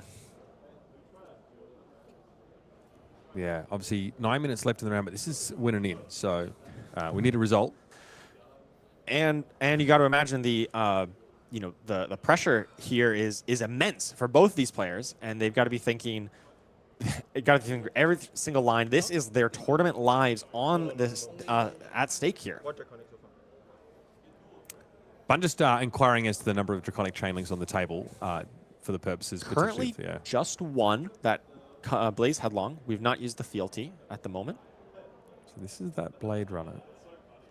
I believe Gordon will be able to finish with 3 chain links. He'll get the dagger, and then he will fealty to make his last attack draconic, and therefore be able to have all 3 chain links. Blade Runner not necessary in the magical Christmas lane where Bun actually gets to come back to his turn with. Oh, Bun knows he might be toast. He was looking at blocking with that blood on our hands. That's the card he's pulling to the front to maybe block here. Seems crazy when you have 6 copper here, but he just knows this may not be his best bet. He knows he might. I mean, I think he would block with a keep the blue beforehand. So what, the blue plays into the gold, and you have to hope to draw a like something that enables your turn off the 1 resource. Okay. A Blade Runner you would could be the find best possible off that draw. Tons of go again at cost 1 or 0. Yeah, it's definitely not the Bun is out of it, but it is probably reliant on the top of his deck. Depends on exactly how he blocks. But I mean, we know perfect information. His best block keeps him just barely alive by throwing that extra card, and then he needs to prey off the top. No blocks. No blocks. Okay. Goes to 2. Functionally 1 because we can always just flick a dagger here. Yeah. That means that. Yeah. Yeah. Now that as long as Gordon can keep any attack action and just flick the knife on that chain link, he's got it, which is pretty perfect considering the Banar's not going to be able to swing back with much of an impressive turn. Well, and Gordon's going to also threaten a Mask Momentum trigger here because we had that chain link hit. This is 4 go again on hit Mask trigger. It's going to force 2 cards out of Bun. And before he forgets, he picks up his dagger. Yep, just immediately. He's like, yep, pick that back up. Here's 4. Bun is at 1. I mean, I guess on hit doesn't really matter when you're at 1. Yes. Doesn't really matter. Is going to demand 2 cards, and Bun just has to keep his blue and hope that the top of his deck can deliver him something to keep him alive here. The on hit is getting eliminated from the tournament. Definitely not the kind of one you want to walk into. Yeah, this is going to earn the 2 cards. 2 card block. All right. Banar, how lucky is the top card of your deck here? And even if it is, there's just no world where he can get every card of Gordon's out of his hand. He has to get every card of Gordon's. It seems like unless it's exactly Red Blade Runner or like Iron. No, I'm thinking Iron Song Response doesn't do it. It just blocks with armor. Yeah. Here's the gold crack. We're gonna try and make sure we get early peek at this card off the top. And it is Slice and dice. That is not where you want to be because you don't have that go again. It's just one of the worst options to find here. On only 1 Centauri Saber attack, it's a card that converts for 1. So it does attack for, well, no, I think the hot streak. Okay, Just send the hot streak, yeah. If you send the hot streak, Gordon now needs to think, what if he drew a Blade Flurry? Does he block with the Flick Knives? Right? Gordon has to think, how do I lose this game? I lose to a Blade Flurry, send armor. But do I send the Flick Knives? Gordon just... I mean, he's not even thinking about it. He's like, if you got it, you got it. Oh my God. Surely you give a bit more thought to that one. You've thought so long. This is it. Send in the kunai, but the writing is essentially on the wall. Gordon follows this up with an attack action and then flicks the kunai for game. Burning Blade Unless Dance. there's a prevention effect. Did Bun draw a take it on the chin or shelter here? Yeah, you don't flick until you absolutely need to. Force him to do the blocks. There it is. And Gordon Co. has locked up top 8 here at Calling Akihabara. Amazingly well-played game on both sides. So close, right down to the wire. Amazing game. Unreal comes into that last turn with 5 4-power virtually attack actions. Just has the natty 5 for 20. Banar was functionally at, 22 life that turn, and it still wasn't enough through all of his armor, through all of his prevention effects. He just couldn't get there. Sitting on the blood in her hands that threatened to end the game with a gold Kraken was just not enough. Let's have a look at top 8 now after that game was resolved, because this was a true win-in with the 9th player being able to win. Here is your top 8. We have pitted some mirror matches against one another in these quarterfinals. We've got 2 copies of Marionette, 3 in fact. Nova Chan there is second at the bottom of your screen. 2 copies of Cindra. Ryosuke Urase, of course, makes it in on Florian. We've got Oscilio versus Dash.io in those quarterfinals between Sam Sutherland and TSUNAKI SAWAI. Yes, we see 3 Arachne Marionettes making it in the top 8 with 2 Cindras here. So much diversity in decks, but we did see some of these assassins really start to rise to the top here. When push came to shove, these Arachne Marionettes really started showing up. Yeah, impressive work. And Cindra's very much still alive here, but only one gets to advance into the semi-finals. Some pretty incredible mirrors that we'll see take place in that round of 8. But folks, here it is. Your top 8 for calling Akihabara has been locked in. Today, we've had games go to the wire that have gone to time. Our players have really made sure they've dotted their I's and crossed their T's. And the performance there from both Banar, but of course, Gordon Co. was absolutely masterful. We can also have a look at our final standings here as well to see how things shook out. Of course, we want to see what the bubble there looks like. And here it is. We had obviously 4 9 and 3s make it through, but are not quite able to make it there in this top 20. Justin Koo also features there. He fell to 8 and 4. Calvin Yu.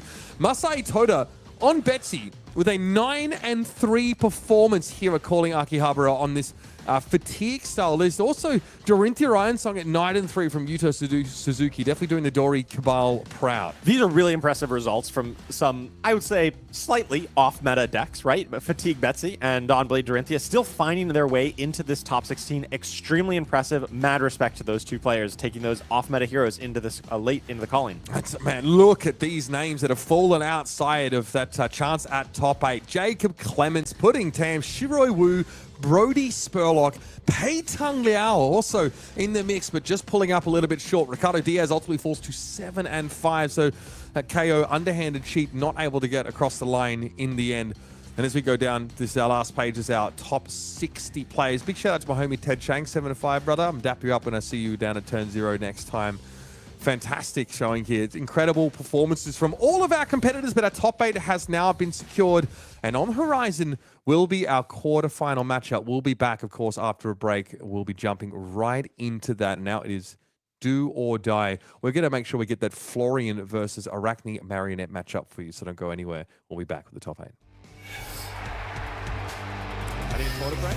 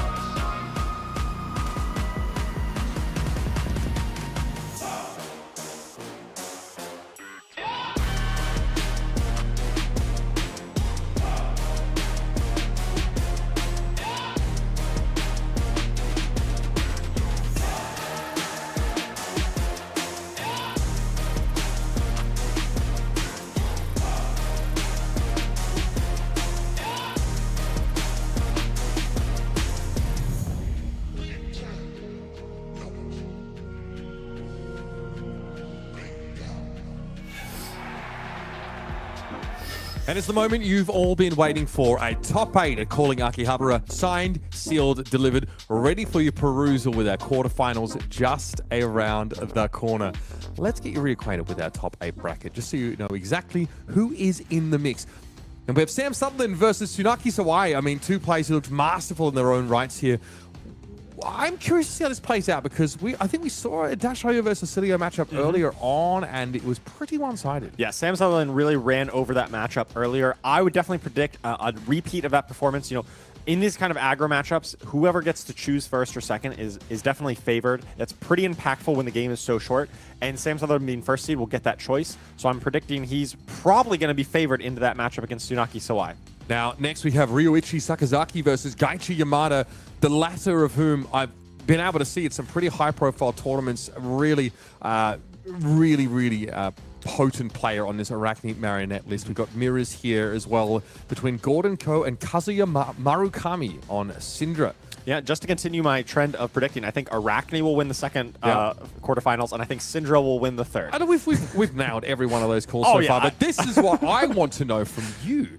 Nova Chan on Arachne Marionette up against Ryosuke Urase on Florian Rotwood Harbinger. How does this matchup shake out? Yeah, Nova Chan, obviously a world-class player, amazingly good player, playing all kinds of decks, but this Arachne Marionette deck typically lines up a little bit unfavored into Florian. I would say Florian has a lot of really good defensive tools, a lot of defense reactions to be able to counteract the attack reactions that come out of Arachne Marionette. Florian's generally able to play on 1 or 2 card hands with activating Grasp and swinging the sword, or just playing efficient 2-card hands like Felling of the Crown. And so even the disruption from Arachne is not quite as effective as it is into, say, something like Cindra. That being said, Arachne Marionette can definitely just draw really powerful cards, right? You can just draw, oh, here's some Saber Bloodsheds, and there is no defense reaction to be seen, and then you can run away with the game. So I can definitely see it going either way, but I'm going to give a slight edge to the Florian on Ryosuke Urase on Florian. Yeah, okay. Curious to see how cards like, Tarantula Toxin play into this matchup. We know the Florian is quite happy to give a couple of cards per turn cycle and get more defensive. But there you have it, folks. Yeah, I'm super stoked about this. Obviously, 5 different heroes represented in our top 8. Some very compelling matchups for you. So let's jump in now to our first quarterfinal. We've been discussing it already. It's going to be Ryosuke Urase on Florian going up against Nova Chan on Arachne Marionette. Both players shuffling up here, focused in, this is do or die time, right? This is the top 8. And yes, they got to be happy about making the quarterfinals. I've made it to the quarterfinals of callings myself. The job isn't done yet, right? The job is just getting started. The real big prize is taking home that trophy at the end. That is the real big prize here. So the quarterfinals, it's just like any other round. You got to be focused in, you got to play tight. You have to keep your eyes on the prize, take it one turn at a time. But you're not like relieved, oh my god, I finally did it, I'm done. No, you're just getting started. Yeah. Nova Chan just making sure that deck shuffled up, ready for a bit of a cut. Both players ensuring that appropriate randomness is imparted to this Arachne Marionette deck. It feels like it doesn't really matter what order these cards are drawn up in, though. For Mario, there's always some play to be had. Okay, very quickly, having a look at the equipment slot here. A couple of these Armory deck picks, Stalker Steps and Prey Spotters. Yes. Prey Spotters allows you to apply some mark. Stalker's Steps gives you easy access to some go again on any stealth attack, and it gives you the Arcane Barrier, which is probably where it's more going to be used here into this matchup as Florian. You don't want to get rid of all of your Arcane Barrier, because then you're just kind of checkmated by the Grasp of the Arknight over and over again. So, game plan for Nova Chan. Get Ryosuke Urase by some way marked on this first turn, and I guess try and, get into Chalisera mode as quickly as possible. Ryosuke Urase opting to overblock this here, playing around some defense or attack reactions rather, and also fueling up his graveyard, adding some earth cards into that graveyard. That's really important for any of these earth heroes to get that graveyard filled so you can start decomposing as soon as possible. This is screaming all Weaver Spinneret at me.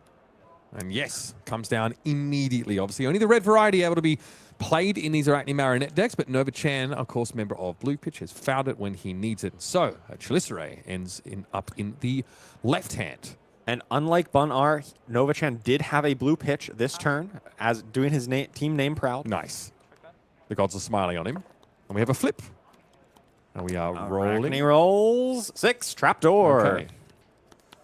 Okay. Trapdoor here, maybe fine. not the best one to find here when you maybe wanted to take a strong tempo turn, but is able to pick up a trap, being able to have a little bit more defense options against Ryosuke's first real turn here with that Might token.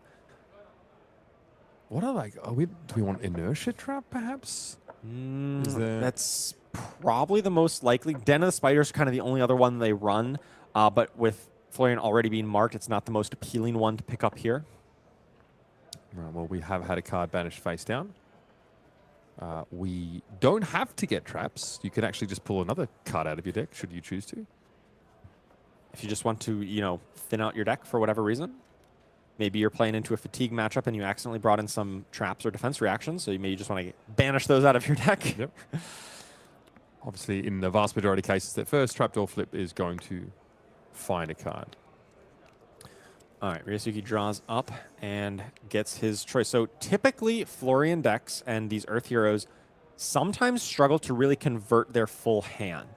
But I think we do see our spoiler card here, the Enlightened Strike there on the left. Obviously, it does not have the new fancy art of it.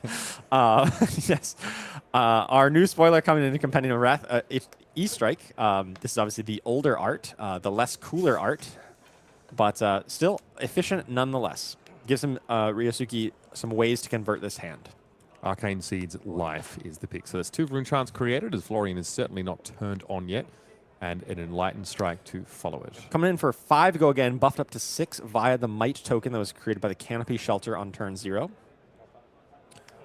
Inertia is live there. And go again. It does have the go again, so it's going to add that Inertia token. So Ryosuke...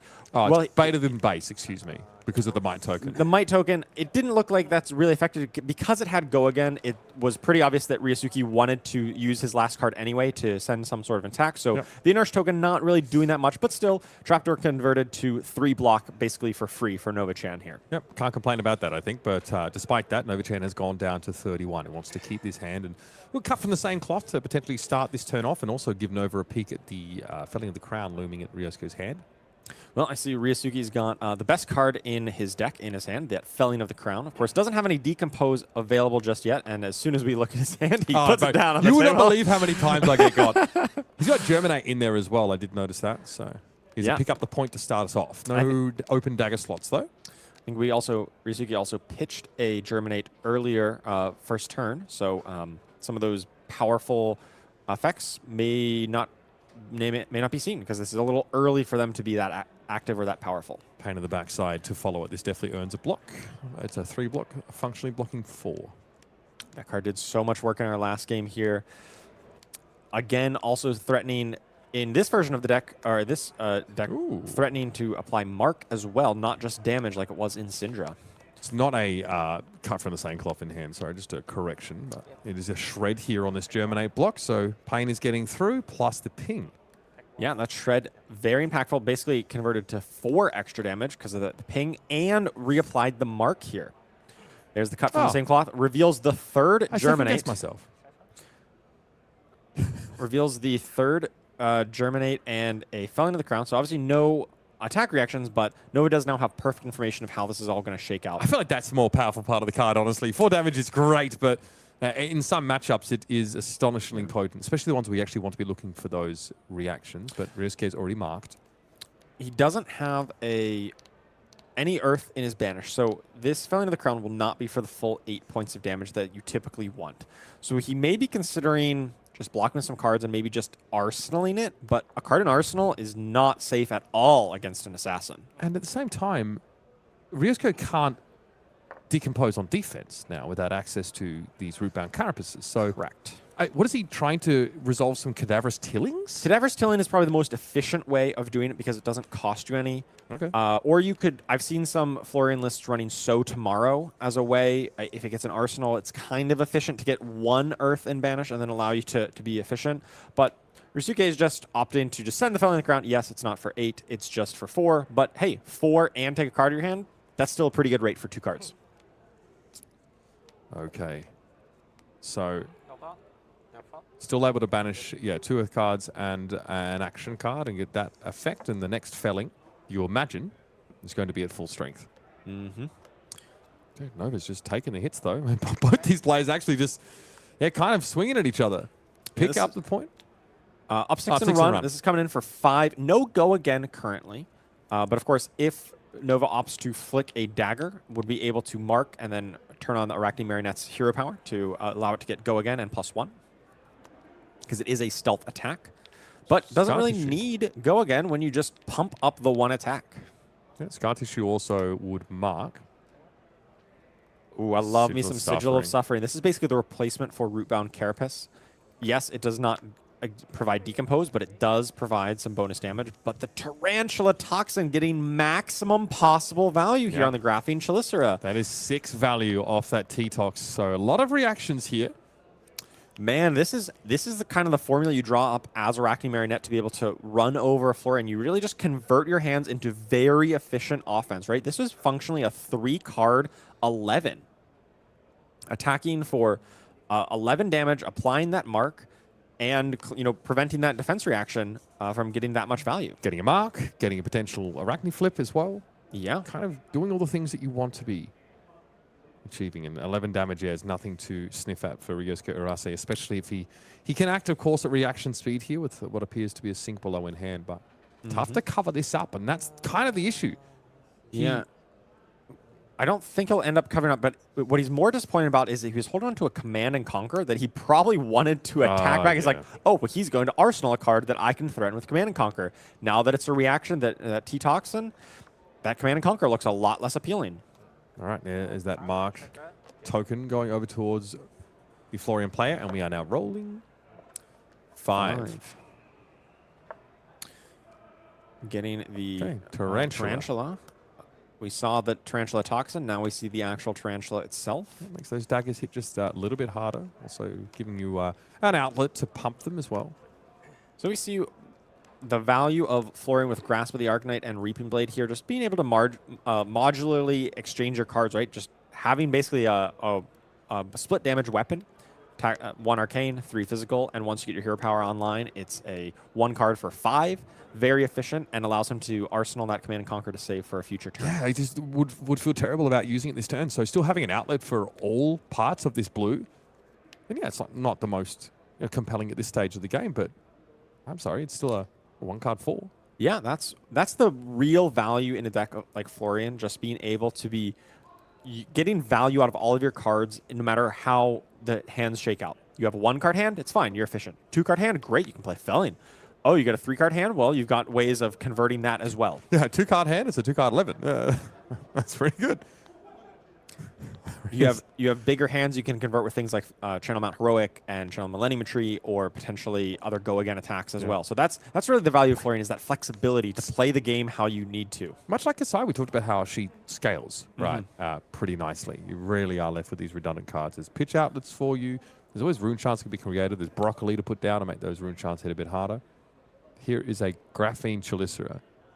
So this is, like 1 damage threatening a loss of life, so not insignificant. It's also got stealth, so you just know there's a whole bunch of shenanigans that can be applied to this attack.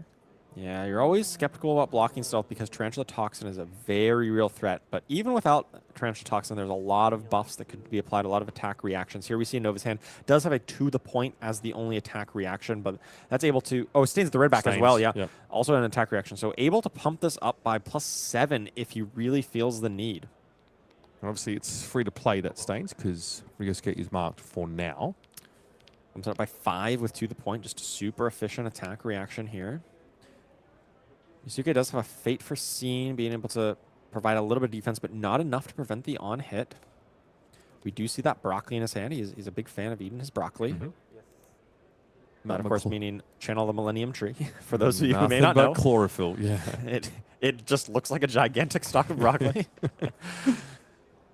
Okay, Hunter's Clave, the next swing. This obviously is a dagger attack that does not have stealth, but there are still reactions that can be applied to it. It does mean that stains cannot be applied to it.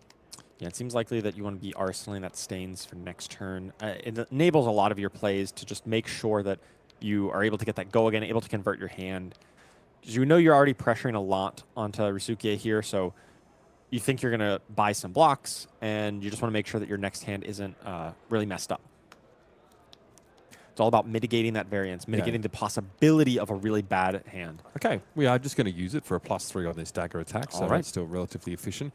Sometimes it's not such a simple matter for Arachne Marionette to get go again on that first attack. If you are in your base form, then yes, if there's a mark, which can be pretty easy to achieve with the Flick of the Clave, but... Yeah, Noah-chan deciding to maybe just play around the potential of that Command and Conquer. Like, he is not arsenaling here. I think that's pretty heads up. You know, he saw the way Ryosuke responded last turn to that Tarantula Toxin and realized, like, hey, he seemed pretty upset about that. And then all he did was swing Sword and Arsenal. It seems pretty likely that that Arsenal card could be a Command and Conquer or it could be a Plow Under. So kind of Arsenal Disruption, because he was banking on there being an Arsenal card, and now he's frustrated. Still doing it. And so now Nova's like, oh, I'm pretty sure that is an Arsenal Disruption card. I think a player of Nova's caliber has got to be reading this out by now and is going to make plays appropriately to play around that. And there's ways to go after it, right? So flip into Funnel Web, Leave No Witnesses, Command and Conquer. All of these cards can threaten to sort of disrupt the arsenal. This could disrupt their hand, though, as Ryosuke Urase is already marked. So this Mark of the Black Widow comes in with a +1. I see a Shred in hand as well, so that's going to help ensure that's able to connect. Which means go again is almost guaranteed here. Ryosuke does not have 4 Earth in his banish, so something like Well Grounded is not applicable here. Needs to really rely on actual blocks here to block this out. But it's risky blocking with armor here because the potential for a Shred. Bro, he's on Sigil. Based. Oh, I love Sigil Solace. It does so much. I talked about this yesterday about how it, you know, baits opponents into attacking it when you put an Arsenal. Oh, what if he teases the CNC out of my goodness. It'll come up. It also can just, like, in this deck, it can just pretend to be an attack reaction. You can just hold 1 card in hand or 2 cards and, like, oh, clearly they're going to play an attack reaction because they have 2 cards. And then they just, your opponent overblocks you and you just play Sigil and then Arsenal your other cards. And you had no attack reaction, but you got them to overblock because you held a Sigil in hand. It's just the best test of a Noah in Flesh and Blood. You show someone Sigil of Solace and say, is this card good? Because it's the context and it's the wider game around Sigil of Solace and what it implies when information is held back that is so powerful. Especially at this really high level where both players are really in tune with what could be in the opponent's hand and why they're playing a certain way and what it implies about their board state. You know that this kind of a play is going to be very impactful in this matchup. There's a Leave No Witnesses to threaten the Command and Conquer and likely get a defense reaction for Nova-chan's troubles. Okay, we are going with these blocks, and here's the Sigil. There's the Sigil. Okay. There's more where that came from, big boy. Shred City on the Grasp of the Arknight. Aha! Interesting choice to just deploy the Sigil immediately and not before Hold the it back. Shred. Yeah. At least deploy the Shred and see what happens. I think it was pretty irrelevant, but ultimately, like, it didn't come up because he didn't have the go again. He wasn't, Nova wasn't able to push that through to get go again. So he wasn't able to hold that back, but at least play the Shred first to see if you could have. Now, this Leave No Witnesses is highly susceptible to Command and Conquer. Yes, that is absolutely coming. And it's a Command and Conquer with a breakpoint on it. It's coming in for 7 thanks to the Might token from the Canopy Shelter. That's probably not how Nova would have liked this turn cycle to have gone. We do have the Prey Spotters, which does block for 1 here, so it allows them to cover up that breakpoint. That is definitely an important part of that helmet in this matchup. So we flipped into red back, which can give a stealth card go again. Better on the turns where you feel like you've gotten a bit wider. There's a Death Touch in hand. Yeah, that's... Hey, this is still pretty efficient for Nova. He's going to be able to go 3 go again with Pain and Backside into that Leave No Witnesses, and then Arsenal the Death Touch with a Tunic up to be able to efficiently play it potentially next turn. Pretty nice. And that's going after the other Command and Conquer that Ryosuke Urase just arsenaled, I believe, or kept in Arsenal. You could also discard it to the Stains of the red back. It gives any attack, assassin attack +3, but only gives it go again if it had stealth, I believe. So it still could potentially buff this. Yeah, I think still like being able to get over the top of the potential blocks here is because Ryosuke would like to give 2 cards and then have the pitch to deploy the CNC. Gotta wonder if this is a face purgatory turn. Oh, there's a Felling of the Crown in hand for Ryosuke here. He definitely wants to deploy that on offense. There's no way he's throwing face purg here. Yeah, not with So it, late not in the given turn. the state of his hand. 3 block? 3 block in an armor and just make him do it? I mean, the +3 potential is about as face up as it could be. Sure, but like if you... That's a Sigil. he doesn't have a blue to play the felling. Yeah. He just has 3 reds. So this hand is like pretty bad regardless. But there is a Tunic counter that could counter the Sigil in a way. Okay. So we're going to go over. We're going to get the Sigil Plus likely 7. here. Yeah, the Tunic counter to counter the Sigil would be pretty nice, but that's been remediated, of course, by the extra block of the Grasp. It's still enough, right? Yeah, he was not counting on that connecting because it's face up on the board, right? Yep. Understood that where that was. Still blocks. Nova could still use this basically to gain 1 life. I don't know that's the most efficient use. You really do like having that Tunic counter to enable to start your turn with a Chelicera. So he's opting to hold on to that Tunic counter despite taking 1 damage that he could have prevented just for that flexibility in the future. Pitch felling, swing reaping. Yeah, not the best use of Felling of the Crown that I've ever seen, but you got to do what you got to do in this case. And it's all about being efficient. And yeah, you would have loved to have a blue here, but in this case, you just need to send it in for 3 and at least keep some semblance of life parity here. Okay, so this Mark of the Black Widows in Nova's hand are 4s with this mark on Ryosuke. Just take 3, I think, seems to be the go. It's vanilla damage. Take up the mantle. I mean, you already Is have that the a good scar attack tissue actions as in well? your Yeah. hand. Yeah. All right, very reasonable opening. Interesting. So leading off with this, assuming that this take up the mantle is going to connect, I feel like you could have mitigated a little bit of risk by just leading with Tunic Chelicera and throw the scar tissue on it just to make sure you get to deploy that efficiently. Because like if Ryosuke does manage to block this out, even with a take up the mantle, he potentially gets an IP, an intellect penalty, right? Yes. And this just dies to a defense reaction, no? Block from hand, D-react? I think so. So Ryosuke, I mean, he would need to have... He's got one. You better believe it. All right, he blocks 6. Go up. Goes up to 7, turns it into... Is there anything even better than this? So he's playing around Tarantula Toxin, I think. Okay. Oh, okay. So he makes it Kiss of Death, and then he can pump the Kiss it's a of Death. dagger Right, attack, so you of can course, pump yes. it. Nice. Understood, yes. Yeah, I think like the Totally 2-card forgot. the 2-card block from hand from Ryosuke, I think is just in case his Tarantula Toxin rears its head, he can defense react in and still cover a 7, but not. He'll have to throw defense react at this one. Yep, good play there on both sides. Yep, definitely missed the fact that Kiss of Death was a valid target there to be able to enable that that scar tissue Yeah, just it's the nice. same. Yep. Still doesn't get him there though. I have played many more games of Florian than I have of Arachne Marionette myself. So, you know, the kind of tricky plays that Nova can unleash is definitely impressive here. It's just good blocks from Ryosuke though, just to offer. Like he's playing around multiple events. I don't know if he's even thinking about the Kiss of Death mantling, but played around T-Tox with the 2 cards. Yep. So Well, really nice. Nova-chan finally arsenaled a card, and Ryosuke finally gets to deploy that Command and Conquer and threaten that, and gets to clear out his own arsenal against this funnel web. So that effect basically This is all useless. great.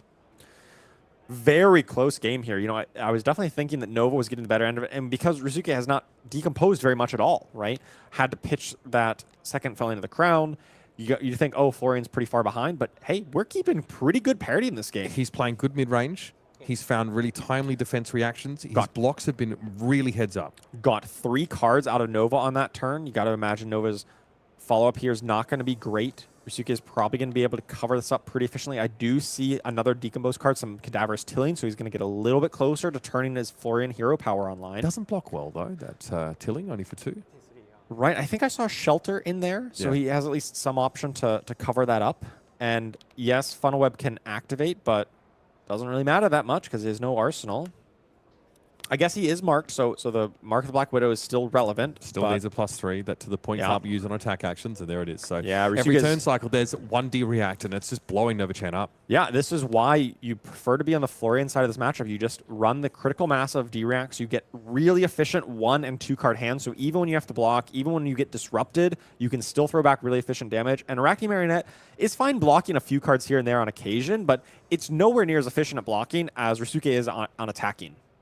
Now the felling of the crowns will be coming for their full value. We've gotten up to 6 on our decompose count. Yeah, and the next decompose for Ryosuke will activate Florian and allow him to do 1 card 5s, right, with a single blue. And that's where you really start to like checkmate your opponent. You can convert one of your cards into forcing 2 cards out of them when they're low enough on life total. 1 to Arcane Barrier, 1 to block the sword. And that's how you really get that incremental value in that grindy late game as Florian. Nova, though, is still respecting this vanilla damage. Happy to fold most of his hand there to that 8 from Cadaverous Tilling. They're now flipped into Black Widow.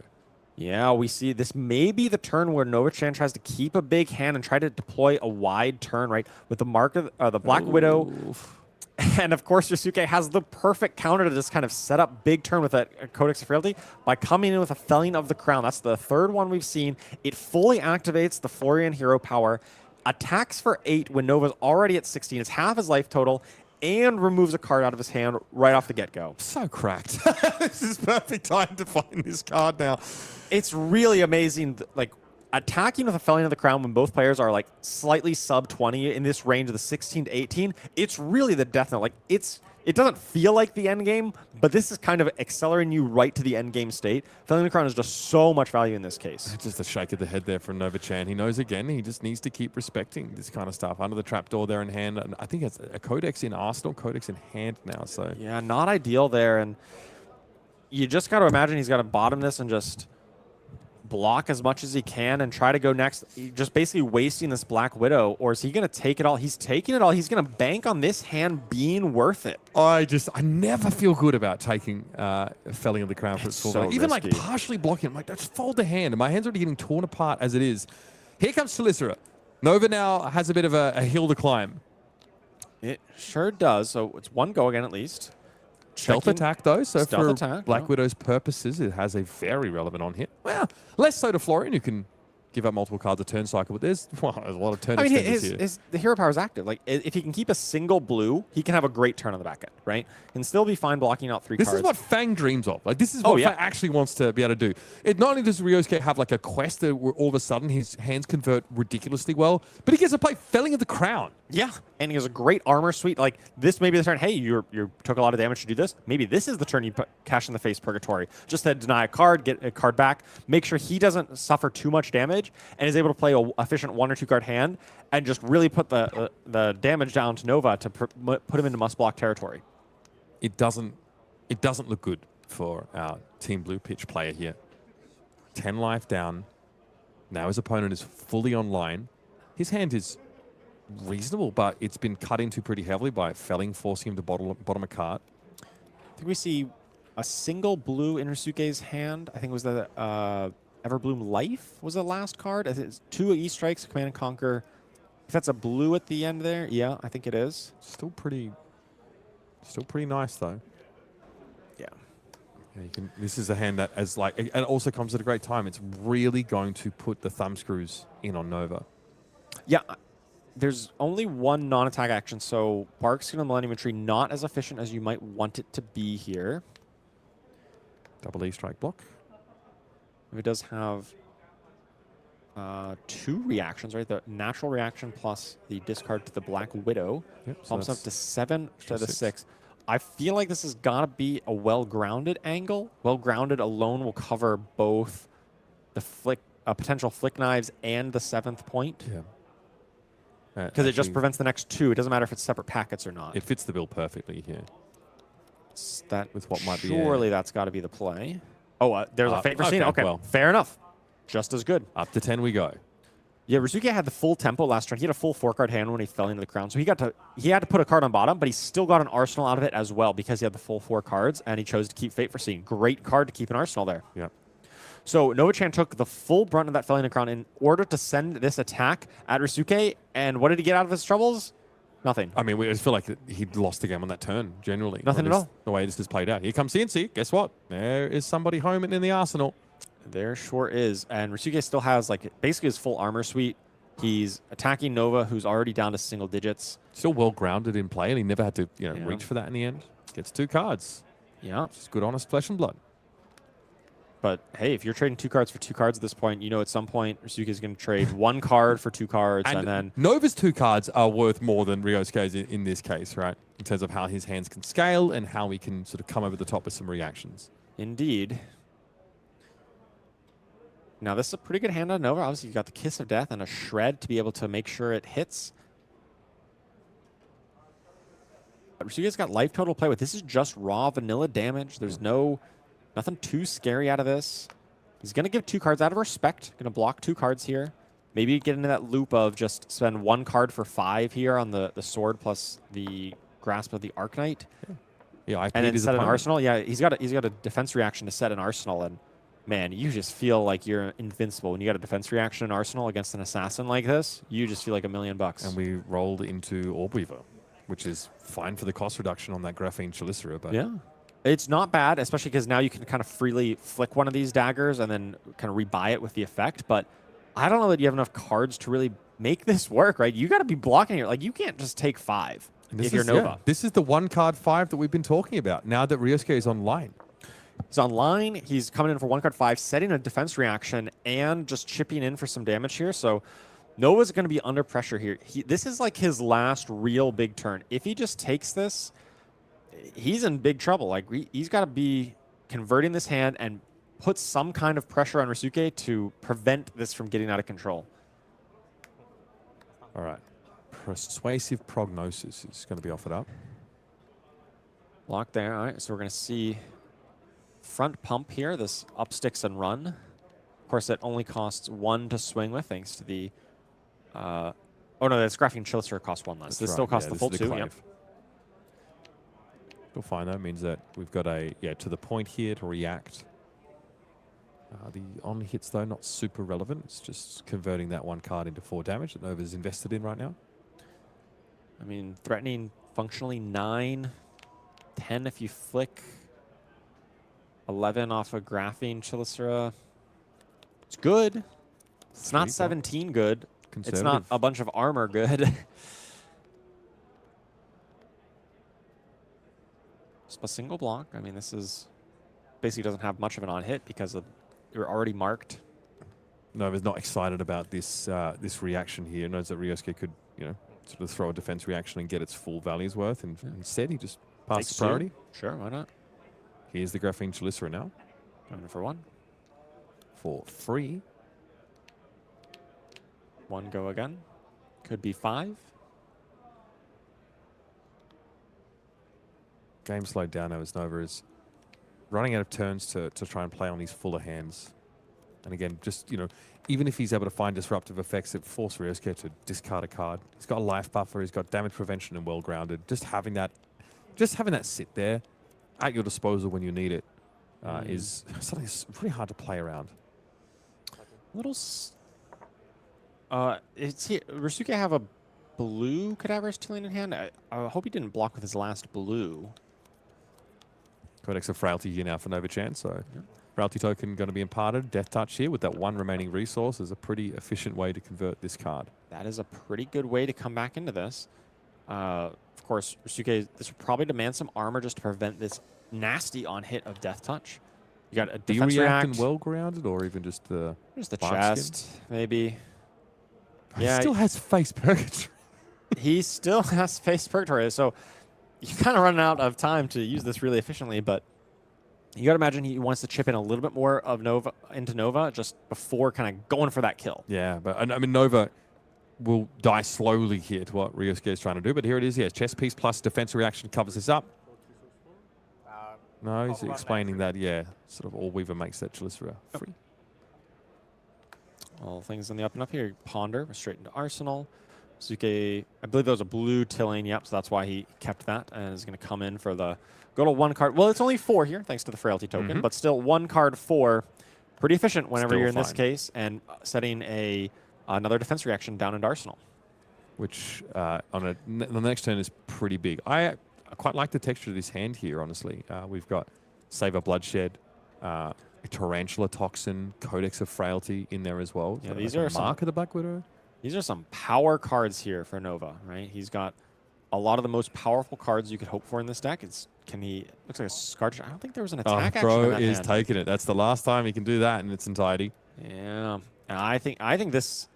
I mean, this is a risk Nova has to take. He's got a hand that he thinks he can really convert and push. He doesn't have too much more time anyway. So these are some of his most powerful cards. He's going to try to convert this into an offense that is going to really hit Ryosuke hard. I just think this has got to be the time when you say, Throw all face right, purgatory. this face perk, right? Like, hey, it's coming in for 5. You Block for overblock it at 8. 7 or 8. Yeah, you're accounting for like potential like a +3. Yeah. The T-Tox will hurt. At this point, what you mostly care about as Ryosuke is that you just need to keep one card to keep up this pressure. He already took a bunch of damage. Just keeping one card is fine. And so if you're throwing face purg 2 cards, even your boots onto this, it's fine because you're going to be alive. You're going to be able to keep your card. You're going to keep tempo, and you're going to keep your life total probably in double digits and be just fine. Ryosuke is not yet marked. So this is just a straight up swing, no go again. But obviously we've got boots, we've got flick knives.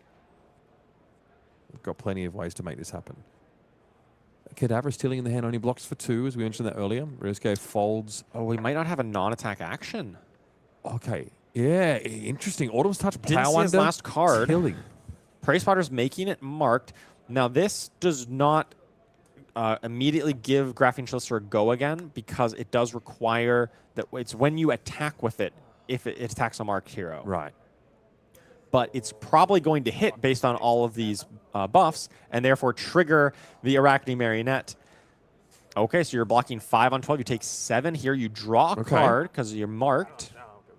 Why, my ears are pricking up a little bit now. All After right, this is getting closer. You know, hey, the lack of non-attack action on that hand really devastating. Yeah, Ryosuke doesn't want to block with any more cards here. No, he doesn't.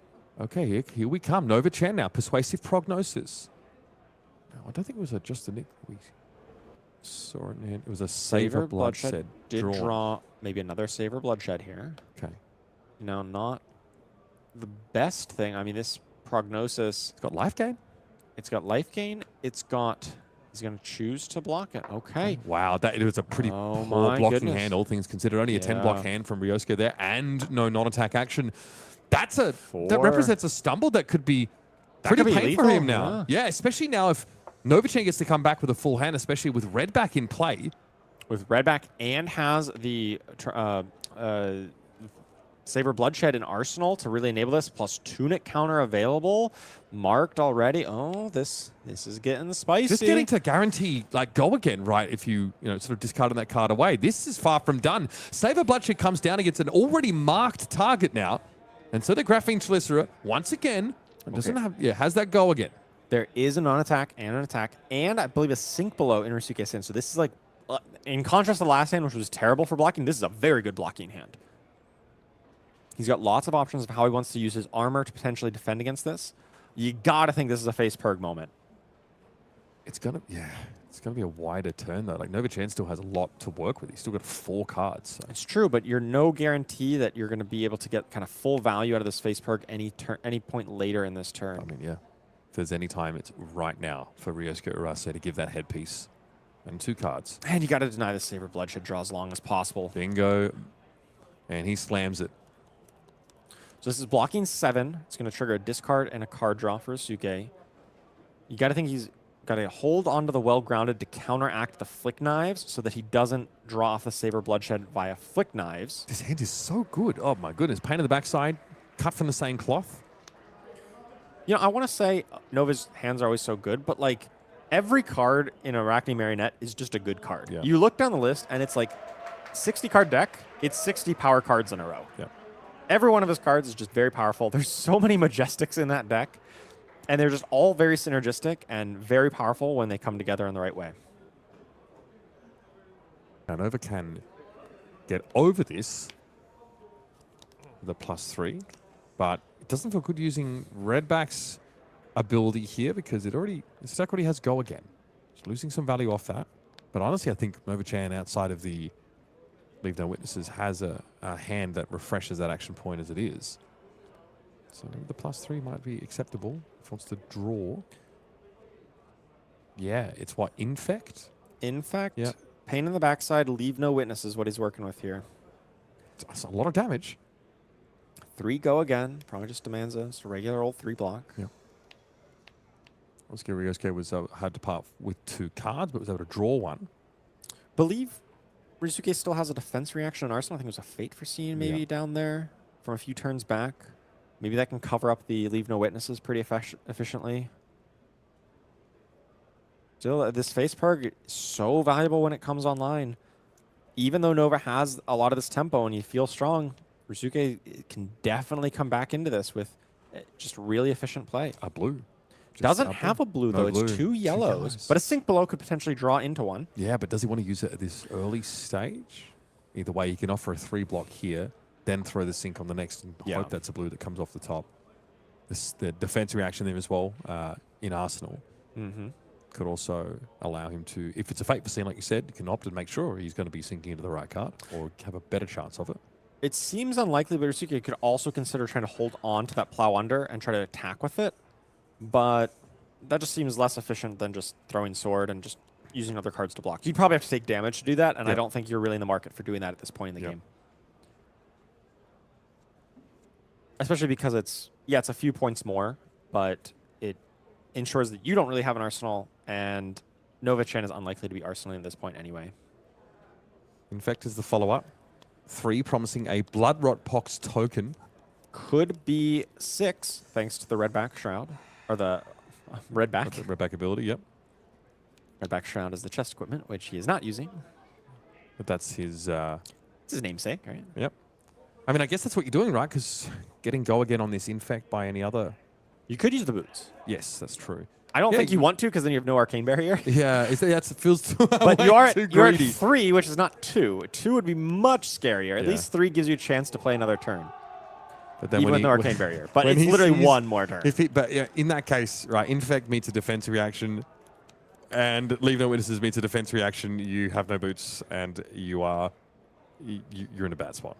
So, how desperate is Nova-chan to push the envelope here?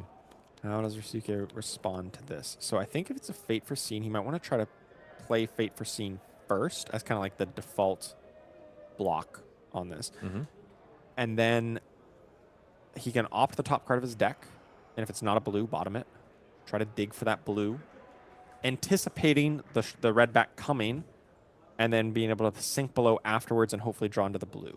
Still has well-grounded in play. This is true, but I think you need to preserve that well-grounded for a Flick Knives. You can't blow it before Flick Knives, because if he gets to Flick, then Nova gets to draw a card off Saber Bloodshed. Yeah. So you really can't afford to do that until Flick Knives comes out, especially not on a Saber Bloodshed turn. On other turns, maybe. But Saber Bloodshed changes that math. Yeah, and that might just keep Nova off that game plan entirely. All right, through the graveyard we go. I mean, Nova-chan's deck has been worked through pretty extensively at this point. This is a big decision. Yeah, Nova's just saying, I am deciding if I want to activate my Arachne Redback ability here. So the way the structure works, right, the attacking player has to choose to play a reaction first. So if Nova-chan passes and Ryosuke passes, it just happens. He doesn't get a chance to redo his attack. So Nova kind of needs to make the first decision. Take note, by the way, because that's like when you first start out, you sort of try and fish for a card from hand to activate Reprise, like a defense reaction from hand. And the attacker does need to kind of act first in this scenario. Now, Nova could be fine with just this hitting for 3, applying the Blood Rot Pox, and functionally dealing 5 damage, and if no one plays any reactions. I'm sure he'd be fine with that. So I think Nova may just pass reactions, because then at least he keeps an arsenal, he deals functionally 5, but he's got to be afraid of what Ryosuke might have. In that case, he would still have a 2-card hand plus an arsenal. I guess we are out of Felling of a Crown. That's not a thing. Looks like he is using that red back. Pumps it up to 6. Maybe it wasn't. Oh, it was a second sink below. Okay, 2 sinks. Okay, so I was mistaken. I thought it was a Fate for Scene, but still, the sequencing makes sense. He did not sink the second card, so it's probably a blue, if I had to guess. Like Knives. He didn't well-grounded. Here's the mark. Oh, Gets the card? no. Ew, I think he might have pulled a Command and Conquer there. Okay, well, I mean, it's not that disastrous, I suppose, but you did kind of give up the card draw when you could have used the boots for it to deny the card draw. Yeah, gets Nova-chan on Arsenal here, where otherwise he would have been down to 4 instead. Yeah, you got to think Ryosuke didn't even think about it. He just said no, that's fine. Surely he should have at least thought about it a bit more, but I don't know. All right, so now Ryosuke is going to... Well, on the flip side, he does have that for this turn. Maybe he gets to deny the mark now. This is the all-important turn, right? He needs to block with 3 cards plus his remaining armor and keep a single blue to really put Nova in the loop of must block with multiple cards. Yep. Here's an all-weavy spinner up to start the turn, so gets another Chelicera, gets a +3 on his next stealth attack. Man, Nova Chan's deck must be getting pretty thin by now. I mean, look at how many cards are in that graveyard already.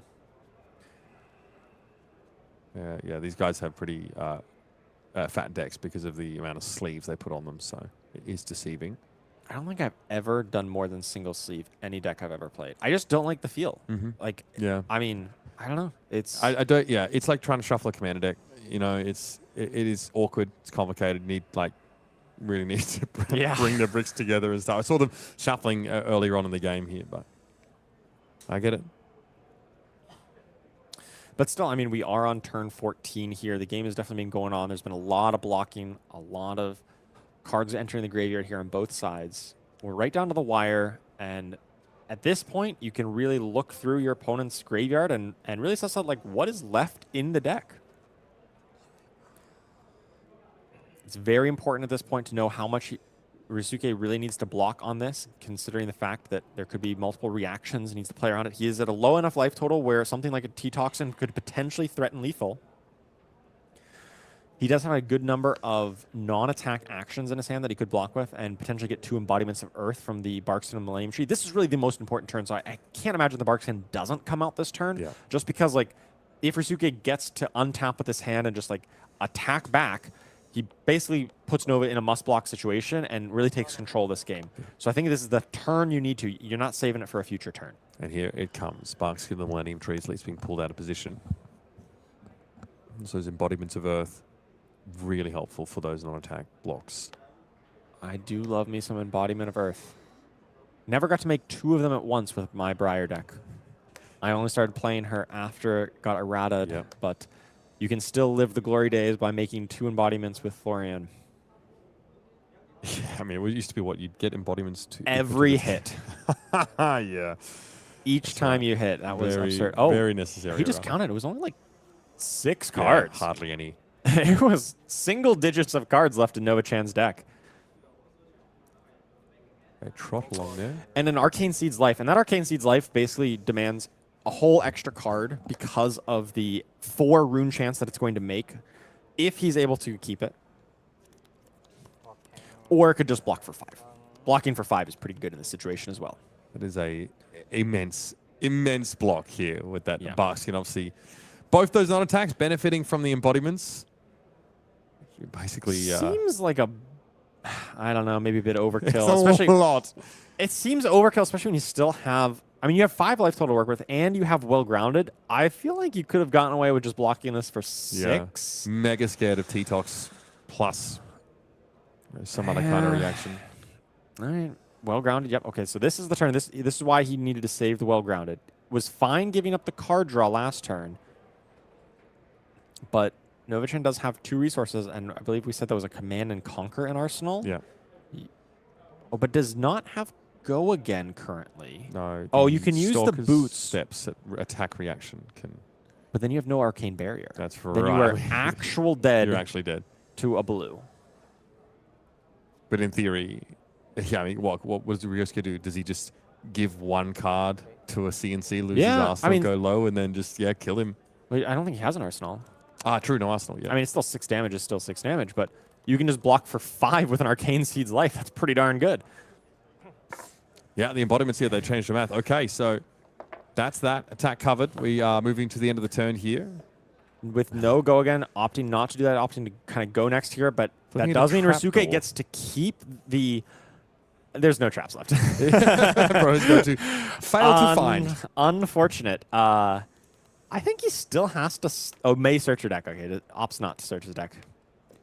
Yeah, so he chose not to look because then he'd kind of fatigue He'd have to banish something, right?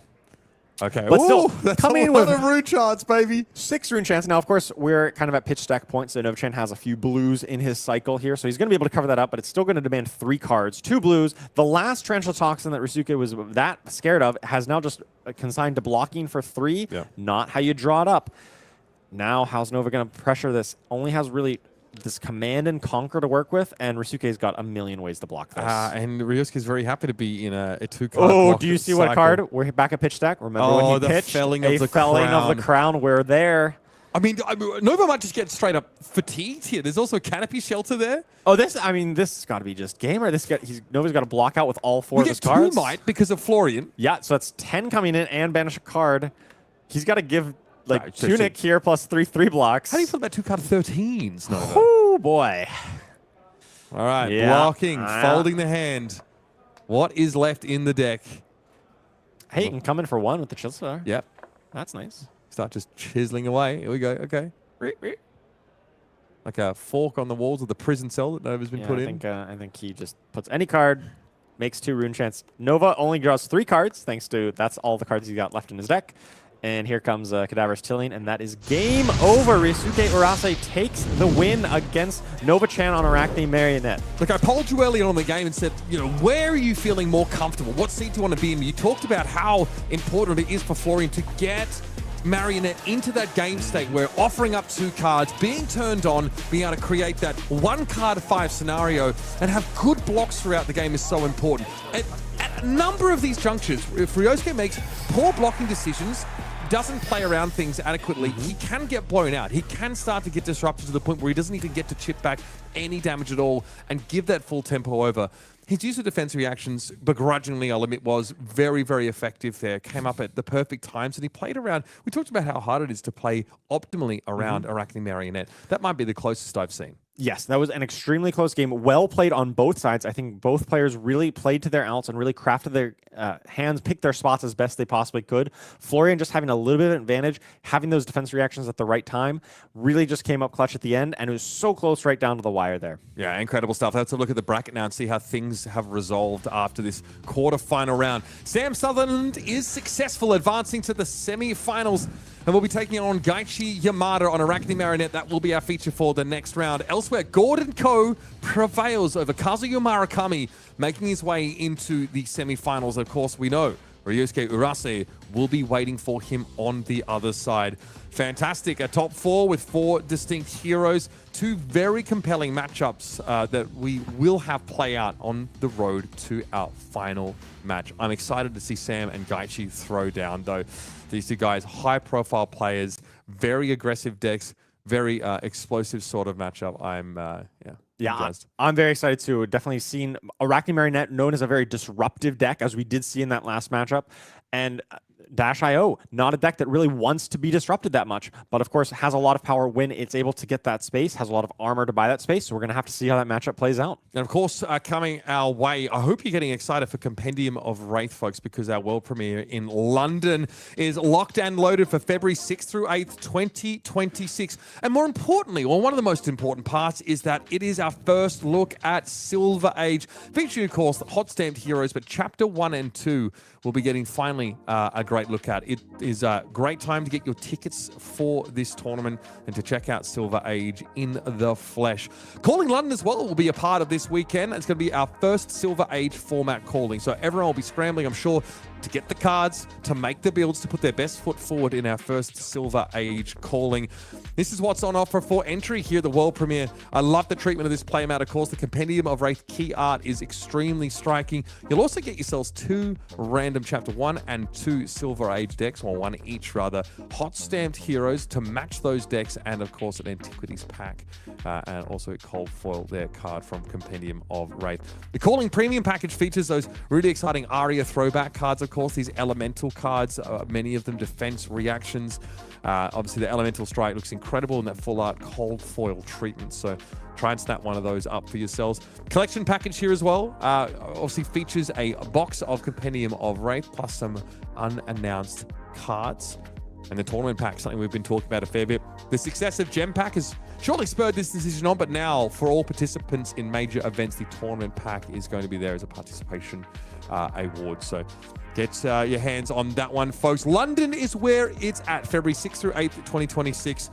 Finally get to sink our teeth into Compendium of Wraith.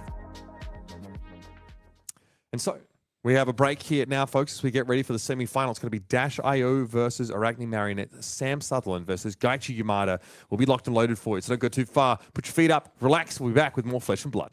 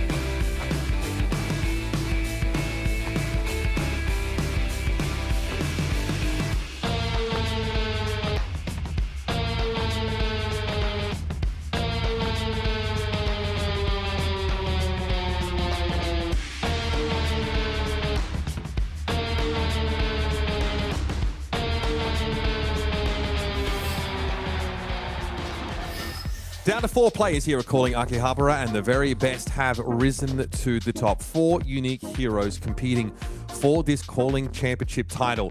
Let's have a look at the bracket here after our quarterfinals now, with 8 being cut down to 4. And again, we have Dash.io versus Arachne Marionette in the semi-final, as well as Cindra versus Florian. Florian really getting in the mix. Ryosuke Urase, just masterful play against Nova-chan to get him into that semi. Yeah, he's been having a wonderful weekend. But at the start of the weekend, I predicted that a Japanese player on Florian was going to take down this event. Heck yeah, dude. Ryosuke Urase is keeping my prediction alive. So we'll see. Of course, Gordon is a great player. We've seen him on camera. He masterfully played Cindra.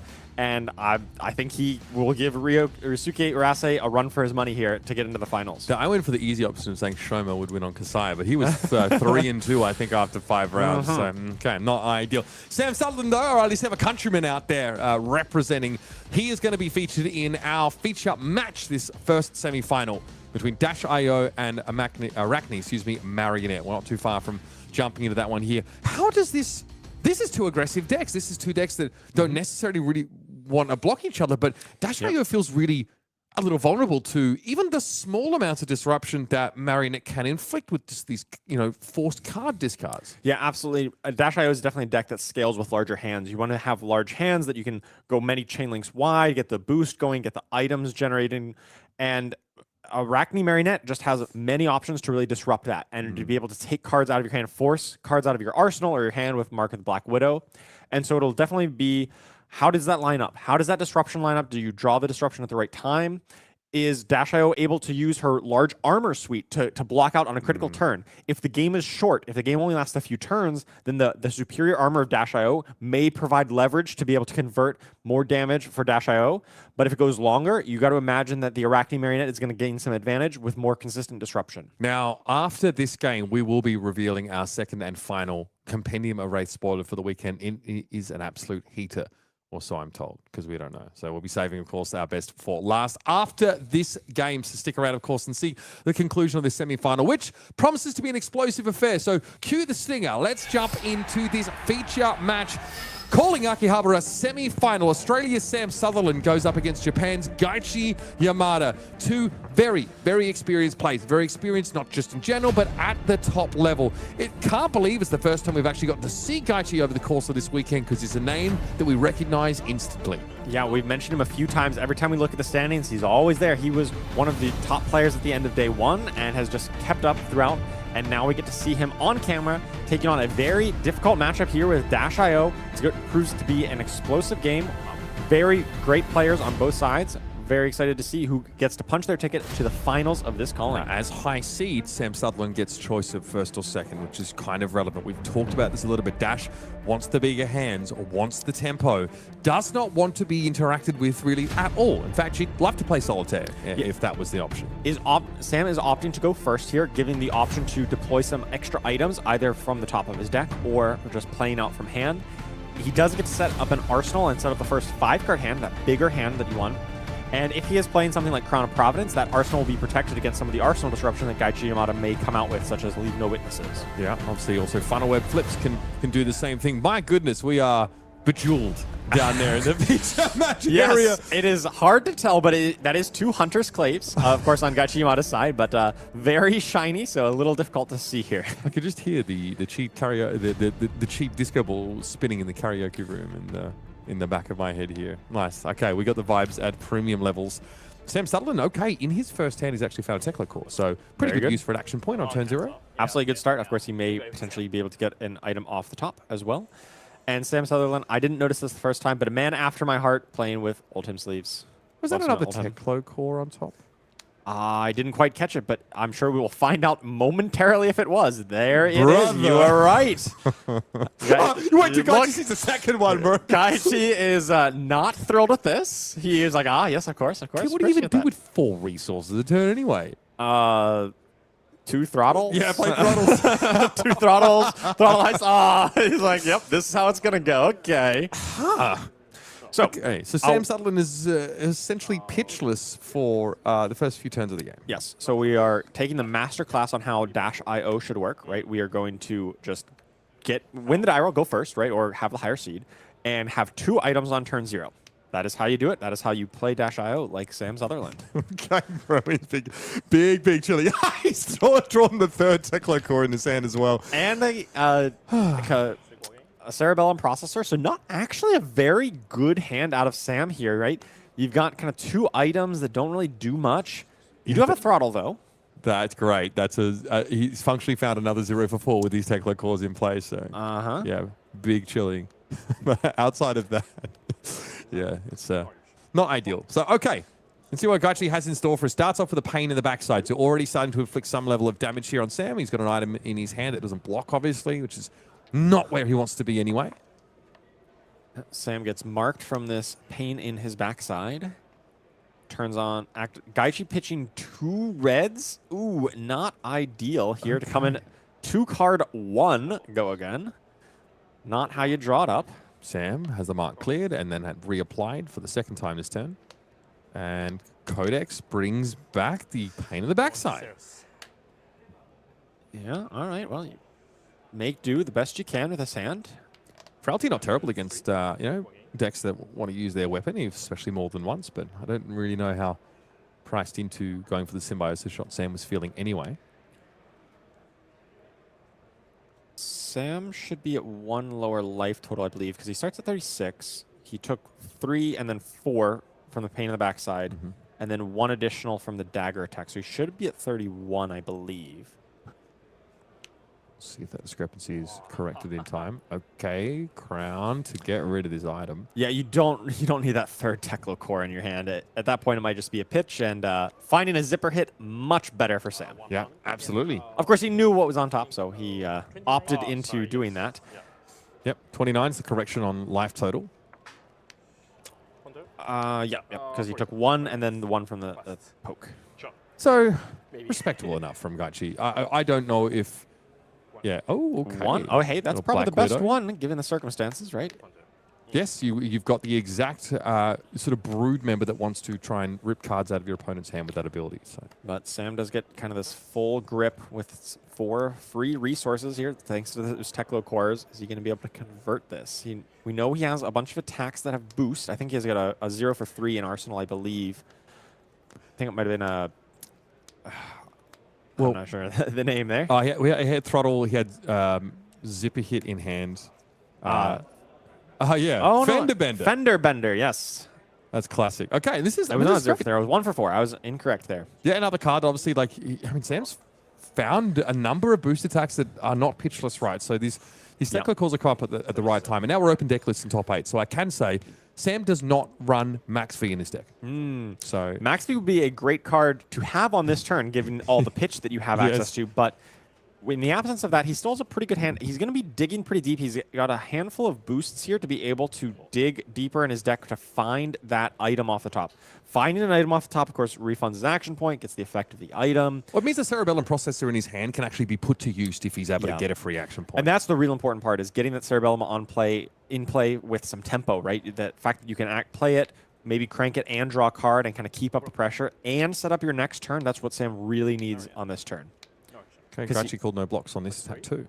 Yeah, there's not really much of a reason for him to be blocking just vanilla damage until there's something like a boom grenade in play or some other reason if he has a hand that he thinks he can convert. And of course, being in the Black Widow form allows you to convert a lot of cards because you can just always discard 1 to that attack reaction. Okay, Zipper Hit is the next place. So we are 4 into 4 into 5. 3 cards that require 1 pitch each to play. So just an incredible turn for these Teklo calls to have been in play. Otherwise, this might have necessitated the pitch of the throttle or, God forbid, the Cerebellum Processor. Using the Foundry Heart here just to be able to dig that many cards deeper. Sam has not found an item yet. You got to imagine it would have been put into play as soon as possible if he had it. One more chance to find it. Yeah. Oh, there's a boom grenade. Bro, Okay. he just slow rolled us. Forget about it, man. All right. Well, I mean, he doesn't. In order to attack with this, he's going to need to play the Cerebellum and draw a card and crank it. He's thinking about the crank. Or does he want to just set up for next turn? Because if he doesn't crank, he can just play the Cerebellum, arsenal the throttle, and just go next with a boom grenade in play. Yep. That's what he's considering. But of course, he knows he's going to be disrupted by this Black Widow some way. Is his arsenal going to be disrupted, or is it just going to be his hand? Well, he knows that what's face up is that his hand has the crosshairs on it, so to speak. It's not just, this Black Widow, but it's also Mark of the Black Widow as well. Sam is still marked, so there's multiple ways to strip cards from the Dash.io's hand. We are not cranking it. Okay. So he still just has 1 action point because it was an instant. Yeah, does he think to... Okay, wants to deploy this throttle, sending the Cerebellum Processor off. With go again, so he's basically opting into burning 1 card off his deck in exchange for attacking with this pistol for one damage, thanks to the Frailty token. This has finally garnered some attention from Gaichi Yamada. Yeah, of course. The boom grenade representing 4 extra damage. Very relevant. Now, because Sam didn't crank this, he pretty much accepted, yeah, this probably won't hit, but I'm still going to threaten it. And for another turn, too. And gets to threaten it next turn. So this is kind of the best of both worlds, where Sam gets to force a few cards out of Gaichi. Oh, that was only a blue throttle. Yeah, not even not many cards, right? I don't know if he's on any other color. Okay. Red throttle, a little too risky for this style of deck, yeah? Yeah. It's a blue, it's a block 3.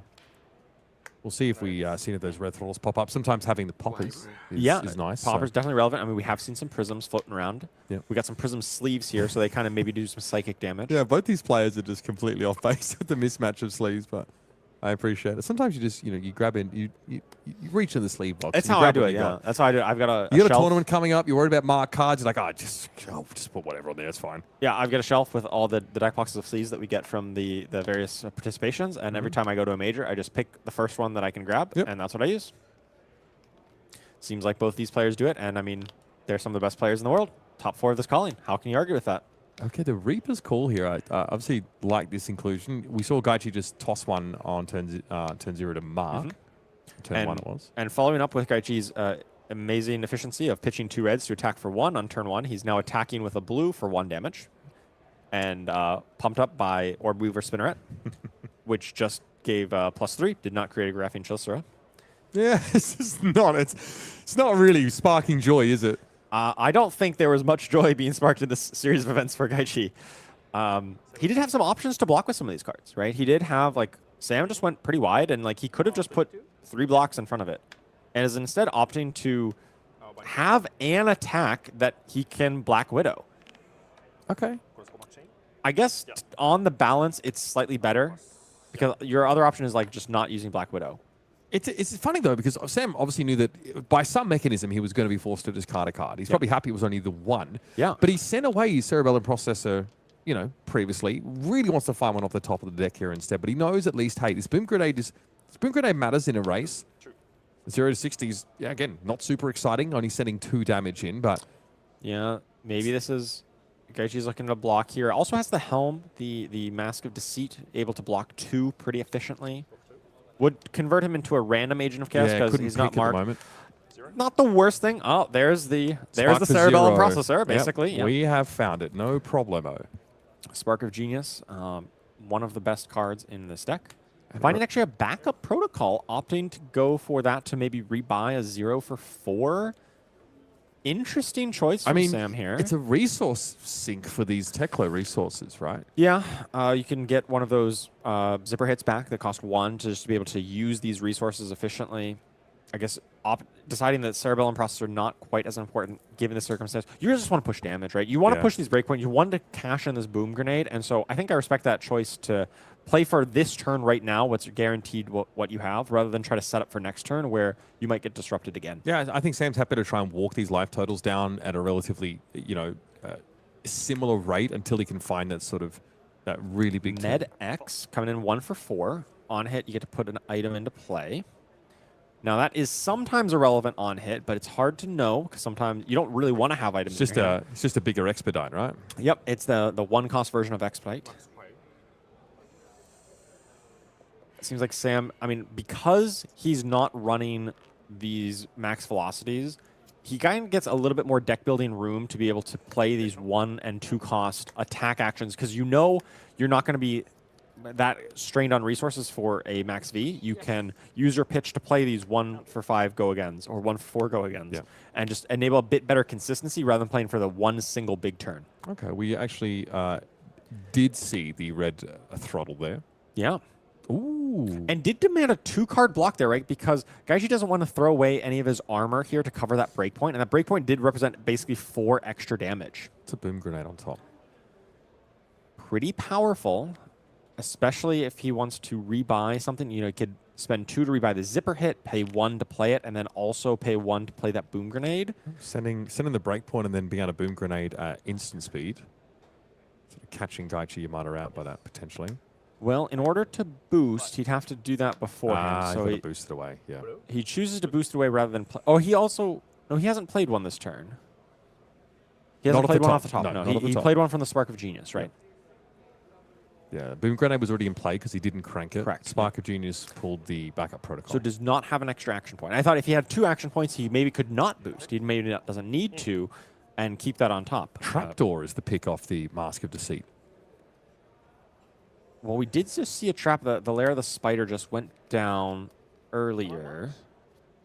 Should have been marked, actually, from that mark of the trapdoor, right? Because he just blocked with that on the last chain link on an attack that had go again. Yeah, that's right. Yes. Yep. No, you're good. Oh, so he's choosing just trapdoor guaranteed. Yeah, okay. That makes sense. He wants to ensure the defense, right? You don't want to give up this Boom Grenade. You just all hands on deck, defend against this. An Inertia Trap is going to be the option now. Zipper Hit isn't playing above its base, so that extra effect isn't there, but hey, This is an extra 3 block for free. Effectively turns Mark of Deceit into a 5 block. Very effective here when it denies a boom grenade trigger. Sam's got to consider how he wants to purchase it. His last card, does he want to just throw out his last card, assuming it's an attack? Does he want to use his action point just on pistol and give up on the boom grenade plan? If it's a breakpoint attack, it probably demands the last 2 cards out of Gaichi, but maybe he's banking on the fact that they're just not that relevant anyway, and Sam just sets up a bigger turn next turn. Being in the trapdoor form is the least threatening form on offense, of course. So maybe Sam is thinking about just give up on this turn. This turn's over. Don't burn through more cards. Just go to Arsenal. Yeah, Gaichi's block with 2, and yeah, like you mentioned, it's not in the most imposing brood member form at the moment. We'll be getting up to Tunic counter on Gaichi's side. I don't know how relevant that really is. I think Sam's concern is that the game is still being predicated by just that starting life difference between these two. Like, he hasn't really been able to close that gap at all.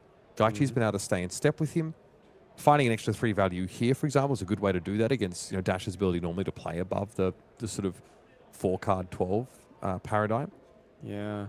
But even if he doesn't play whatever his last card was, he can guaranteed just throw the pistol for 2 points. That's true. And that helps. That's just little chip points in and just helps burn through those counters. You don't want to like over cap on those counters and never get to them. A lot of considerations here for how Sam wants to approach this. Obviously one of, if not the best Dash IO player in the world. Thinking through all the possible lines and how this matchup could go. Yeah, just opting for the pistol, Get in the 2 points, just good value. Arsenal set up for next turn. Hope that Gaichi doesn't have anything particularly interesting. Gets to play a boom grenade. After banishing one to a boost this turn. Now you do get to on the chain, before it resolves, before you decide whether or not to crank, you get to look at the top card of your deck. And then 2 again. Okay, so Symbiosis shot with that extra action Does point. crank it just for 2 points damage here. Doesn't want to keep the boom grenade around for next turn. Well, I mean, it's maybe you get 3 next turn, or you definitely get 2 right now, right? It's a pretty reasonable bet. There was still a counter on Symbiosis. The action. He didn't have the action point, right? Action point, yeah. So that's the trade-off he made, and I can respect that in this game where he just needs to make sure he gets a little bit of guaranteed value. Coming in for just 3 here because the no marionette does not trigger this effect. Could still be a 2-card 9 though if he has a reaction. It's true. Hey, these boom grenades, pretty good fodder for an adaptive plating. The galvanize. Already had one, so the second one doesn't help that matter. But still, hey, you get a single armor block for 3. Yeah. Okay, we're in 5-card handland. Yeah, no reaction to be seen. Sam, hey, like I said at the start, right? If Sam is able to leverage his armor to be able to pivot on a big turn, miss that disruption or cash on that armor, this could be the turn where he blows the game wide open. We have been sort of evicted from the steampunk Garden of Eden of having 2 Teklo cores in play. Yes. So he will need to pitch some cards to make this turn work, but hopefully just 1 card, and hopefully he can get the rest of his hand online that way, because he basically gets the free extra resource thanks to the Foundry Heart. Yeah, I was thumbing a yellow boom grenade as pitch fodder there with Sam. Wouldn't be the most ideal. He's got to consider how this is all going to line up. Hopefully minimize his pitch cards and maximize his offense cards. Yeah, he's finally got himself a proper 5-card hand and life parity here, which is pretty excellent for him. Those 2 Symbiosis shot hits really shrunk that gap. He played first in this game, right? And obviously did amazing things with that turn 0. Now he gets to go for it. Now he gets to try and get his nose out in front. Blue Zipper Hit might not be the best way to advance such a game plan, but it is a card that boosts. It's going to refresh the top card of the deck as well. I did see Gaichi has a Kiss of Death in hand. That's obviously one of the power cards of Iraqi Marionette. So you got to imagine he's thinking about, hey, how can I keep this hand? How can I get offensive with this? Was that a Lair of the Spider in Arsenal plus a Sink Below in hand? So it has a couple defense options, but... So Allweaver Spinner at Kiss of Death there as well. So Gaichi has a pretty good hand that's both good on blocking and on offense. He's got some flexibility on how he approaches this turn. Okay, Spark sent away along with the Fast and Furious. Sam, of course, churning through his deck as Mechanologist does. Zippy Hit on top. That's a pretty good one, but doesn't have a way to draw into it. Go again from... okay.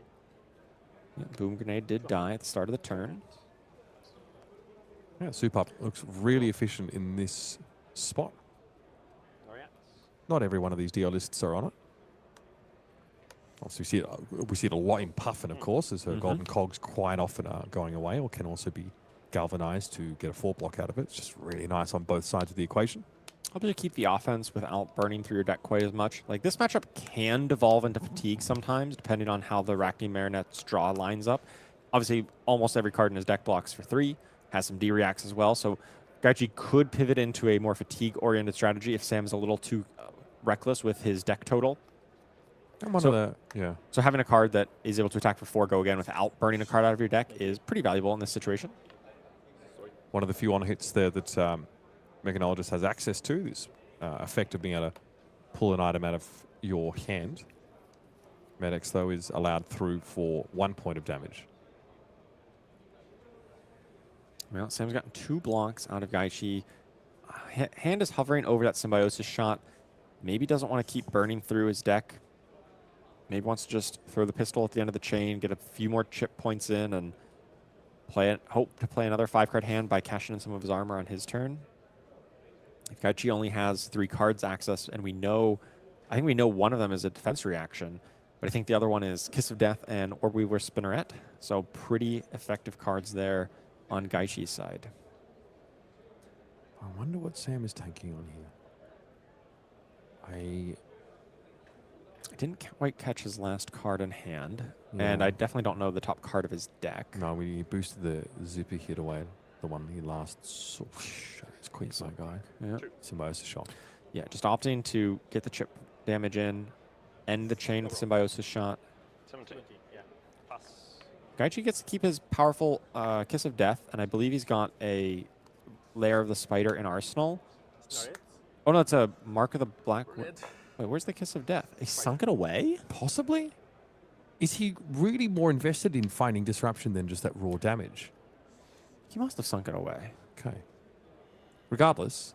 Okay. I mean, that was like one of the best ones he could draw on the back end of it, right? Risky play. The sequencing here is awkward for Gaichi because he'll need to flick here to get Sam marked up, but would like to have had an open weapon slot for this Orbweaver Spinneret. Yeah, it's not ideal. I mean, you typically want to be flicking that first dagger as soon as possible to open up that slot. Of course, that's back when you had much more easy access to Orbweaver Spinneret. Now with just 3 of them, it's kind of a premium. But you need an active chain link to do that. That's true. And that required Gaichi to develop this attack. Sam considering his options here. If he Sam basically is Sam is marked already, pardon me, so... Ah, yes, it's on the other side this time, yes. Yeah. Previously, the mark was on the bottom of the screen. That's right. That's our code for you, folks. Yeah. So that means, obviously, yeah, this Mark of the Black Widow gets a +1 on hit, go again. Come on, Sam, we know you're not blocking, brother. I mean, Sam is going to lose a card out of his hand no matter how you slice it. He either has to block the card because armor is enough to cover this, or he has to banish a card. Now, he could, in theory, block a card plus 1 piece of armor and kind of buffer his life total in that way, which might be relevant. I mean, if you're going to lose a card anyway, might as well cash in basically your chest armor for 5 points of damage, right? Because you're going to lose that card, now you can block 2, and that 2 becomes 5. Yeah. But that could be hit by a defense or an attack reaction, which would mess it up. These are the kind of considerations that you need to make at this really high level of play. So Orbweaver Spinneret, otherwise known as, in this case, Assassin Nimblism. Nimblism, Sharpened Steel, yeah. whatever, what have you. Yeah. So many different ways. Still fine, though. It puts, this in a bit of a weird spot. Sam, like we mentioned, might be thinking about a Foundry Heart block here. Yeah, he's got the soup up there, but there's not going to be any item destroyed at the start of Sam's... Okay. He could make an item be destroyed at the start of his turn thanks to this golden cog. Cranking a golden cog. Obviously, you can't gain an action point on your opponent's turn, but yeah, we'll give him the soup up upside. He's not choosing to crank it. Okay. Is he hoping to galvanize on defense? No, it's the end of the turn here for Gaichi. So, okay, righto. Okay. Funnel web. Sam just removed it. I don't believe it should have been. I don't think he cranked that. Yeah, card. unless he made a verbal cue to that extent. Surely that was like his intent to turn on the soup up, but based on the actual way it was played out, I don't believe that is what happened. Okay. Regardless, it seems like we have moved past It that has left point. play. It has Yeah. left play, one way or another. And we get a cerebellum processor on top. That is the best place to have a cerebellum processor. Absolutely. Free action point. Thank you very much. Soup up now, as we were aware, has go again anyway, so won't eat up the action point. Fender Bender again. And Bender 1 for 4. Which very appropriately was Yuki's preview card. Oh, yeah, that's the... Yes, of course. Number equipment defending it, right? That is... I always have to remember the exact text because some of them get buffed when they banish a item off the top. I'm like, oh, an item got banished off top. But Yeah, like not that one. Fast and Furious, right? Yes, yes. Then there's what?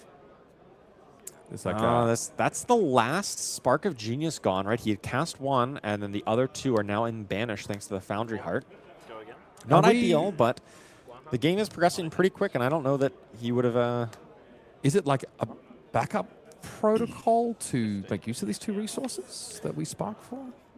No, they're all gone. Oh, that's right, yeah. One got... the first one he So the played a while heist, ago, yeah. the heist coming, potentially could pull an item back, especially because Gaichi's already committed 2 cards. He would need to block out with the rest of his cards in order to stop this, because the armor, I don't think he's giving up Flick Knives and Chest here. Yeah, let's have a look. But you can bet your bottom dollar there's going to be relevant cards in here that can all be cranked for all those extra action points. Yep, and this will still have go again 2 action points, so is able to follow it up with a cerebellum processor to draw a card, or potentially just 2 pistol shots, or some combination thereof.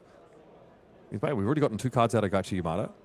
A Tarantula Toxin, which in this matchup feels like a +3 at best. Yep, gives the last 2 Oh. cards.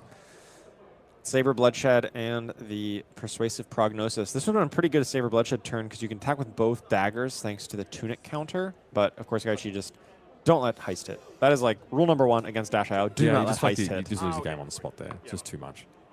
11. It's just far too much value. So Gives him Simba- an item, gives him an action point, gives him a pistol counter. It's too good. Cerebellum Processor will stay around a little bit longer here. Now, what is this, like a Leave No or Codex out? Yeah, okay. No, Art of Desire Body out of the arsenal for Gaichi Yamada. Of course, Sam gets to know what the top card of his deck is, whether or not this Art of Desire Body is alive or not. If there's not a red on top, he probably doesn't care that much. Okay, yeah, a bit of a... There's a zipper hit and a throttle in the hand, but it looks like it is red dense. Oof. Yeah, if he doesn't have a good way to pitch to this hand, it could be very awkward for him. I'm not seeing it. Yahtzee. Not the right kind. Now, there is a 0 to 60, so in theory, a red becomes a yellow pitch thanks to the Foundry Heart. It's not ideal, but not nothing. Yeah, of course, Technical Foundry Heart requires you to have boosted before you can Yes. activate it. Well, given how much Sam's thinking about this, I got to imagine there probably is a red on top. Wonder if it's just... So it's a zipper hit, throttle, boom grenade, 0 to 60. Now, see, this doesn't have go again. Correct, but it would potentially threaten a card draw. Yep. So I think you block with the throttle here, and then you attack with 0 to 60 boost. You like pitch the boom grenade to activate Foundry Heart, and then you can play zipper hit, and then still have a resource available at some point in there to be able to play an item if you hit it. Throttle on blocks. Yeah. Okay, turn shit back over. That's a Steam counter taken off the Cerebellum Processor. So last turn that Sam's going to be able to have this in play, at least past his start phase. It was another Fender Bender on top. And so this is why this line lets him potentially have an extra resource to be able to play an item. And if he gets the item, he can crank it, he can get the action point, can activate Cerebellum Processor, and, you know, he's off to the races then. Now, Gaichi had, I think, 2 cut from the same cloth turned sideways here. Which is, man, that is not a card you want to block, but 2 block on that card. It's on offense, it's 4 value. The card does so much when you cast it. But he's Looks so at a hand, low. potentially marks, gives +4. Blocking with it, not ideal. The hand is Kiss of Death, Mark of the Black Widow. And then 2 cut from the same cloth. Whoa, both players have just drawn into these, I think, Yeah, these red kind of. hands. If Gaichi was able to keep this and didn't feel that threatened, I mean, he only has 11 okay. life, so it's not that great. So he needs to feel like he needs to block. But his hand is pretty efficient if you just go cut from the same cloth, Yep. times 2, and then Kiss of Death. It's big damage. Here's a It blue. is The blue was a the ton of damage. mark of the Black Widow. Ah, so he does have a blue even to be able to lead off with the Hunter's Clave. Potentially because of the Tunic can throw a flick in there, maybe throw the other Clave in there as well just to push through a few more points. Oh, he found the Cerebellum Processor. That's massive. That Now, is huge. finally gets that free card draw off this. Cranks it, of course, gets 2 action points. Is able to use one of them to draw a card. Has still 1 action point left. Found a blue. Teclo Pounder. Yeah. Okay. All right. Pitch that Pounder. away. Totally fine. Can come in for 5. Go again. Can... Gets to shoot or end with an arsenal here. Yeah, I mean, when your opponent's at 7, you're attacking for 5. Why not attack for 2 more? Yeah, one attack for 7. Or potentially, you know, if you demand a 2-card block here, you might just want to draw a card, put an arsenal, because you're most afraid of a Codex of Frailty, and you want to make sure your arsenal's full so it doesn't do that. Gaichi at least got value out of his 2 block here on a 5. None after this. Yeah, okay, so you opting not to arsenal the top card of his deck. Yeah, of course, he knows what the top card is. Maybe it's not a very good arsenal target. And instead, just sending 2 more damage. Okay, Gaichi's just on this Kiss of Death now. Ooh, and his opponent's at 22. That is a high bar. I think Gaichi's plan at this point has to be just fatigue, right? Sam has been pretty aggressively boosting through his deck, has been using his Foundry Heart. It's dicey, but it's possible. And by dicey, I mean he literally rolled a die. he rolled into funnel web here. Sam is not sitting on that extra card at the end of his turn, so exactly.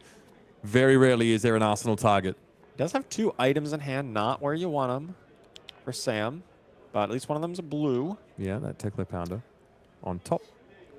God only knows.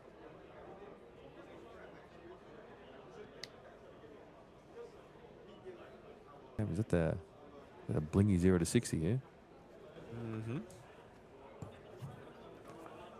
Expect no less from Sam Sutherland, who is a die-hard Dash IO player. Just won't see him on anything else. I feel like if anyone is really pushing the bleeding edge of development for this mechanologist, it's probably Sam. Man, he's got Gaichi, who's an extremely respected player. He's got him on tenterhooks. This is you off. Sam Yeah. definitely thinking about how to best attack this. You know, having 2 items in hand, a 0 to 60 and a heist. Not really guaranteed that you're going to push through this boom grenade this turn. It's not quite enough. Do you try to save it for next turn? I'm impressed that this game has gotten to 30 minutes. Oh, yeah. Again, untimed rounds, open deck list. You want to make sure that you have every possibility accounted for. Here's the 0 to 60. Boosts the zippy hit off the top. It's not an item, but Sam's deck just keeps getting a little thinner every time he boosts. What's the, like, what should the timing be for playing out this boom grenade?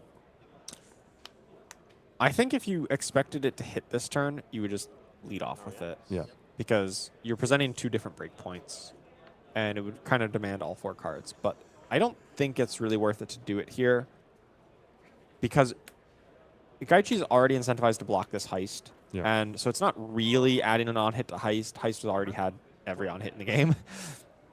Instead, you're just going to you know, boost and just end with a pistol shot. Maybe, hopefully, pull out 3 cards out of Gaichi on this turn, and just like maybe leak through a point, Yeah. and then set up a big 5-card hand with it next turn. Hopefully, you make 3 attacks on next turn, right? Yeah. With like a single pitch plus 3 attacks. And get Gaichi low enough that the boom grenade exploding could be the end. Yes. And, Then every attack is on-hit death. okay, here comes the heist. This, as we've discussed, it's going to get blocked one way or another. That's it. A lot of the sort of prospective mechanologist players look at this card and go, man, this is so sick. I'm like, you're never getting that on-hit effect. Yeah. Like, this is not happening. This card just says, I'm going to be blocked. Yeah, it's a slightly under-8 card, but it basically says, must be blocked. Yeah. You saw Gaichi count Sam's deck. Sam had, I couldn't quite count it, but it was approximately 12-ish cards, something in that range. Like, not a ton. Maybe 2 or 3 turns left. Tell you what would be super nice here if Sam had a Cerebellum Processor on top of What? his deck. Oh, yeah. You called what? the- Okay. That is the 3rd copy, and that was up on top of the deck. We love that. That's going to get played out. That's going to get an action point. Sam is going to have access to, for all intents and purposes, a free card. Oh, my goodness. What a master. Just absolute masterclass having that cerebellum processor here. That is going to be huge. That is going to be an extra action point, which directly translates to another card draw if he wants it, or another pistol shot. And when Gaichi is this low, even another pistol shot is so valuable at this point. Double tech click or start.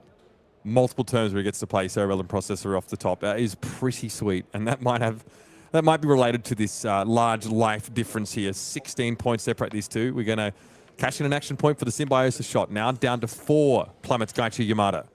No more counters left on the Symbiosis shot after this, but we do have a Boom Grenade to refresh at least one of them for next turn. He's given 3 cards on blocks already. He can't send anything compelling back.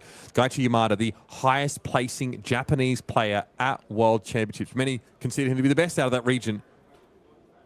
He has his back to the wall. He is on the ropes. Yeah, his only viable path to victory here is pure fatigue. He's just got to block out everything Sam is going to try to do.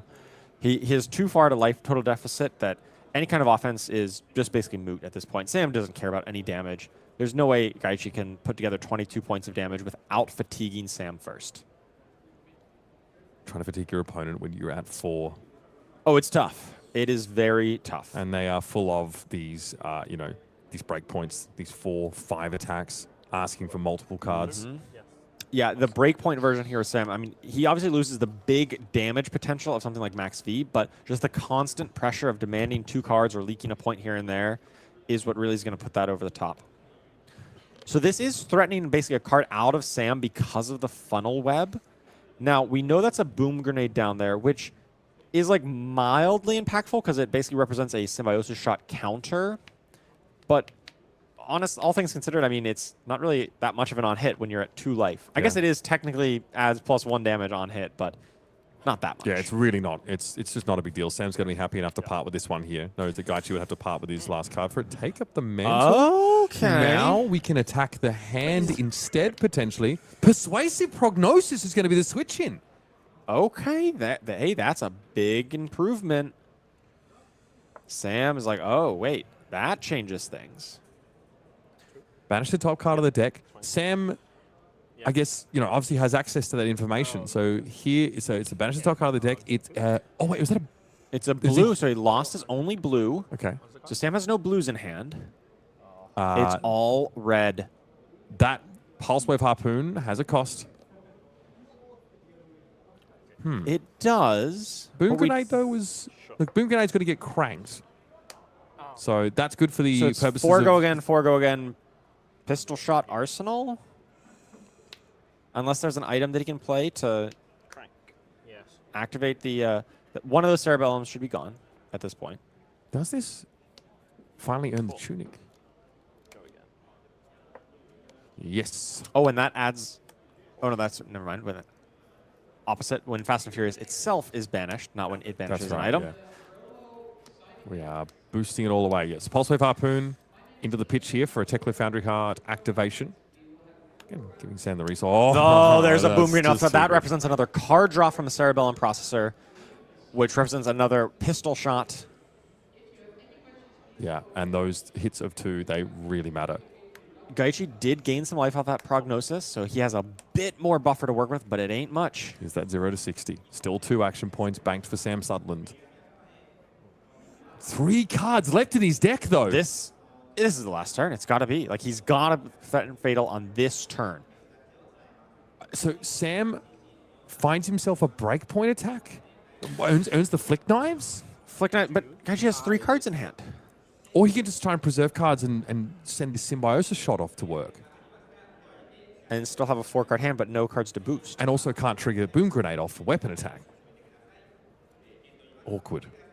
Gaichi might have done it. Has he actually fatigued Sam here? There's no way. Best possible. Sam is, just to be clear, he's 11-1.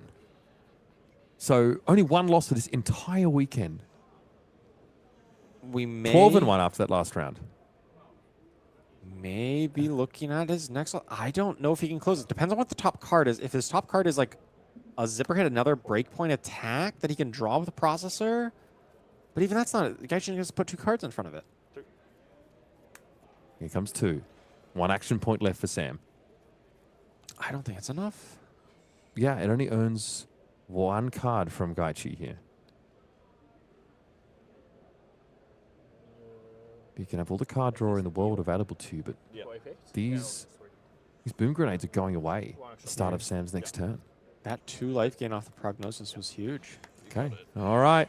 Oh my goodness, Sam has 4 cards, but no cards left to boost. Only 1 attack in there. I think that's 2 pounders. To be perfectly clear, Gaichi could easily have mantled into a Mark of the Black Widow, right? He opts for the card that still gets... Oh my goodness, that is absolutely absurd. Oh, take a bow. Gaichi Yamada, what a performance. Felt like he pivoted into fatigue sort of midway through the game, but he was already pretty darn low on life. Sam, his engine sputters and dies at the finish line, and he'll be eliminated from calling Akihabara. Wow, what an impressive showing from Gaichi Yamada there.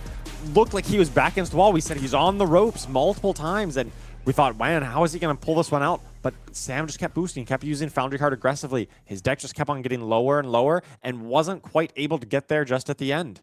Oh, man, that playing efficiently is so important in his seat, and he always seems to, but he had to boost cards away to keep up in that sort of walk down of life totals. He had to stay aggressive, even off some awkward hands. But, you know, just to recap, multiple items off the top. He's really able to get use out of that dash hero ability. Starts the game with 2 Teklo cores in play, which he is able to get value out of, even pulling backup protocols in order to sink those resources into for extra cards. And still Gaichi Yamada hangs on. He goes with the double-handed head shake. You know, at the end of the game, he is relieved, and he has made it to the grand final on home soil, no less.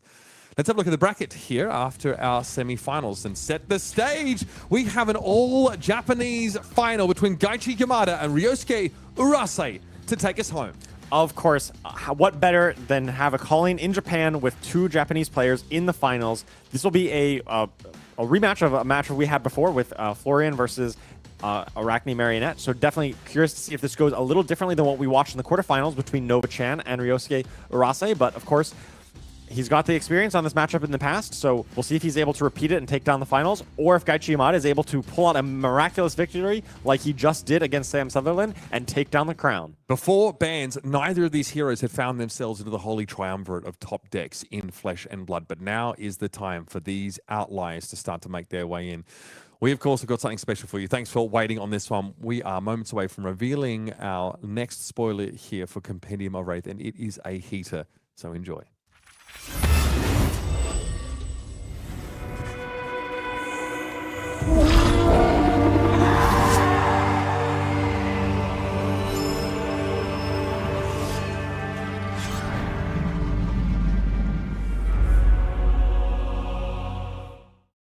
Oh, you love to see that. Command and Conquer with new art. Demonastery versus Solana vibes out there. And, of course, coming in this fantastic Antiquities treatment. That is gorgeous. Oh, that is absolutely beautiful. You couldn't see me, but I was just, like, stunned. This is the first time we're seeing these cards as well. Like, real-time reaction here. Amazing, beautiful card. Wonderful reprint. This is definitely a staple throughout in so many different decks in Flesh and Blood. Really happy to see it come back in Compendium of Wraith in an absolutely beautiful new art as well. Yeah, it looks absolutely stunning. Remember, Compendium of Wraith, of course, is finding its way into stores February 13th, 2026. This Command and Conquer treatment available, of course, in the usual booster packs, but also in those Antiquity packs. What a piece. That is gorgeous. Obviously, Solana wins in the end, so don't get too excited about it. But, yeah, really, really nice. I've got Ethan in my ears like, it's not happy about that at all. The forces of light, they be winning. Don't worry about it. This is just a precursor. Fantastic stuff. Great that we got to see that, and hope it was worth the wait for you guys. Just some iconic reprints also finding their Antiquities treatments in Compendium of Wraith. Up next, it's the time you've been waiting for. It's Florian versus Arachne Marionette in our grand finals of Calling Akihabara. We'll be right back after a short break to dive into the action.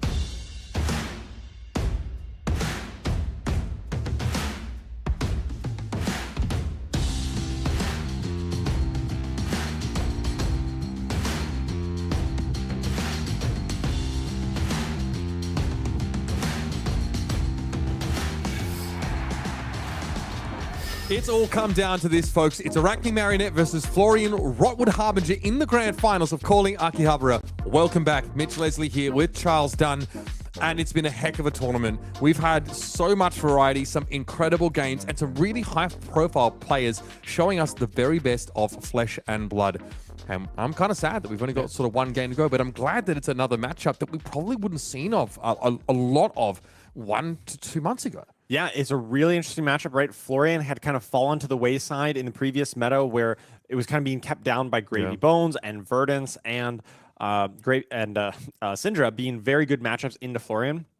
All three of those decks got some hits from the banned and restricted announcement recently, and so now Florian has kind of resurged into the meta, and now we see it here in the finals, playing up against Arachne Marionette, who did lose some cards as well from the banned and restricted announcement, the Orb Weaver Spinneret as well, but we're going to see if that's going to be enough and see if Florian can still take it down or if Arachne Marionette is going to have the disruption and those tricky assassin plays to be able to take down the crown instead. Now, the road that got us here, I think, is a story in and of itself. We had 5 different heroes represented in the top 8, but 2 mirrors to start us off in those quarterfinals. First up, though, Sam Sutherland was able to advance into the semi-final, where he ultimately was felled by Gaichi Yamada. We had, obviously, Gaichi get the victory in a mirror over Ryoichi Sakazaki to make his way there. Gordon Ko did get into those semis, but fell before the Rotwood Harbinger. Ryosuke Urase's fantastic record continues to look resplendent.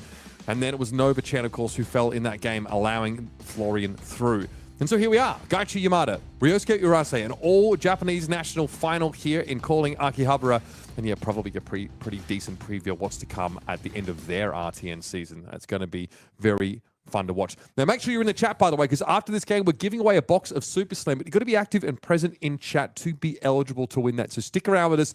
Stay along for the fun. We're not going to be here for a long time, I guess, but it's damn well going to be a good one. Let's jump into the feature match area now for our grand final of Calling Akihabara. It is going to be Gaichi Yamada on Arachne Marionette versus Ryosuke Urase on Florian Rotwood Harbinger. Really exciting matchup. We did see this same 2-hero matchup in the quarterfinals. It was a very close game, right down to the wire. Could have gone either way. You definitely think that Florian is slightly favored from a pure matchup perspective, has a little bit more defensive tools, but Arachne Marionette has some of the most powerful individual cards and just strong cards in general and can run over certain draws depending on how they all line up. Gaichi definitely wants to catch Ryosuke without defense reactions in hand and find some of these like multi-attack react turns where you can just sneak a bunch of damage in that otherwise would have been covered up pretty comfortably. But we saw Ryosuke almost every single hand in his previous Arachne Marionette matchup. He had a defense reaction. He had an answer almost every single time, and slowly he got the game into a state where he could send these 1-card 5s turn after turn and block very efficiently on the other side. Yeah, the most valuable thing about playing as an assassin is that it's really hard to block against. Your opponent doesn't know exactly what kind of tricks you might have. It's hard to play against an assassin. But Ryosuke Urase has proven time and time again that he understands this matchup very well, has played exceptionally well, has not fallen into some of these traps that has happened before, where the assassin really kind of gets you with an unexpected reaction or unexpected follow-up play. He's proven that he's done really well, and see if he's able to do that again here for the crown. Step 1, as always for Gaichi, get a mark on Ryosuke Urase via some mechanism on turn 1. If there's a flick, that means there's an Orb Weaver to follow it up. We're going to see the flick of this Hunter's Clave to ensure the mark. Yep, there's the mark. 2 cards blocked to play around some attack reactions, such as To the Point or Scar Tissue. Gaichi does flick, gets the mark, possibly just going to go and transition to a random Agent of Chaos here, unless he's got a way to generate a Graphene Chelicera. You're not always guaranteed. Sometimes just being able to get flipping early on is important. Classic caster curse, pan to their hand, and they immediately put him down. That is my existence. 3 cards here still for Gaichi Yamada to work with. Does he have a way to force any more damage or relevant effects? No, he's going to pass to the end of his turn with an open weapon slot. And we are rolling here. 5. Tarantula. Okay. Well, a little bit less impressive when you only have 1 dagger to work with, but still. You know, yeah, obviously Orb Weaver is nice because it can give you that Chelicera, but yeah, Arachne wants you to have 2 of them in play, and ideally at least a Chelicera among them already. Ryosuke was able to get a couple of cards in his graveyard. You typically want to be able to fill up your graveyard early as an Earth hero so that you can turn on your Decompose. Unfortunately, neither of the cards were Earth cards, so the Felling of the Crown in the hand looks pretty lackluster, given no cards available to potentially decompose with it. So it's on a Lightning Strike opener with Go Again. Looks like the Felling was sunk down. Yeah, and you got to imagine it's possible just following up with a Grasp and Reaping Blade off a blue. And I do see a Sink Blow as well for Urase here. That is the best card to be putting down into an arsenal. Having an arsenal defense reaction against Assassin is always a great feeling. Yeah, maybe the Truce is just used to power a Grasp activation and a Reaping Blade swing. Yeah, so not the most flashy turn. Really only converting 3 cards into 9 damage, a 5 and then a 1 and then 3.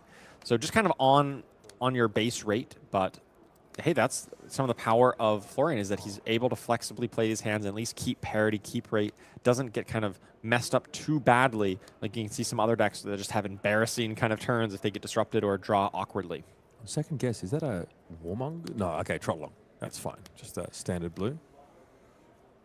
Yep, Trollong is good to also help convert these hands. Sometimes you just need to give your Reaping Blade Go Again or whatever, what have you. Surely this Reaping Blade just comes in, right? Yeah, of course. Okay, so again, pretty efficient. So off the bat, it's a 1-card 4. Oh? Okay, we want a different Agent of Chaos. Yeah, Gaichi not happy with that one. I would rather go grab a... Doesn't have a Spinneret, so needs a Chalicera.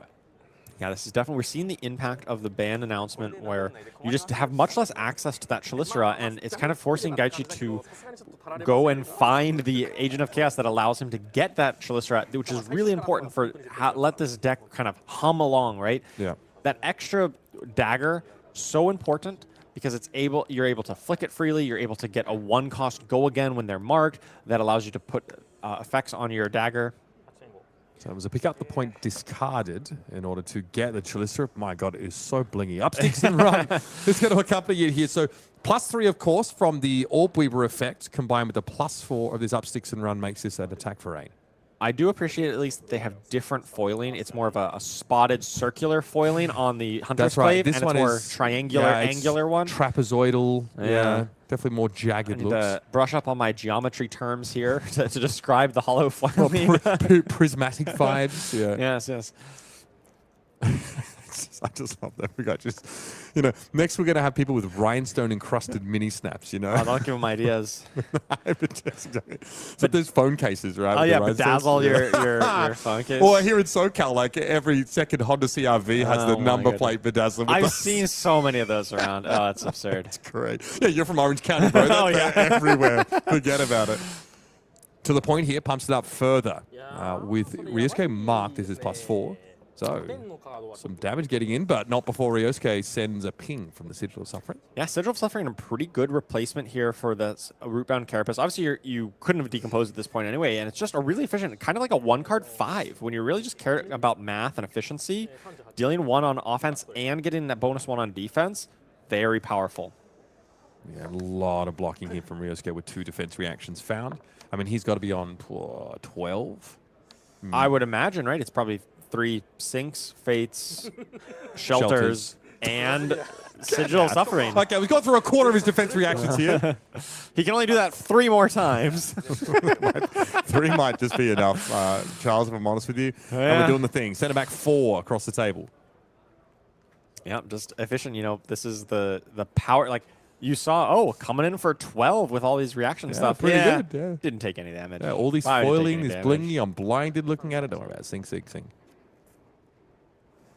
Very efficient here. In fact, Gaichi actually ended up taking more damage on that turn Yeah. than Ryosuke did. I mean, Ryosuke's hand converted into more value than his. That's just the way it goes.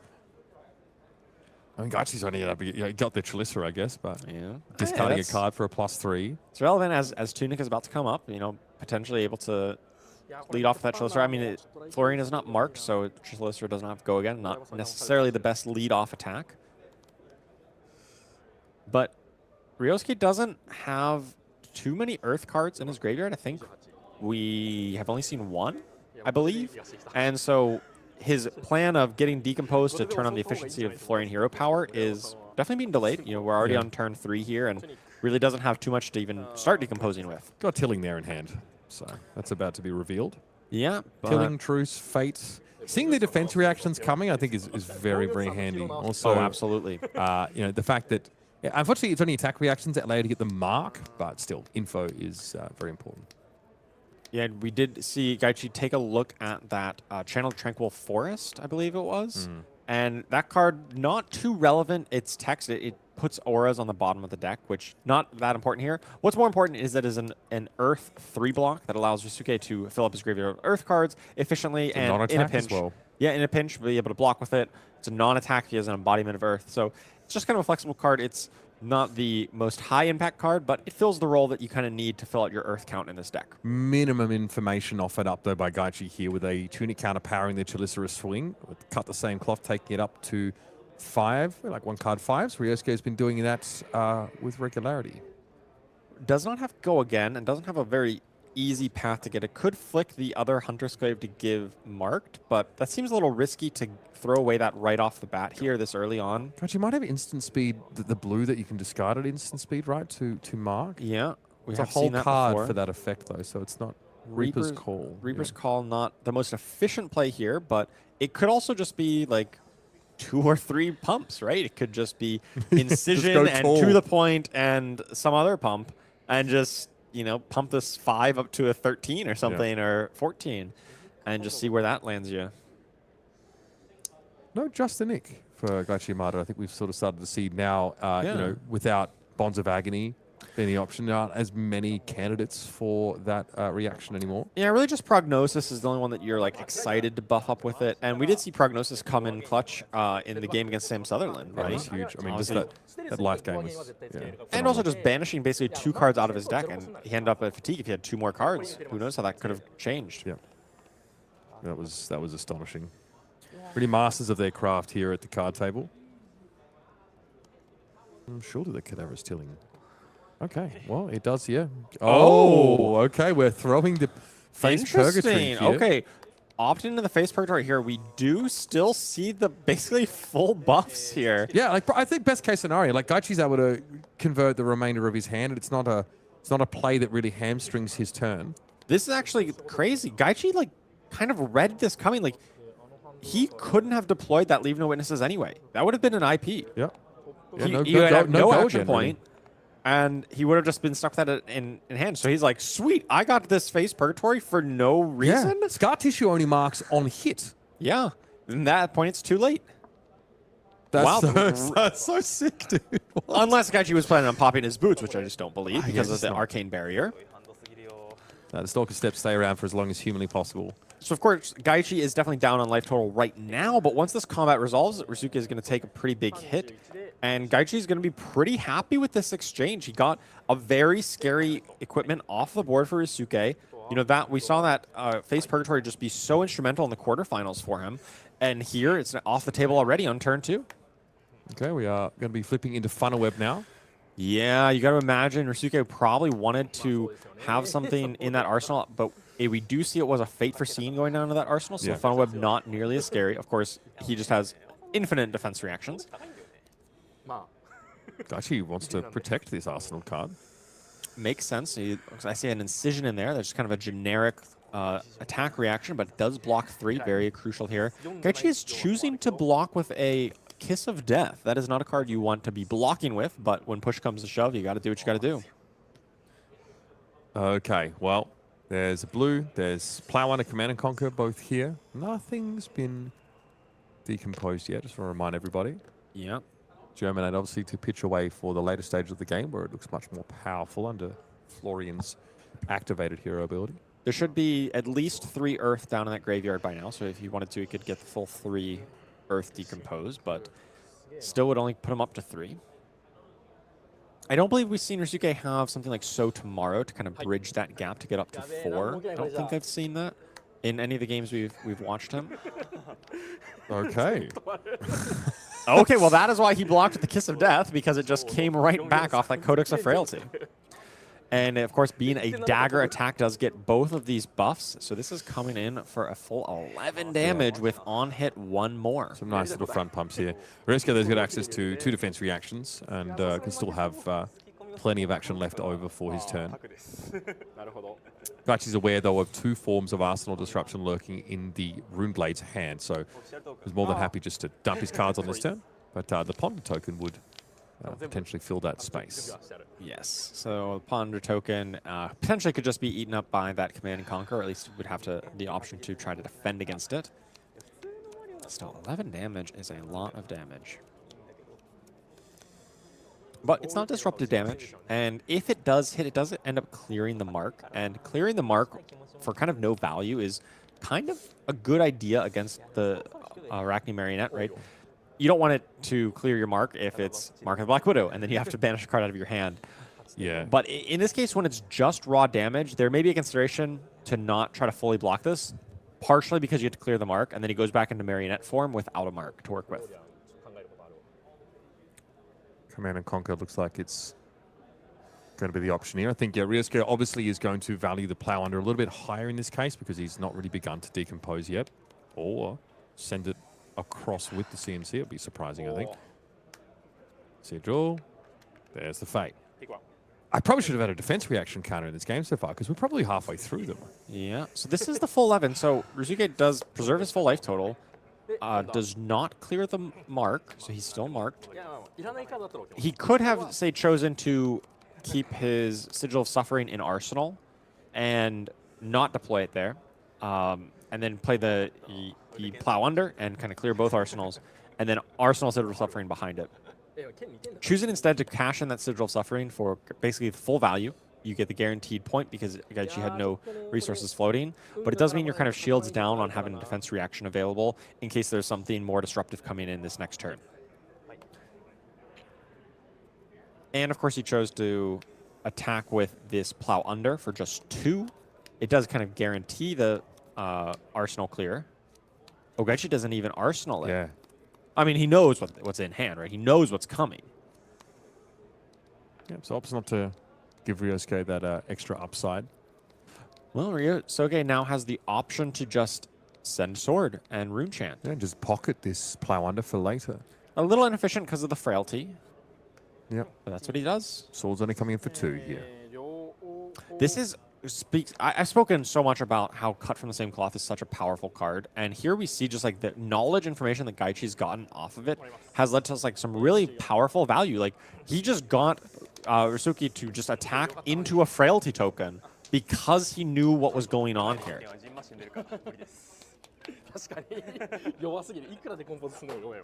Yeah, tuning counter, pretty important to keep on the table. Yeah.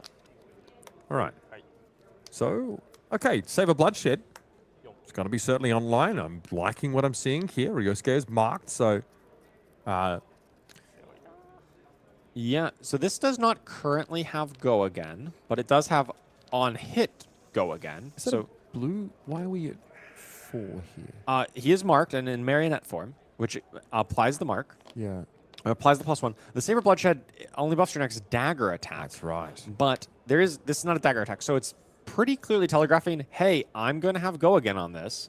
I am going to make a dagger attack afterwards. So it kind of hints at a Stains of the Redback is kind of the most obvious one. It's like, well, it already is free. It gives guaranteed Go Again, and it allows you to attack with a dagger afterwards. So You can't bank on this mark hitting against this Florian. No. And so if I am Ryosuke here, I'm like, this is a Stains of the Redback, like 90-some%. Okay.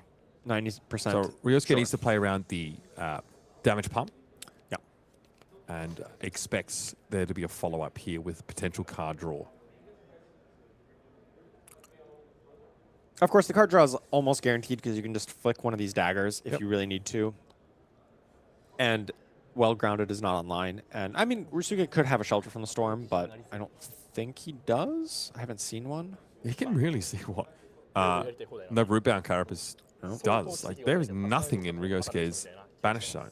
Yeah, these Earth Heroes really struggle to get online in any kind of semblance of speed anymore, because so often you're forcing yourself into these defensive postures where you need to block out with 2 or 3 cards and maybe just send a 1-card hand because so many of the other decks are disruptive or threatening powerful on hits. And of course, the only way you can decompose nowadays is on offense. Yep. And so you need to be able to keep at least 2 cards and then throw back an attack. And that's just really difficult to do into an Arachne Marionette that is kind of firing on all cylinders like this. And Ryosuke's been happy to actually give his, 2-block Cadaverous Tillings as part of a 5-block package against a lot of these like +4 plus dagger attack openers. Yeah, and that definitely has put him behind on kind of the curve of decomposing. Those Cadaverous Tillings are really the ideal ones that you want to start with, because otherwise your Plow Unders and your Felons of the Crown don't get their benefit unless you've already decomposed at least once before. Or found some other way to banish, right? This Mark of the Black Widow, you could just banish an Earth card out of your hand and kind of bypass that first step, but it doesn't really get you that much closer to getting up to 8 to trigger your hero power. It just turns on your Felon of the Crown a little bit quicker. Yeah, Ryosuke has a hand that could function at sort of full capacity. Obviously, the Lightning Strike would allow for an extension, but we know we're going to see a cover of this in some way, shape, or form. Defense reaction in hand alongside a 3-block is going to cover the inevitable stains of the red back activation. I guess there's like the potential for Tarantula Toxin as well. Okay, take up the mantle. Okay. Are we into Kiss of Death? Okay, now this is a card that can trigger the card draw off our Saber Bloodshed. There we go. So this becomes a 7, thanks to the Saber Bloodshed. Now, when I was talking about Stains of the Red back, that is one possibility that it could have been, and of course this was the other possibility. Oh, and T-Tox was also one as well if he's trying to sort of push over. But and there's the defense reaction doesn't really care for the myriad possibilities. Oh, okay, we're actually reaching that's his Arcane Barrier. That's his only Arcane Barrier. So Gaichi is saying, this is so important that I make sure I get this go again, that I am willing to give up my Arcane Barrier against a Florian when you're already down into the 20s life total, 24 life total. He didn't want to lose the buff, I think, of the Saber Bloodshed. Well, the Saber Bloodshed should have applied to the Kiss of Death. Right? Because it's your next dagger attack. Gets +4. Were that the case, though? That would have... So it would be 3 baseline plus 3 from Mantle, makes it 6, should have been 10. And there is only 9 block. That should have hit. I think it's because it's how Saber checks and how Mantle, I think, works. Becomes, I mean, this would be, I am not a judge, but I do see your next dagger attack, and it is a dagger. In any case, we are on to the next chain link, and it seems like, okay, so it is, I was incorrect in there, and we are on, he really wants to make sure the Saber Bloodshed is going to get the full buff and potentially draw a card. Yeah, okay. I mean, I get it. You're saying goodbye to a enormous amount of value, not giving up those boots. And honestly, you're really only pitching when you're desperate to try and stay alive. I think if Gaichi hasn't been able to kill Ryosuke by that point, then I mean, he probably doesn't feel like he's going to get there. But he has eliminated his only way of guarding against these root charts. Yeah, you got to think as Ryosuke now, your game plan may just pivot a little bit, right? It may be like, okay, I now know I can win along him. All I need to do is just keep 1 card every turn, and I'm going to consistently chip him down. That he maybe takes a bit more of defensive posture, knowing he has some guaranteed damage every turn that way.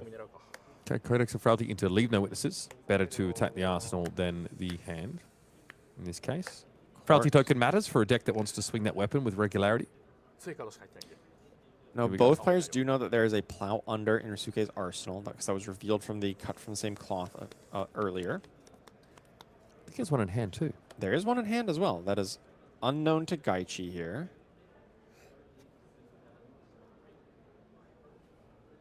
Oh, just how painful is an off turn for Ryosuke to have to take here if he offers 2 cards?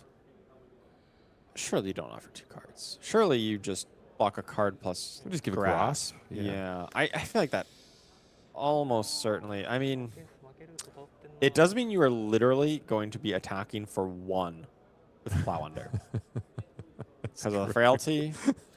It's not nice. It's pretty embarrassing. But like, you have no cards in your banish. Like, to quote Lucas Oswald, that is poop from the butt. So this is actually it's not what you want to be. This is pretty good for him. So he gets to banish. So Gaichi chooses to banish the card out of Arsenal. He doesn't have to, but he chose to, which puts a first Earth card in banish. Okay. And now Ryosuke gets to play the Plow Under from hand for the full 6. So this is actually like pretty impactful. If I was Gaichi, I would have thought seriously, like maybe I don't banish this actually. He just realized what happened. Yeah, I would be like, wait a second, maybe I shouldn't have You banished that. could have just said a He mark in the knew. Black Widow or something like that. Yeah. Well, like he attacked with the Leave No Witnesses, and it says you may banish a card out of the arsenal. He maybe shouldn't have. That is, I see. Yeah, he's the one that set that up. He's Okay. realizing how he got punished because he knew that was a Plow Under in Arsenal, and it gave the first card for Decompose, and it could have been either a Plow Under or a Felling on the Crown here to really punish Gaichi, and he is realizing it. This Yep. is... He this got Ryosuke to 2 in banish, man. That is... oh, buddy. So I have been... This game is hard. I have been in this situation in the calling finals a few times. And the most important thing is to not let this kind of mistake or this kind of thing that goes wrong let tilt you. Yeah. Because Gaichi is like, he recognizes he probably made a mistake now. And now the most important thing is to regain your calm, is to clear your head and focus on the game state as it currently is. You know, sometimes things go wrong. It's okay. It happens. But the most important thing to do is refocus and do not make any more mistakes. Man, honestly, he's really been going for it these last couple of turns. We saw the Stalker steps sent away in order to get that insured go again. He's just laughing at himself now. I mean, that is such a niche interaction. Like, this game is a reminder of just how deep this game is. And, you know, he's taking your advice to heart here, Charles. Like, Gaichi's trying to just take a moment here. Yeah. Take a moment. You already know what you're going to do. It's fine, but just take the moment to take a few breaths, breathe, recollect yourself, and focus on, okay, what is my way to win the game given the current state? You can't go back and change things, so you just have to play the game as it stands. Give yourself the best chance to win from this point. Is pick up the point. Just a 0-3 go again. This is, Gaichi knows he's just going to earn simply 2 cards out of the hand from Ryosuke. Maybe a Cadaverous Tilling from the Florian player to keep that. Start to work towards, again, being critical mass for our hero power. Yeah. Getting to keep the other Tilling, I think it was, for a rainy day. Yeah, set that in Arsenal, and so basically next turn, Ryosuke is going to be able to fully activate Florian hero power. I believe... Where are the other cards at? Does he have a... I don't think he has another Earth behind this. We'll get 1 with the Cadaver Sterling, but that's still only 7 Earth total in his graveyard/banish combined. Yeah, there's no other Earth card in there. Just the Tilling that goes. Well, potentially he's able to find one to just block with on Gaichi's turn. Or just or like the World Grounded obviously is not really an option, but yeah, it's not really something that Gaichi's just. I mean, you could well ground it if you really needed to put a card in discard. It's like we're fighting really hard for those 1-card 5s at that point. It's probably not necessary. Sure. Yeah, and I mean, if the opportunity is profitable, but Gaichi can't really play around it. He can't be like, he can't not attack to deny that extra Earth card in mana. It's just good to note, of course, especially if you're in this matchup. Well, grounded's an Earth card. Yeah. So definitely, for all intents and purposes, good decomposed fodder. All right, we take a full strength Cadaverous Tilling. And Gaichi has the turn passed back to him now with a full grip, paying into the silver with an extraneous blue. What have we got? So emotive, but actually deadpan on that reaction. So emotive on the pickup, but then goes in hand and get no signal. So many bloody blues. Okay. Card he deployed, of course, with that was simply his Clave. Need to get marked up here. Oh, there's a Shelter from the Storm here. That's pretty effective if he wants to discard that before reaction step, so it can't be responded to with Flick Knives or anything. Potentially deny this, but also there could just be a Dagger Pump behind it, so discarding is not quite as efficient as you might otherwise think, because you could just pump it up with a Scar Tissue or something along those lines. The hand for our Runeblade player. Okay, Arcane Seeds live, trot along. Yes. Yeah, the Shelter you pointed out earlier. Was that another Cadaverous Tilling, that 3rd card? Couldn't quite tell. That would be odd, yeah. That would be his 3rd copy in 2 turns that has been spied. Thinking, do I block with this Earth card? Doesn't feel good, but gets it into the graveyard. And that would be 2 Tillings to get us to 8. It's probably a blue Tilling based on this block, then, I would imagine. Trot along is going to be proffered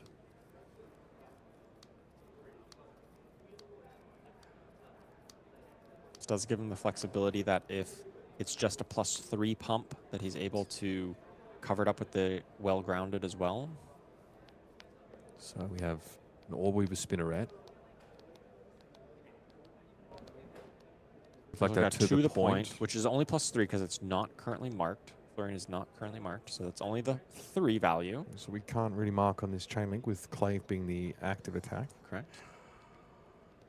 Which is actually kind of awkward because we are not going to be clearing our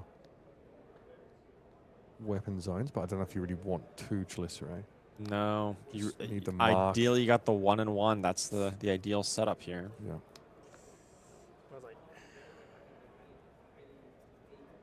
Yeah, Gaichi's still frustrated. Can't with still be himself. thinking about that, yeah. You gotta put that behind you and move forward and find your best line here. I mean, I know it's not great, but you still gotta find. That's what separates champions from players who don't quite make it all the way. Yeah. Is finding those little edges. Okay.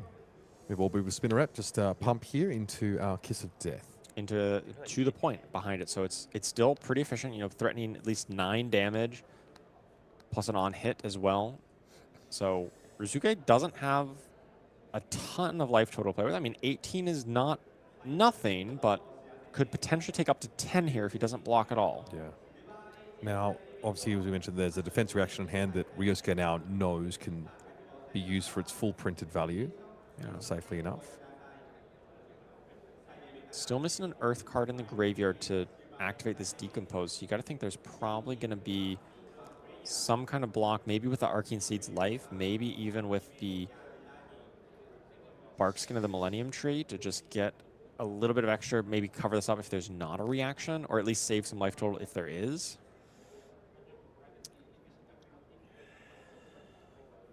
Is it? Yeah. It's not the most efficient because you're pretty sure Gaichi's going to have some kind of reaction, and so you're not actually like profiting on full blocking it. But you do need to get an Earth card in the graveyard, so you're kind of priced into blocking with the Arcane Seed's life here. And then at that point, like, do you... Yep. Oh, no, he Here does it do is. it. Okay. So he just wants to, like... It's a full cover, right? Currently, it is covering 6, yes. But because Gaichi has 2 cards available to him, 1 in hand, 1 in arsenal, it seems very likely he has got some kind of follow-up, some kind of trick with this. Otherwise, he's just intentionally IPing himself here. Yeah, to the point's only 3 value, and there's a shelter for Ryosuke. Also access to well-grounded if he needs some extra coverage. Yes, to the point. Yes. This will functionally do 4 damage. It'll deal 3 plus the 1 from the on-hit, unless he shelters. Okay, shelter still cashed it in for 4. Yep. But now Ryosuke is going to be able to get Florian Hero Power fully online. Has got the 2 Earth in graveyard coming in for... All I right. think that's a blue. Yeah, was it? You mentioned the way he blocked. No, yeah. it was you had blue the and Sender Arsenal. blue tilling as well. Okay, well. This is a couple points favor Gaichi here, but of course Florian is now online. Still no Arcane Berry, right? That is still kind of the... The way I see it, this is making up for Ryosuke getting 5 free points of damage with Gaichi choosing to banish his Player Wonder. So, yeah. Scales balance themselves to a degree. Yeah, I think Ryosuke just needs to get Gaichi sub 10 life, give or take, and then he's able to really chip him in with that guaranteed arcane damage. We haven't even seen a Felling of the Crown on Ryosuke's side, so we did see one pitched earlier, right, or bottom by an E-Strike. So you got to imagine another one is coming up in the cycle soon for him. And you got to think if he's able to use that to any kind of good effect, he could just steal the complete tempo of this game. Both players sub 20 life. That is when Felling of the Crown is most lethal. To just be able to really put you in must-block scenarios, and when you're in must-block and you don't have Arcane Barrier against Florian, game's going to end pretty quick. Yeah. So Gaichi needs... It seems like he's got a decent bit of life total, but he really is under a very tight clock. He just takes this full because he knows this has got to be my turn. I got to go for it before that next Felling comes up, before things get real scary. Start with Hunter's Clave here, still searching for a mark. Little does Ryosuke know that Gaichi has a Reaper's Call in hand to ensure that. The extra blue here likely be used for its discard effect. Into the graveyard again we go. How many of these pesky reactions should Ryosuke be expecting? The answer is all of them. But this is, you know, we mentioned we just felt that it's really hard at times to play optimally against Arachne because there's you know, like usually 3 different directions you can come from. You know, it could be shredding defense down, just finding pumps over the top, mantling a different attack into play as well. This is obviously weapon attack, so that's not relevant here. But Ryosuke, despite that, it did a phenomenal job of navigating some weird situations in his previous Marionette match. It seems like he's really put in the reps here. Yeah, he does have a good amount of life total to play with, and 2 defense reactions. He shouldn't be that afraid of just taking this damage, getting marked here. Looks like this is he being flicking? flicked Yeah. ahead of time? Okay. Yeah, all Weaver Spinner in hand for Gaichi. Right, that makes sense. Flinging 1 extra damage. Ryosuke doesn't care that much. Like, he is fine to just block with probably the Channel Millenniumtree this turn. I don't think he can deploy it profitably. I think he's got another blue and then 2 defense reactions. So ideally, I think you're looking to maybe arsenal one of the defense reactions or deploy it if needed, and then just send the blue efficiently for some chip damage with the Rune Chance and the sword. Okay, discarding the shelter. Yeah, after the flick knife, so it just basically ensures that he gets the most value possible out of that. Yeah, no mark. Yeah, Relevant no mark here. Yes, But yeah. Gaichi does have that Reaper's Call. Of course, Ryosuke does not know that. Yeah, Gaichi spent a few turns on this base Arachne Marionette here. Hasn't actually found great ways to secure marks. This would be an unexpected break point, though, when the mark comes in. This would pump up the mark of the Black Widow to 7. But he does have the defense reaction to be able to cover it. Does he? That's crazy. He has a defense. This guy, wow, man. Go to the game. Still Yes, marked, though. How we've heard this story before. The Florian player has a defense reaction available to cover up a key breakpoint.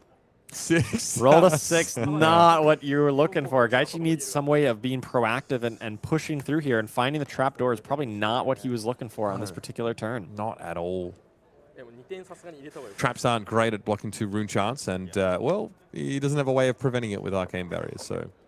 Yeah, so almost certainly going to get 2 points of damage here in. And you got to think he's pretty priced into blocking the physical damage from the sword. Jeez, I mean, Germinate and Arcane Seed's Life are pretty scary for Gaichi here. These cards that really... yeah, also Channel Millennium True Tree. damage, yeah. I mean, Yeah. the channel, he didn't have enough like kind of pitch to play it out last turn, so he was able to just block with it, and I mean, blocked efficiently because it covered up that key break point. Yeah, it's totally fine to come in alongside the Bark Skin as well in some of those sort of higher-risk situations, especially now that that's going to be creating 2 embodiments. Yes. There it is, the Yes, 1-card Gaichi, 5. welcome. Welcome to the 1-card 5 arena. Let's keep it coming. Plays the inertia trap, takes the 2 damage, has to take it. No other way of dealing with it currently. Gaichi knows he's really on a clock here. Really on a clock to prevent bleeding out from these little chip damage, because he did use his only source of Arcane Barrier a few turns back to get go again. Is that a hand without defense reactions for Ryosuke? I do believe he only has some block cards, which... Oh, no, never mind. You know what? Shouldn't have said anything. You had to just magically make one appear in his hand, didn't you? Yeah, well, 12D reacts means you're likely to draw one per cycle at least. Yeah, approximately 1 per turn there at that point. Okay. And of course, this does have kind of a true damage effect now. There's no Arcane Oh, Barrier the to be able to pings, affect yeah. it. Gaichi has no option of like reducing the coverage by A being that ping either. Doesn't seem great for our Arachne Marionette. Highest placing Japanese player at World Championship Philadelphia. Looks like he might be able to hand over the mantle as opposed to taking it up in this game. It's possible. Ryosuke definitely feels pretty comfortable here. He's going to be able to get extra counters, extra might counters from these canopy shelters. Going to be able to chip in for some more arcane damage next turn. And 18 life plus some of the armor still available. Just the 2 might per shelter is kind of... That's cracked. It's pretty good. This is definitely a very big hill for Gaichi Yamada to climb back from, especially not having access to any of the members of the Brood right now. That trapdoor not really doing much for him on offense. And he knows he's on a clock, so he needs to be pushing as hard as possible. Yeah, these block cards are now looking quite nice. Such a effectively defensively oriented hand here for Ryosuke. Oh, we're talking like a pretty absurd amount of damage. It's almost like you get one card 7. Yeah. We're talking Celestial Cataclysm level. Indeed. So this one doesn't get cleanly covered up by a canopy shelter, but does have. This would be his only other blue. I think I might be interested in using canopy shelter plus like grasp here to cover this up, but honestly, I might just not even care. Well, it would be oh, you're already marked, so it's not really adding a mark. Yeah, no blocks, he says. Yeah, flick the Chelicera. Much damage as Gaichi can find, he's going to be looking for it here. He himself is shields down, and he's been playing in this way this game. It's clear that he understands. He's really got to get going in this matchup. A couple turns, he's just played that like very aggressively. There's always been an answer though from the Florian. He's needed to. He's opted into this earlier on when he got rid of his Arcane Barrier to try to take a big turn. And of course, Ryosuke was really far behind on decomposing, and so thought maybe he's going to struggle to really get online without those Rukon Carapace that have been so common in Earth Heroes prior. He thought maybe it was worth taking that risk, but is he going to be able to be fast enough? Ryosuke seems pretty comfortable given the current circumstances. Yeah, new Chelicera brought out and has the buff from the Orb Weaver conferred. Man, this trapdoor flip. Gaichi coming back in with I mean, to be fair, the trapdoor getting him an extra card to block with means it's just an extra card in hand to have this potentially bigger turn, but yeah, was maybe really hoping for something. Yeah, you could tell by the reaction. As soon as he flipped it up, he was a little frustrated that wasn't something a little bit better. Yeah, well, we've seen Eugene C. roller 1 on the the must-win turn of his game. Dice rolls have been pretty unkind to our players that have had to do it. Yeah, 4 might tokens. The second canopy shelter comes in. It's going to be a very hefty Reaping Blade attack. 7+2 rune shots. I mean, Gaichi's like, yeah, I'm blocking now. I guess that's the way this is. Already attack? I want Hunter's Clave? I want to say he did open the turn with Hunter's Clave. I feel like he did, because the first canopy shelter blocked the Hunter's Clave. Yes. And he didn't get a new one back. No, I don't think Okay. Yeah, it was pain in the backside, not like pick up the point or anything like that. It was Hunter's Clave, because there's 6 pitch. There's 2 blues in pitch. Like, what else would have been spent on? Yeah. I don't blame Gaichi Yamada if his brain is feeling like it's been turned to overnight oats after this game. Yeah, I'm not sure that's legal, but we digress. Ryosuke treating this as obviously a legitimate threat. Do you react here? Gets to chip extra damage with it. Can always get that damage even if just arsenals and awaits. Yeah, okay. Well, he takes it. May not have been. Takes one, gets marked. Okay. Still though, I mean, there's equipment block here plus. There's plenty to work with for Ryosuke defensively. Gaichi. Yeah. If Gaichi doesn't have a Command and Conquer, does he? No. Okay.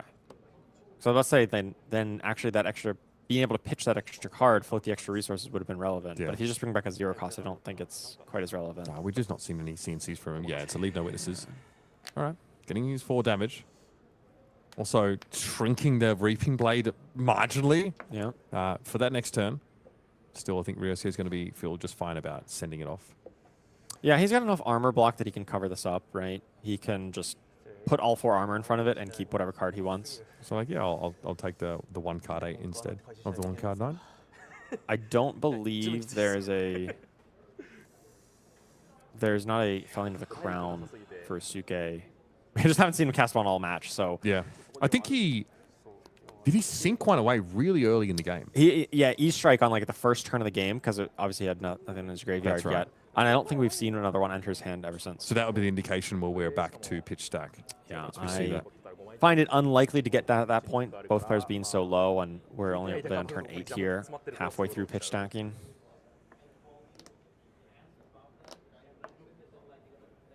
It's debating. I feel like Ryosuke is going to be able to cover this all up with his armor and then come back with whatever attack he wants. Grab a Command and Conquer or an E-Strike. Yeah. Either one is still pretty scary. E-Strike, I guess, presents 1 more point of damage, but Command and Conquer has an on-hit, obviously. CNC might be the choice. Just give your armor. It's fine. This comes in for would be 5 plus 4 from the might, so 9 damage. Seems pretty powerful. Okay, CNC is the choice. Here's a lead, no witnesses. Ryosuke, feeling a bit theatrical there. Does give a sigh, but all he has to do is reach to his left and find plenty to get in between him and this intimidating looking lady. Surely he... No, he just lets it happen. Okay. Feels like he has the life buffer to work with, but this does cause him to go down to 6. Would rather just swing the sword instead. Not and keep his armor around. I mean, it's basically still 4 points damage, and you know the guaranteed damage from the arcane. Maybe he's valuing that a little bit higher. Also, just the flexibility, I guess, of well-grounded here might feel like it's just a bit more favorable. Right. So, yeah, pretty big sword. That is for sure. Frailty, of course, shrinks it slightly. This is Reaping Blade for 5 with the Rune Chance. Already having been taken. 6, right? 6, right? Because, yeah, 6. 2 and then 4 might. Yep. That is, yeah, it's lethal, Gaichi. Exactly lethal. There's a tunic that you could give away and, you know, still keep something else or just give a card from hand. I feel like you probably want to be blocking this more because if you just go down to 1 or 2, then you're just dead to any blue. And then he has to find a way to do 6 damage to Ryosuke with 4 points of armor protection and likely at least 1 defense reaction in hand. He will draw up. He's been through a lot of them, but yeah. It's crazy, bro. It's crazy that you're saying this, man. He said that a lot. Let's see. Let us see them indeed. Hey, I don't think I Bro, see yes, it. why is no D-react? This is Okay. where the felon comes up, right? Okay, fair enough. Not the best blocking hand. This is why Ryosuke was happy to make sure he kept his armor around. Are Right? we okay for non-attacks, though? Because obviously the Bark Skim or the entry block. I think would his be only blue. non-attack is the blue. Okay. And he's got to be keeping that. So I think Ugh. it's 3 attacks here. Okay. A 2 Pain on the block. backside. And then Saver into a clave swing. hold on. This is pretty good cards here. Still got some armor to play with, right? Can still, because they'll just block 5 with a 3 block plus boots. What are the mechanisms with which Gaichi can actually get a mark here? Because he's almost telegraphing that he has redundancy of it because it was, well, his Reaper's Call might just be the blue Might for just his be turn only here. blue, yeah. Maybe just saying, hey, you know what?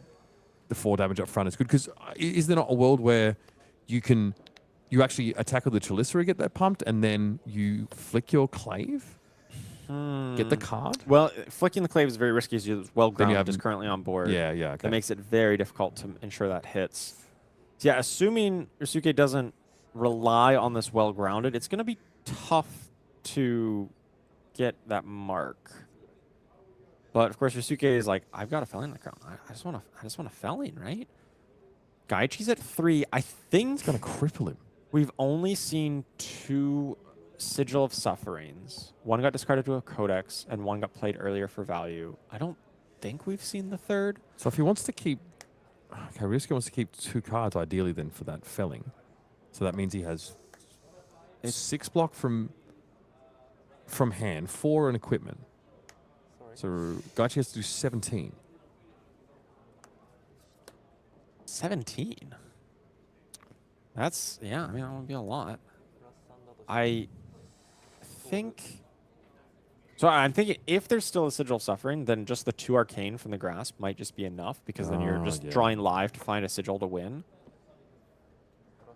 But I could be wrong. It's been a long tournament so far, and I might have been miscounting those Sigils. Yeah. It's also approaching 1 a.m. here on the West Coast, so we're heading into the Delulu zone, one of my favorites for broadcast.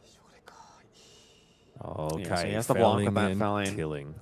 Again, that's tilling's just being used on these 5 attack openers, man. Yeah, keeping the blue in hand, keeping the armor up, still full blocking this, having the option of well-grounded if needed to kind of disrupt whatever Gaichi wants to do, and still being able to present back that efficient 1-card 5 with 2 of it being unblockable. The Gaichi being at 3 means that that's acceptable He's definitely worried Yeah. about Sigil suffering here. Yeah, it seems like that's the thought process. I mean, at that point, he's got to run into it at some point. Gaichi can still definitely come in with one more on the Chalice, regardless of whatever his last card is. Is that good enough? Debatable.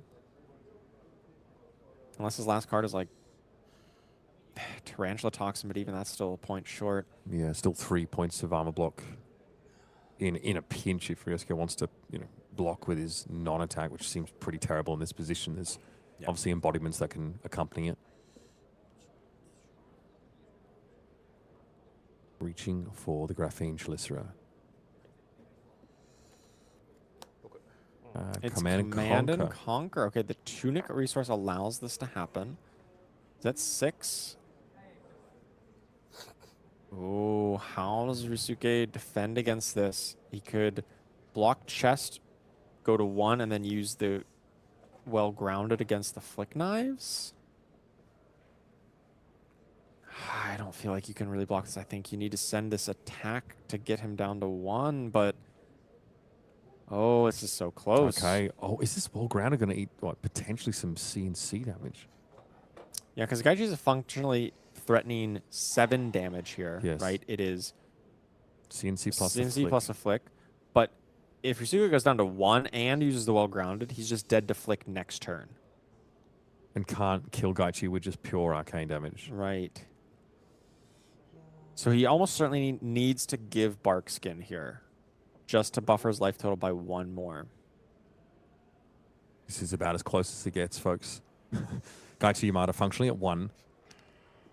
Ryosuke, He's blocking it all out. doing He's it. saying, nope, I'm not gonna hold on this. I'm gonna keep my life total high. Yeah, so that is a full block now with 2 embodiments being created because Florian has 8 of those Earth cards in Banish. It's a pretty threatening turn. Wow, this was a really impressive turn. Gaichi really needed this, and Ryosuke just having a hand that didn't block that well, giving him this potential opportunity to sneak back in. I mean, it's still an uphill battle, but 4-card hand trying to do 6 damage? Funnily enough, it's a turn where having a D-React in hand would have hurt Ryosuke more than it helped him, Yeah, potentially. he could have thrown it on the first dagger, but it wouldn't have fully covered. Is he going to be expecting to see like the CNC follow-up? I mean, it's the first time we've seen it from Gaichi this game. Yeah. So we're back. We've seen a Germinate in hand here for Ryosuke. So definitely has access to the arcane damage he would need if he gets to have a turn. Gaichi needs to blast through the Rune Blade now. There's 2 points of prevention on Ryosuke's side of the field. And obviously a full group to work with now. And blues. Yeah, There's so many blues. Gaichi's pretty heavy on blues. Used the first one like right away to cycle through a silver, draw another card. He didn't look too thrilled about it. Obviously had another blue. Coming in with these daggers. These are the threatening. When you were literally in lethal range to a few pumps, it's threatening even just this 1-point dagger coming in. Get a look here at the hand of... I think we did see 1 D-React for Ryosuke here. 1 Fate for Scene and then 3 blues. 3 blue non-attacks. Okay, so the Warmonger's Diplomacy is going to get in front of the Clave. Makes sense. I think you just got to play around the big pump that could come out. Obviously, he still has a number of those left in the deck. Not seen a Tarantula Toxin played this game. This would be a pretty ideal time for it. Yeah. Of course, that alone doesn't get it to 6, which is the magic number here. Because even though it is kind of 6 bonus damage, it can't add 6 damage. It only reduces the block. Yeah. So it still doesn't pump its own power up that much. That's right. And that's the important part here when you're actually trying to threaten lethal. 51 minutes, 20 seconds in this game.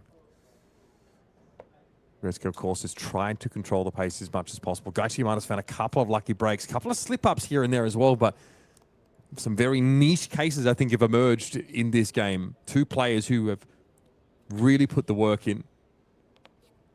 See if we can Tarantula Toxin, that's the play. bump it up by +3. Now, of course, the fact that Ryosuke blocked the 3-block on it already, you only get 1 mode of Tarantula Toxin on this, so basically gave him some value back with this block.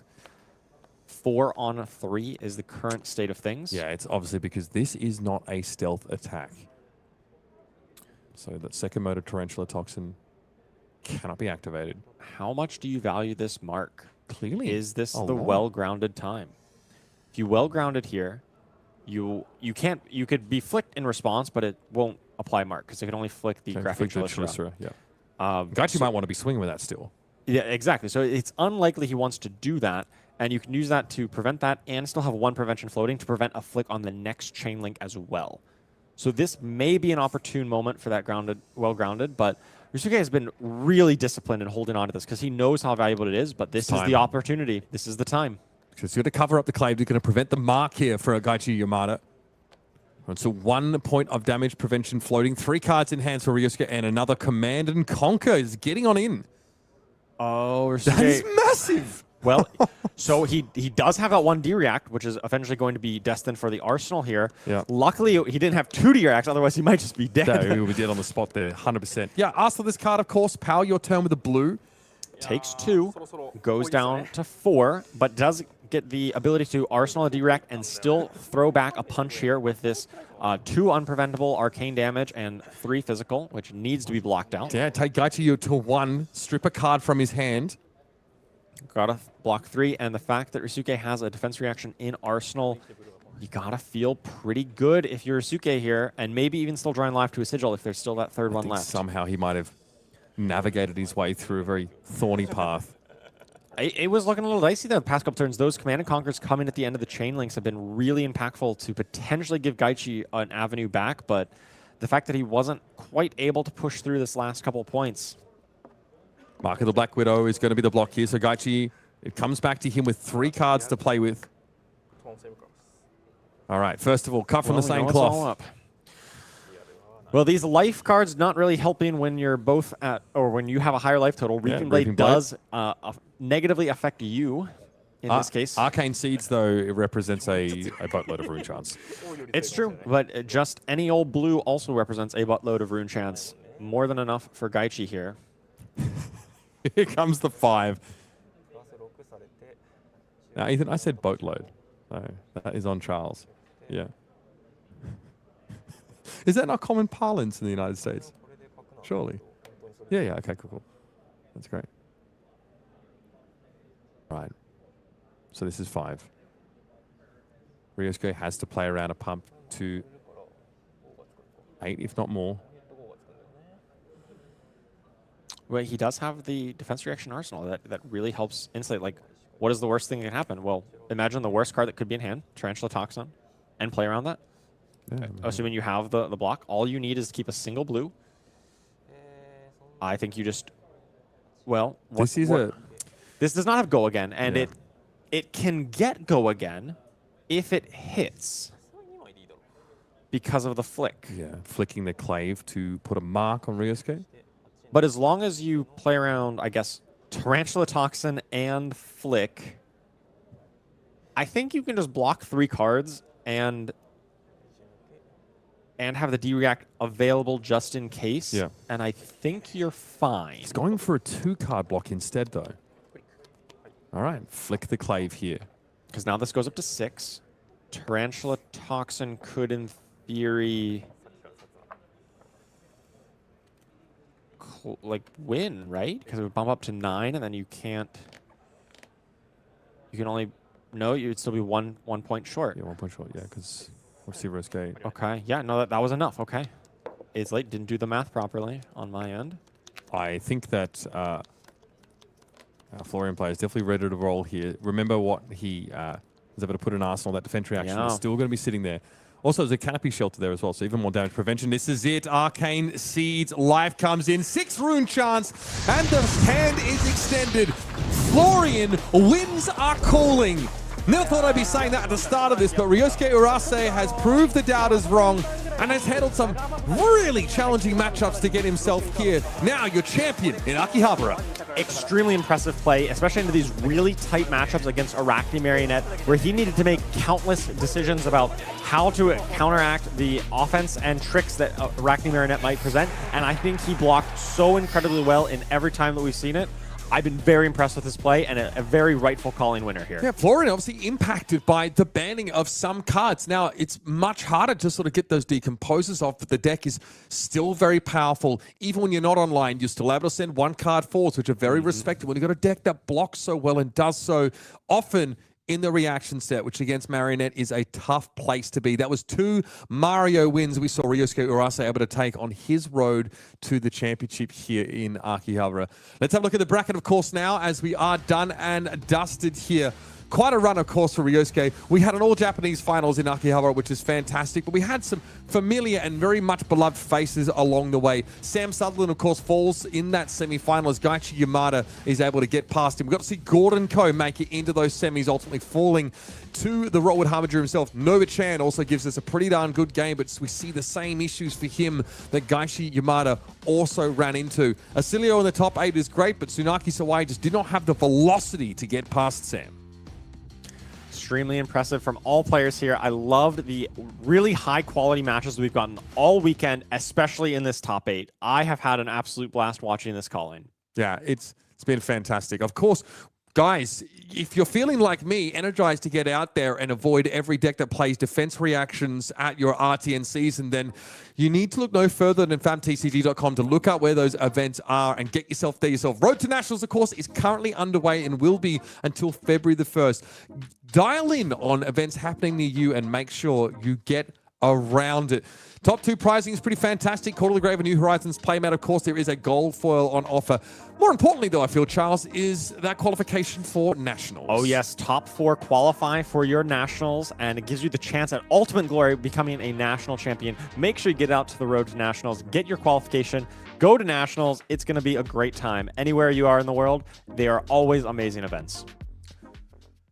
Okay, and we're going to be drawing the winner, of course, for our Super Slam box giveaway in chat now. So make sure you have your eyes there and make sure you're getting involved.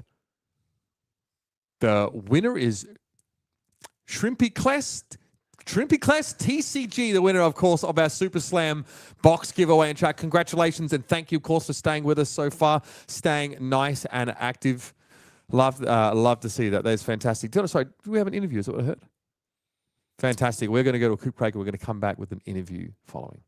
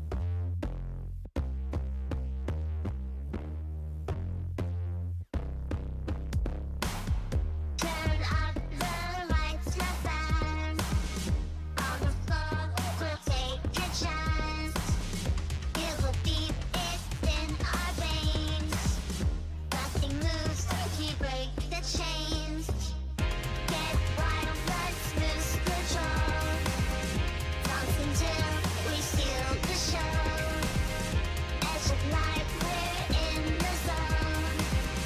On the spot, we're never alone.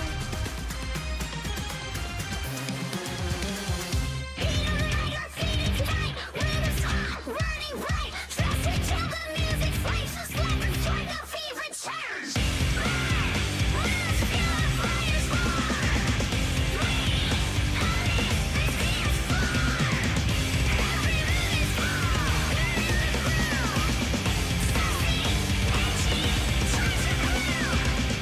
Borderline, we're on the edge.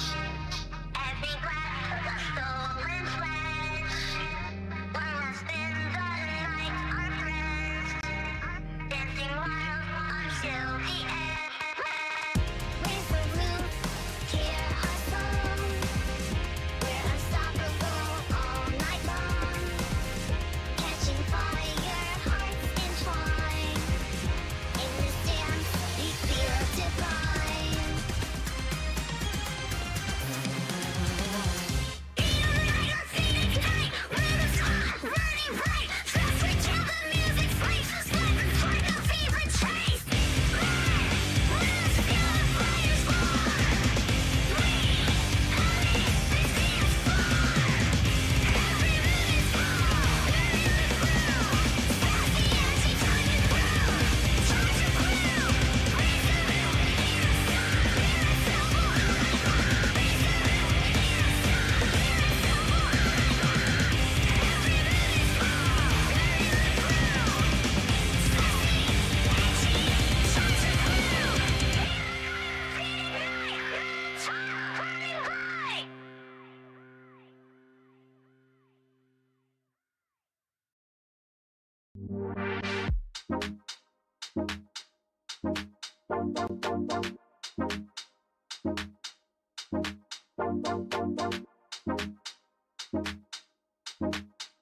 If you come on over here, we could be on the same side. Same side, same side, same side, same side, same side, same side, same side, same side.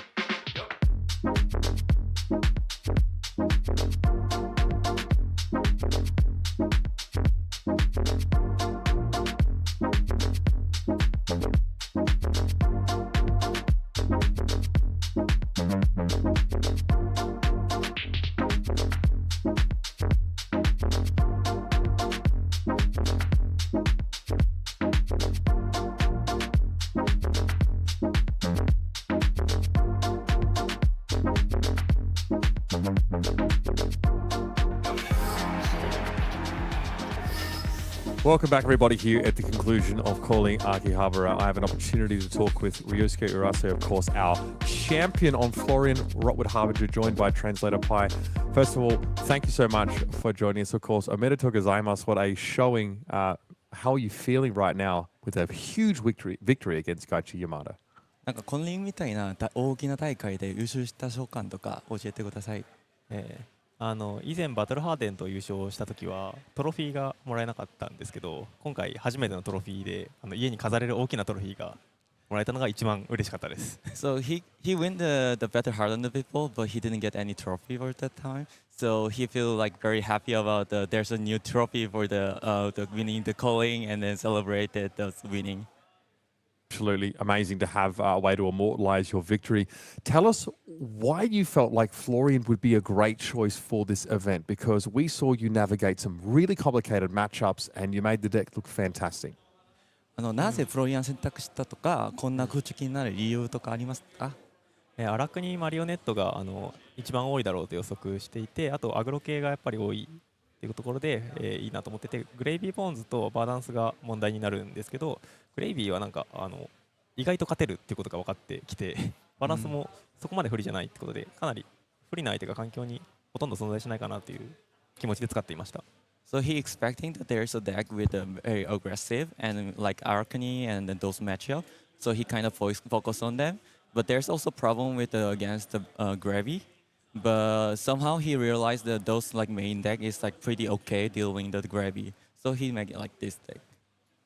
Fantastic, thank you. Now, you're a calling champion. That is obviously a huge honor in Flesh and Blood. What is next for you as a player? Do you have your sights set on any other events or tournaments you'd like to attend? I'd love to know what your goal is now as a player next.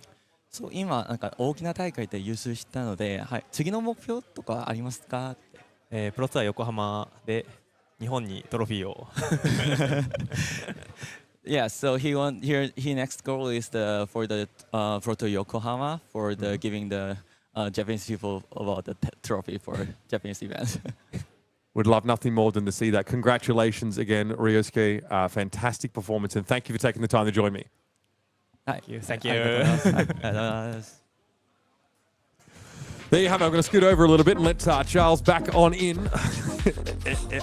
Hello. That's how we do it. Look, great to hear from Yoshiki Urase. Absolutely. I mean, I'm hoping to see more from him as well at Nationals in Japan. I think Japanese Nationals this year is going to be a blockbuster, something absolutely worth watching. We've got so many incredible names that have cropped up ever since the localization for Fab has really spread into that region. No surprise, of course, to see the Japanese really take to this game and also take it to another level. And I can't wait to see how they level up the rest of the world. Yeah, absolutely, especially on their Florian play. You know, we've seen so many great Japanese Florian players, and of course, seeing Ryosuke win here has been an absolute treat. I love to follow how this region is going to develop in their nationals, and of course, I'm sure they're going to show up very big at Pro Tour Yokohama right in their backyard. Can't wait to see how that goes as well. The metagame's in such a great position here. We've seen so many different heroes, different matchups over the course of this. And hopefully you two at your RTNs are going to get to experience that level of diversity. I hope you've done your homework. I hope you're ready for that. It's been a pleasure to have you along here for our coverage of Calling Akihabara. I'm Mitch Leslie, Charles Dunn. Thank you so much for joining us. And until next time, we'll see you in the Flesh and Blood.